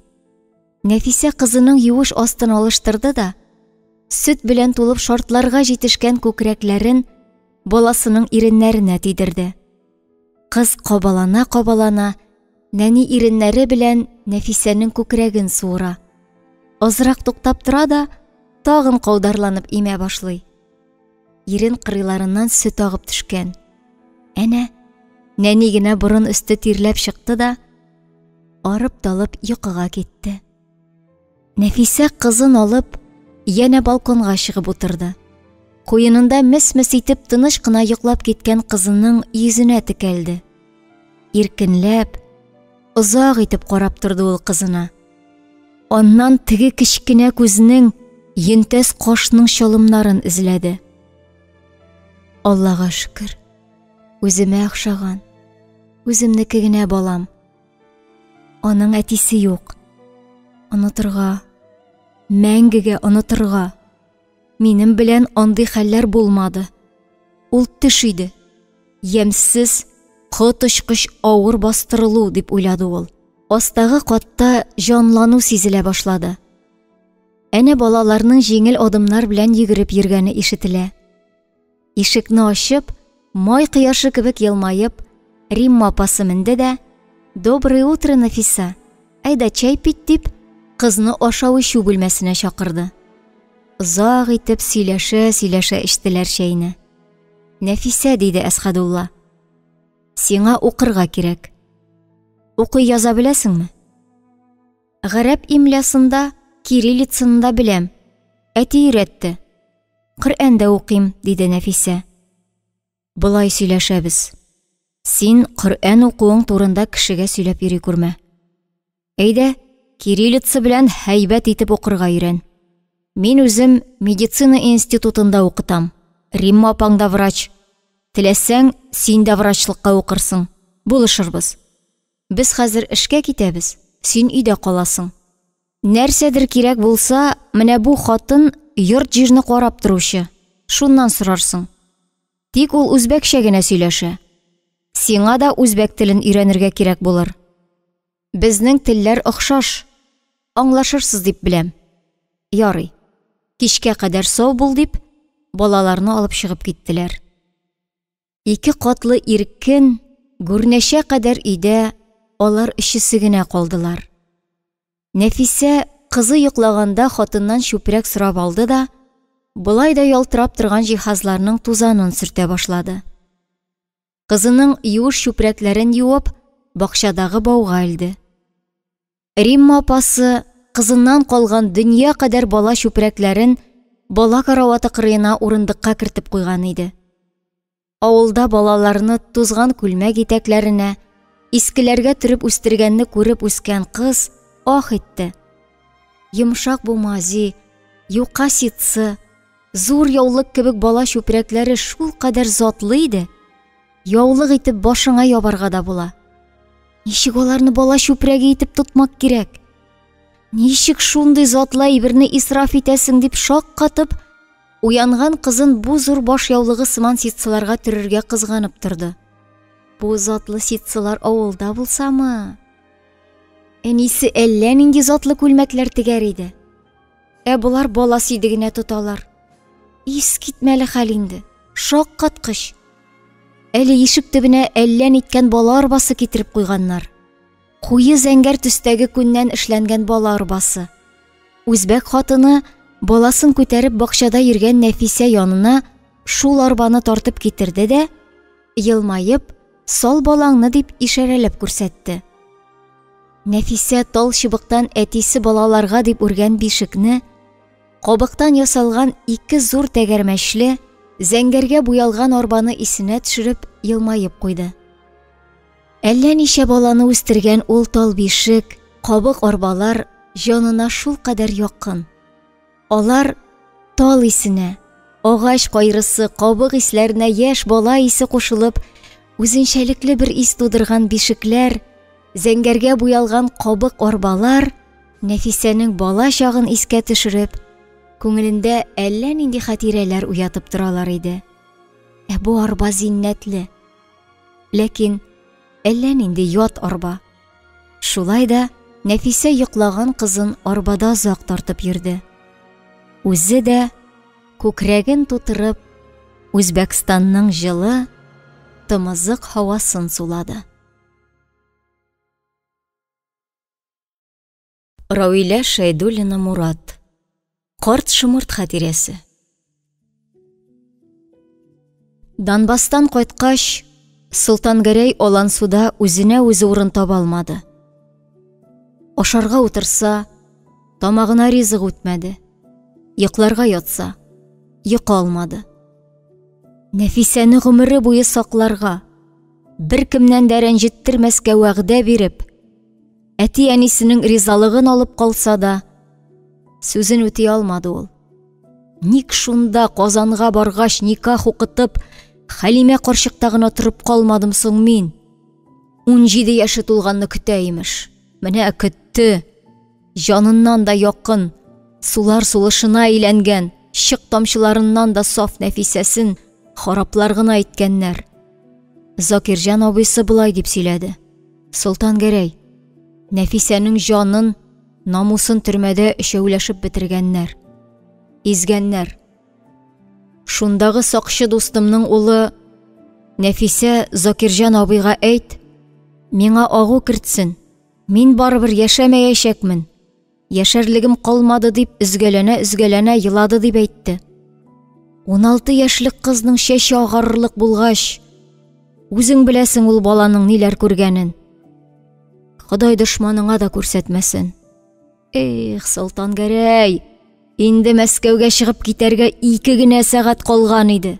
2 генә сәгать. Җитеш алмадык. Соңга калдык. Барлык кәгазьләрен дә әзерләп бетергән идем югыйсә. Закирҗан абый, минем бер генә дә Алансуда торасым килми. Нәфисәсез тормыш-мыни ул. Әгәр калага килсәм, син миңа эш табарсың микән? Хәлимә түтинең кечкенә бүлмәсендә торыр идем әле. Барыбер китәм мин. Казанга булмаса, яңадан шахта якларына чыгып китәм, диде Солтангәрәй. Ярар, дип ризалашты Закирҗан. Яңа бистәдәге меховойга эшчеләр кирәк дигәннәр иде. Сөйләшеп карармын. Хәлимә түти белән бүген үк сөйләшермен. Ул каршы килмәс дип уйлыйм. Чөнки икегезне дә бик яратып калган иде. Менә шулай итеп, Казанга күчте Солтангәрәй. Хәлимә түти сөенеп бетә алмады. Кайтуына ашарына эчәренә әзерләп торды. Урын җирләрен юып, атна сайын алмаштырды. Солтангәрәй иң беренче эш итеп, уенчык кебек сыерчык ясы ясап, карт алмагач кәүсәсенә беркетеп тә куйды. Чөнки Закирҗан Хәлимә түти бакчасындагы карт алмагачка сыерчык ясы ясап эләле Закирҗан абый. Әбинең күңелен күтәреп, рәхәтләнеп сайрасыннар, бәби чыгарсыннар, аларны сөенә-сөенә үстерсеннәр әле дип сораган иде Нәфисә. Әллә нәрсә генә шунда кулым җитми. Син, Солтангәрәй, Нәфисәнең шул үтенечен үтәмәссең микән дип гозерләнеп сорады. Ясыйм, Закирҗан абый, бик рәхәтләнеп ясыйм. Нәфисәләрнең үй түрендә уенчык кебек сыерчык ясы бар иде. Шул яга Нәфисәләр өенә кереп утырган галәүләр кебек чыпчыклар, килмешәкләр ияләнгән дип сөйләде авыл халкы. Ә монда сыерчыклар оя корыр. Рәхәтләнеп сайрашсыннар әле. Язның жылы җилләре карны ашап, күңелләрне күтәреп, бөреләр шартлап ачылыр алдыннан, Солтангәрәй Хәлимә түтидән инде ишелә башлаган иске сарайның ачкычын сорап алды да, аннан Габдуллаҗанның эш коралларын, көрәк, тырма, сәнәк ише әйберләр табып алып, якшәмбе көне буе бакча чистартты. Күптән ират кулы тимәгән алма бакчасын гөл иттереп куйды. Чүп чарларны иске тимер кисмәккә салып яндырды. Кырган агач ботакларын кисеп, алмагач кәүсәләрен акшарлады. Ауган кыймаларның рәшәткәләрен каккалап-суккалап, чиреп ауганнарын яңаларга алыштырды. Пишән базары лавкасыннан яшел чирәм төсендәге буяу алып кайтып буяп куйды. Әле шуның өстенә Габдуллаҗан ясап куйган эскәмияне сарайдан сөйрәп чыгарды да, яңа баштан ясаган кебек итеп төзәтеп, калган буяу белән аны буяп куясы итте. Хәлимә түти өйдә матавыкланып, Солтангәрәйнең җилкенә тирләп пешеп эшләвенә әллә нәрсә игътибар итмәгән иде. Әйдә, ашап эчеп ал дип егетне чакырырга чыккач, шак катты. Кулларыңнан куан балакаем. Әтиәнең сиңа юкка гына Солтангәрәй дип исем кушмаганнар икән.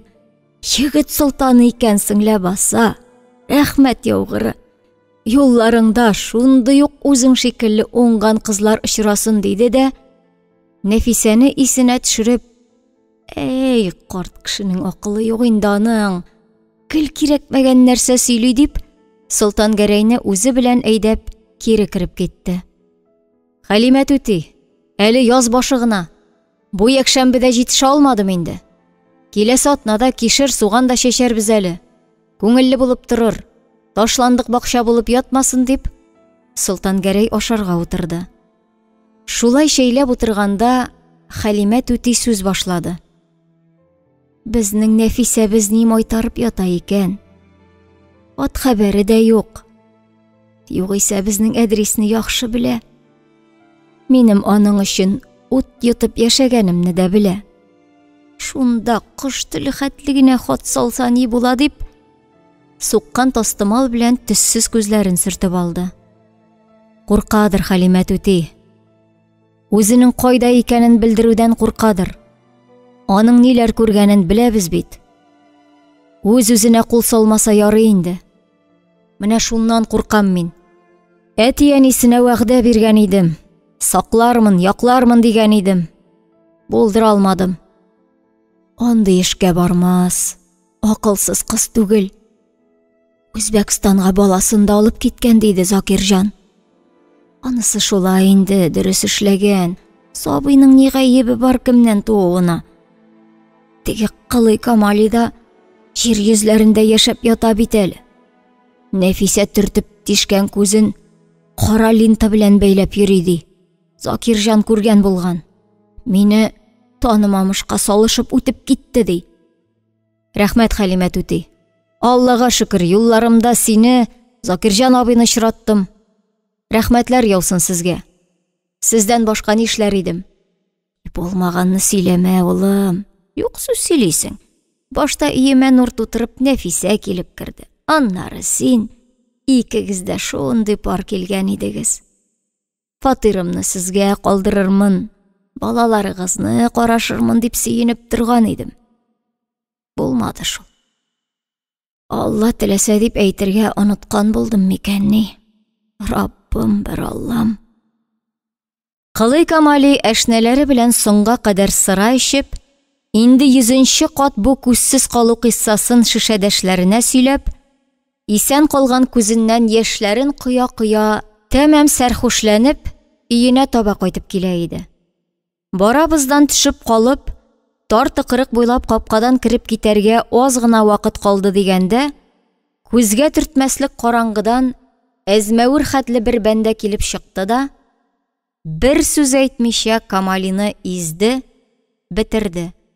Җиргә йыгылгач та әле нәрсәгәдер дөпелдәтеп типкән ниндидер тынык аваз яңгырап торды. Камалиның шулай сәрхүшләнеп, таң атканда гына кайтуына тәмам күнеккән хатыны да ирен эзләп чыкмады. Иртән иртүк урам себерүче хатын, әйле-шәйле күзен тырмап ачып урамга чыкса, тар тыкрыкта канга баткан жансыз гәүдәне күреп, шырылдап кычкырып җибәрде дә, өй аркылыгына булган милиция бүлегенә йөгерде. Икенче көнне бистә халкы ах итте. Бер күзле Кылый Камалины үтергәнче кыйнаганнар. Әле дә аңына килә алмыйча ята ди. Бер кулы сынган, борыны бөтенләй янчелеп, борынсыз калган. Хатыны бүлнистә янында саклап ята ди. Солтан Гәрәй үз бүлмәсендә гәҗитләр укыштырып ята иде. Ишек шакып, Закирҗан килеп керде. Керүгә сәлам да бирмичә, "Синең эшме?" дип сорады. "Ниткән эшем турында сорыйсың, Закирҗан абый? Хәлимә түтинең бакчасы турындамы?" "Ие, менә иртәдән төнгә чаклы җыештырдым, казыдым, буядым. Арылды." Закирҗан егетнең йөзендә бер нинди курку, үзгәреш күрмәгәч, ышанасы итте. "Син ишеттеңме соң әле? Камали аңсыз ята ди. Кичә билгесез бер адәм бетергән Камалины. Борынын бөтенләй кыймак ясаган, кулы сынган ди. Әле дә аңына килмичә ята икән. Үзенекен бу дөньяда ук алып киткән икән. Бер дә сөенмим, Закирҗан абый. Мин дип уйламыйсыңдыр ич. Алла сакласын. Әнә Хәлимә түтидән сора. Кичә кичтән бирле өйдән бер адымда атлап чыкканым юк. Ул җирәнгешкә кул күтәреп, төрмәгә кире утырыр хәлем юк әле. Нәфисәмне бетергәннәре дә бик җиткән. Тагын кемгәдер зыян салган булгандыр. Тик торганда кеше хәтле кешене кыйнамаслар. Анысы шулай, энем. Тик нигәдер иң элек үк башыма шундый уй килде. Солтан Гәрәй ишегенә будым. Ул әдрисен сорап тинтерәткән иде. Шундый курыктым. Тизәккә басма, исе чыгар диләр.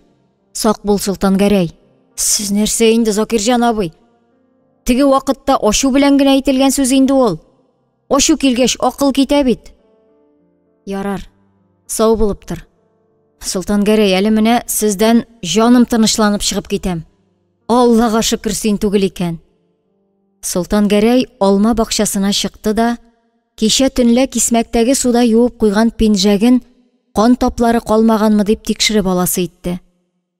Пинжәгендә кан таплары юк. Тик кисмәктәге су алсу төскә кереп, җәйге кояш яктысында ахактай җем-җем итеп янып тора иде. Солтан Гәрәй кисмәктәге суны алмагач төбенә аударды. "Әйдә әле, алмагач, үзеңне Камалиның каны белән сугарыйм әле.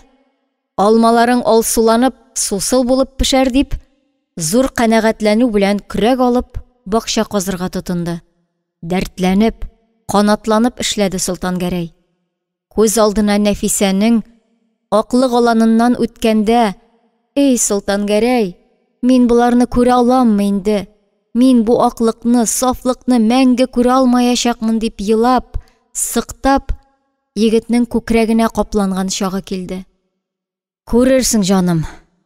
Без синең белән аклыгын да, шатлыгын да күрербез әле", дип куйды егет. Инде ничә еллар көрәк-сәнәк тимәгән, ширәм җиргә әйләнгән җирне башта актарып атып, аннан зур-зур кәсләрне көрәге белән вата-вата. Хәлимә карчык ах-ух килеп бакчага чыкты да, "Солтан Гәрәй, Солтан Гәрәй улым, син кичә өйдән чыкмагач, ишетмәгәнсеңдер дә әле. Кичә Камалины кыйнаганнар, бетереп атканнар, валлаһи. Борыны бөтенләй юк ди. Бәлеш иткәннәр ди борынын. Инде нишләр, бер күзе юк. Борыны да булмаса ничек яшәр? Анысында кара чүпрәк белән бәйләп йөрер. Бер дә исең китмәсен, Хәлимә түти. Ярый әле, мин кичә өйдән чыкмадым. Мин дип уйлаган булырлар иде. Көне-төне өйдә булганымны үзең күреп тордың бит, Хәлимә түти." Чыкмадың, улым", диде карчык. Үзе исән саугына була күрсен бу Солтан Гәрәй дип теләк теләде. "Көне-төне бакча җыештырдың. Кәчтүмеңне дә юып элгәнсең икән", диде Хәлимә түти. "Ие, юмасаң, меховой тиресе исе килә", дип җавап бирде аңа Солтан Гәрәй. "Ярар, Чиста булгач ару инде ул. Яхшы булган дип кире кирип китте карчык. Тәрәзә төбендәге аяк киеме эзләрен күреп, юеш чүпрәк белән сөртеп алды. Сораучы булса, көнөзөн өйдә булды дип әйтермен дип, Солтан Гәрәйнең аяк киемен дә юып куясы итте. Алла сакласын. Аллаһ Тәгалә сакланганны саклармын дип әйткән. Эй, дуамал, эй башсыз. Тәки үзенекен иткән. Нәфисә өчен үч алган. Төрмәгә ябып куйсалар ни хәлләр итәр? Инде шактый вакыт үтте. Оныта алмый Нәфисәсен.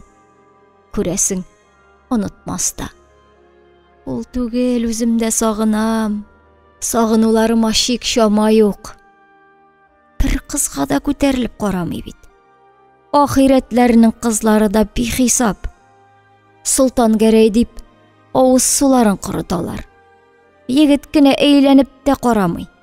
Озак тормас. Үзбәк якларына чыгып китәр.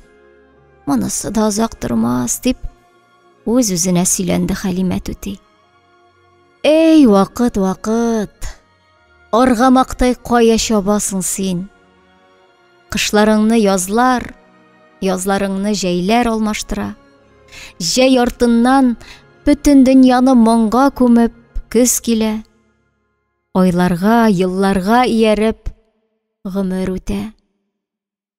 Әле күптән түгел генә тормыш тоткасы булган ирләр, хатыннар гомер көзләренә кирип баралар. Тормыш әкренләп аларның кичәге сабыйлары бүгенге яшьләр кулына күчә бара. 40-нчы елның язы. Шамил бүген армия сафларына китәргә тиеш. Алар авылдан 7 егет чыгып китәчәкләр.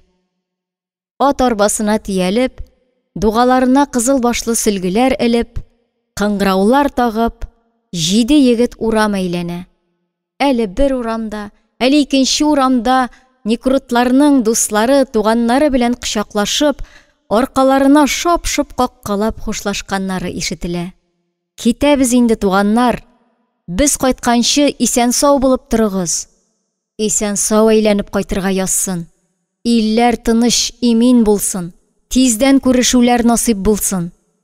Әллә нинди матур-матур сүзләр, теләкләр яңгырый. Кыз-кыркын әти-әнисе күрмәгәндә тәрәзә пәрдәләрен күтәреп, капка ярыкларыннан никрутларны күзәтә. Егетләр сөрән йөри һәм җырлыйлар. Алансы урамнары тальян гармун тавышына, җырга моңга күмелә. Кара урманнарның уртасында алай төлке уйный торган җирләр бар. Кара урман кергәчләй, кышлар сайраша, хайран тамаша. Инде китәсе никрутларның куен кесәләрендә сөйгәннәре бүләк иткән чиккән кулъяулыклар ята. Көтәрмен дип вәгъдәләр бирелгән. Туган илне, туган якны дошманнан сакларга китүче егетләрне атна буе туган тумача кунак итә. Никрутларны кунакка чакыру татар халкының күркәм гадәте. Аларны чәйгә алу чиратка салынган. Җырлы-моңлы бу кичәләр. Бүген күршеләре чакырса, икенче көнне туганнары шулай өй борынча никрутларны кунак итәләр. Тальян моңа, җыр агыла. Башың яланбаш икәнләй, бөркән зәңгәр шәлеңне, чит җирләрдә бик күп йөрдем, белә алмадым хәлеңне. Ал яулык, зәңгәр шәл, үткән гомер бигрәк жәл. Әйт шуны, Сәлимҗан, ай һайыздырәсең, прәме йөрәкләргә үтеп керәсең, моң үзеңдә билләһи. Ах, Ырымбур кала, сахра дала, күккә тиеп тора манара. Сау булыгыз, дуслар, без китәбез, бәлки күрешә алмабыз тиз ара. Күрешергә язсын, исән сау күрешергә язсын. Менә Гырнадирдай җигет булып үсеп җиткәнсез. Сугышлар гына була күрмәсен. Алла буйырса, әйләнеп кайтырсыз. Армиягә бармаслык чирле чинкә түгел, шунысы шәп. Әнә, армиягә бара алмаучылар үзәкләре өзелеп сезне күзли. Әйдә, Сәлимҗан, тарт Талияның күркен, бездәге шатлыкны бөтен дөнья күрсен. Ах, Ырымбур кала, сахра дала, күккә тиеп тора кара тау. Сау булыгыз, дуслар, без китәбез, бәлки күрешә алмабыз, исән сау. Сәлимҗан үзе уйный, үзе күкрәк тавышы белән җырлый. Ятим үскән егет, андагы моң, җырны табындашлары күтәреп ала. Ах, Ырымбур кала, сахра далай, йылкылары чыккан бәйгедәй. Сау булыгыз, дуслар, без китәбез, бәлки күрешә алмабыз мәңгегәй. Шулай атна буе 7 егетне туган тумача күрше-күлән кунак итә. Инде менә иртәгә иртүк атларга тиялеп, Теләчегә военкоматка җыелачаклар. Авыл яман суланып тынып калыр. Сөйгәннәрен узатып калган кызлар, атна айларны санап, илебезнең төрле төбәкләреннән килгән өчпочмаклы хатларны көтәрләр. Сугыш кына була күрмәсен. Илләр генә тыныч булсын. Аллага шөкер, авыз тутырып, ипекәй ашый башладык. Инде 14нче яшенә чыккан Нурания да, егетләр үзләре турысына килеп җиткәч, сеңлесе Сония белән урамга чыкты. Бүген Шамил абыйсы 3 елга армия сафларына китә.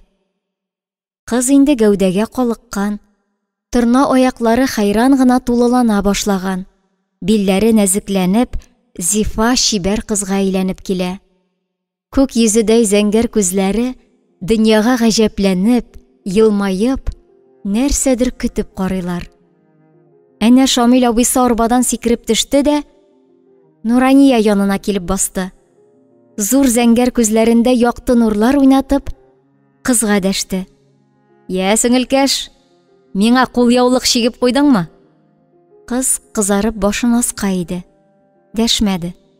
Нигәдер күзләренә яшь җыелды. «Ярар, мин кайтканчы үсеп куй, яме?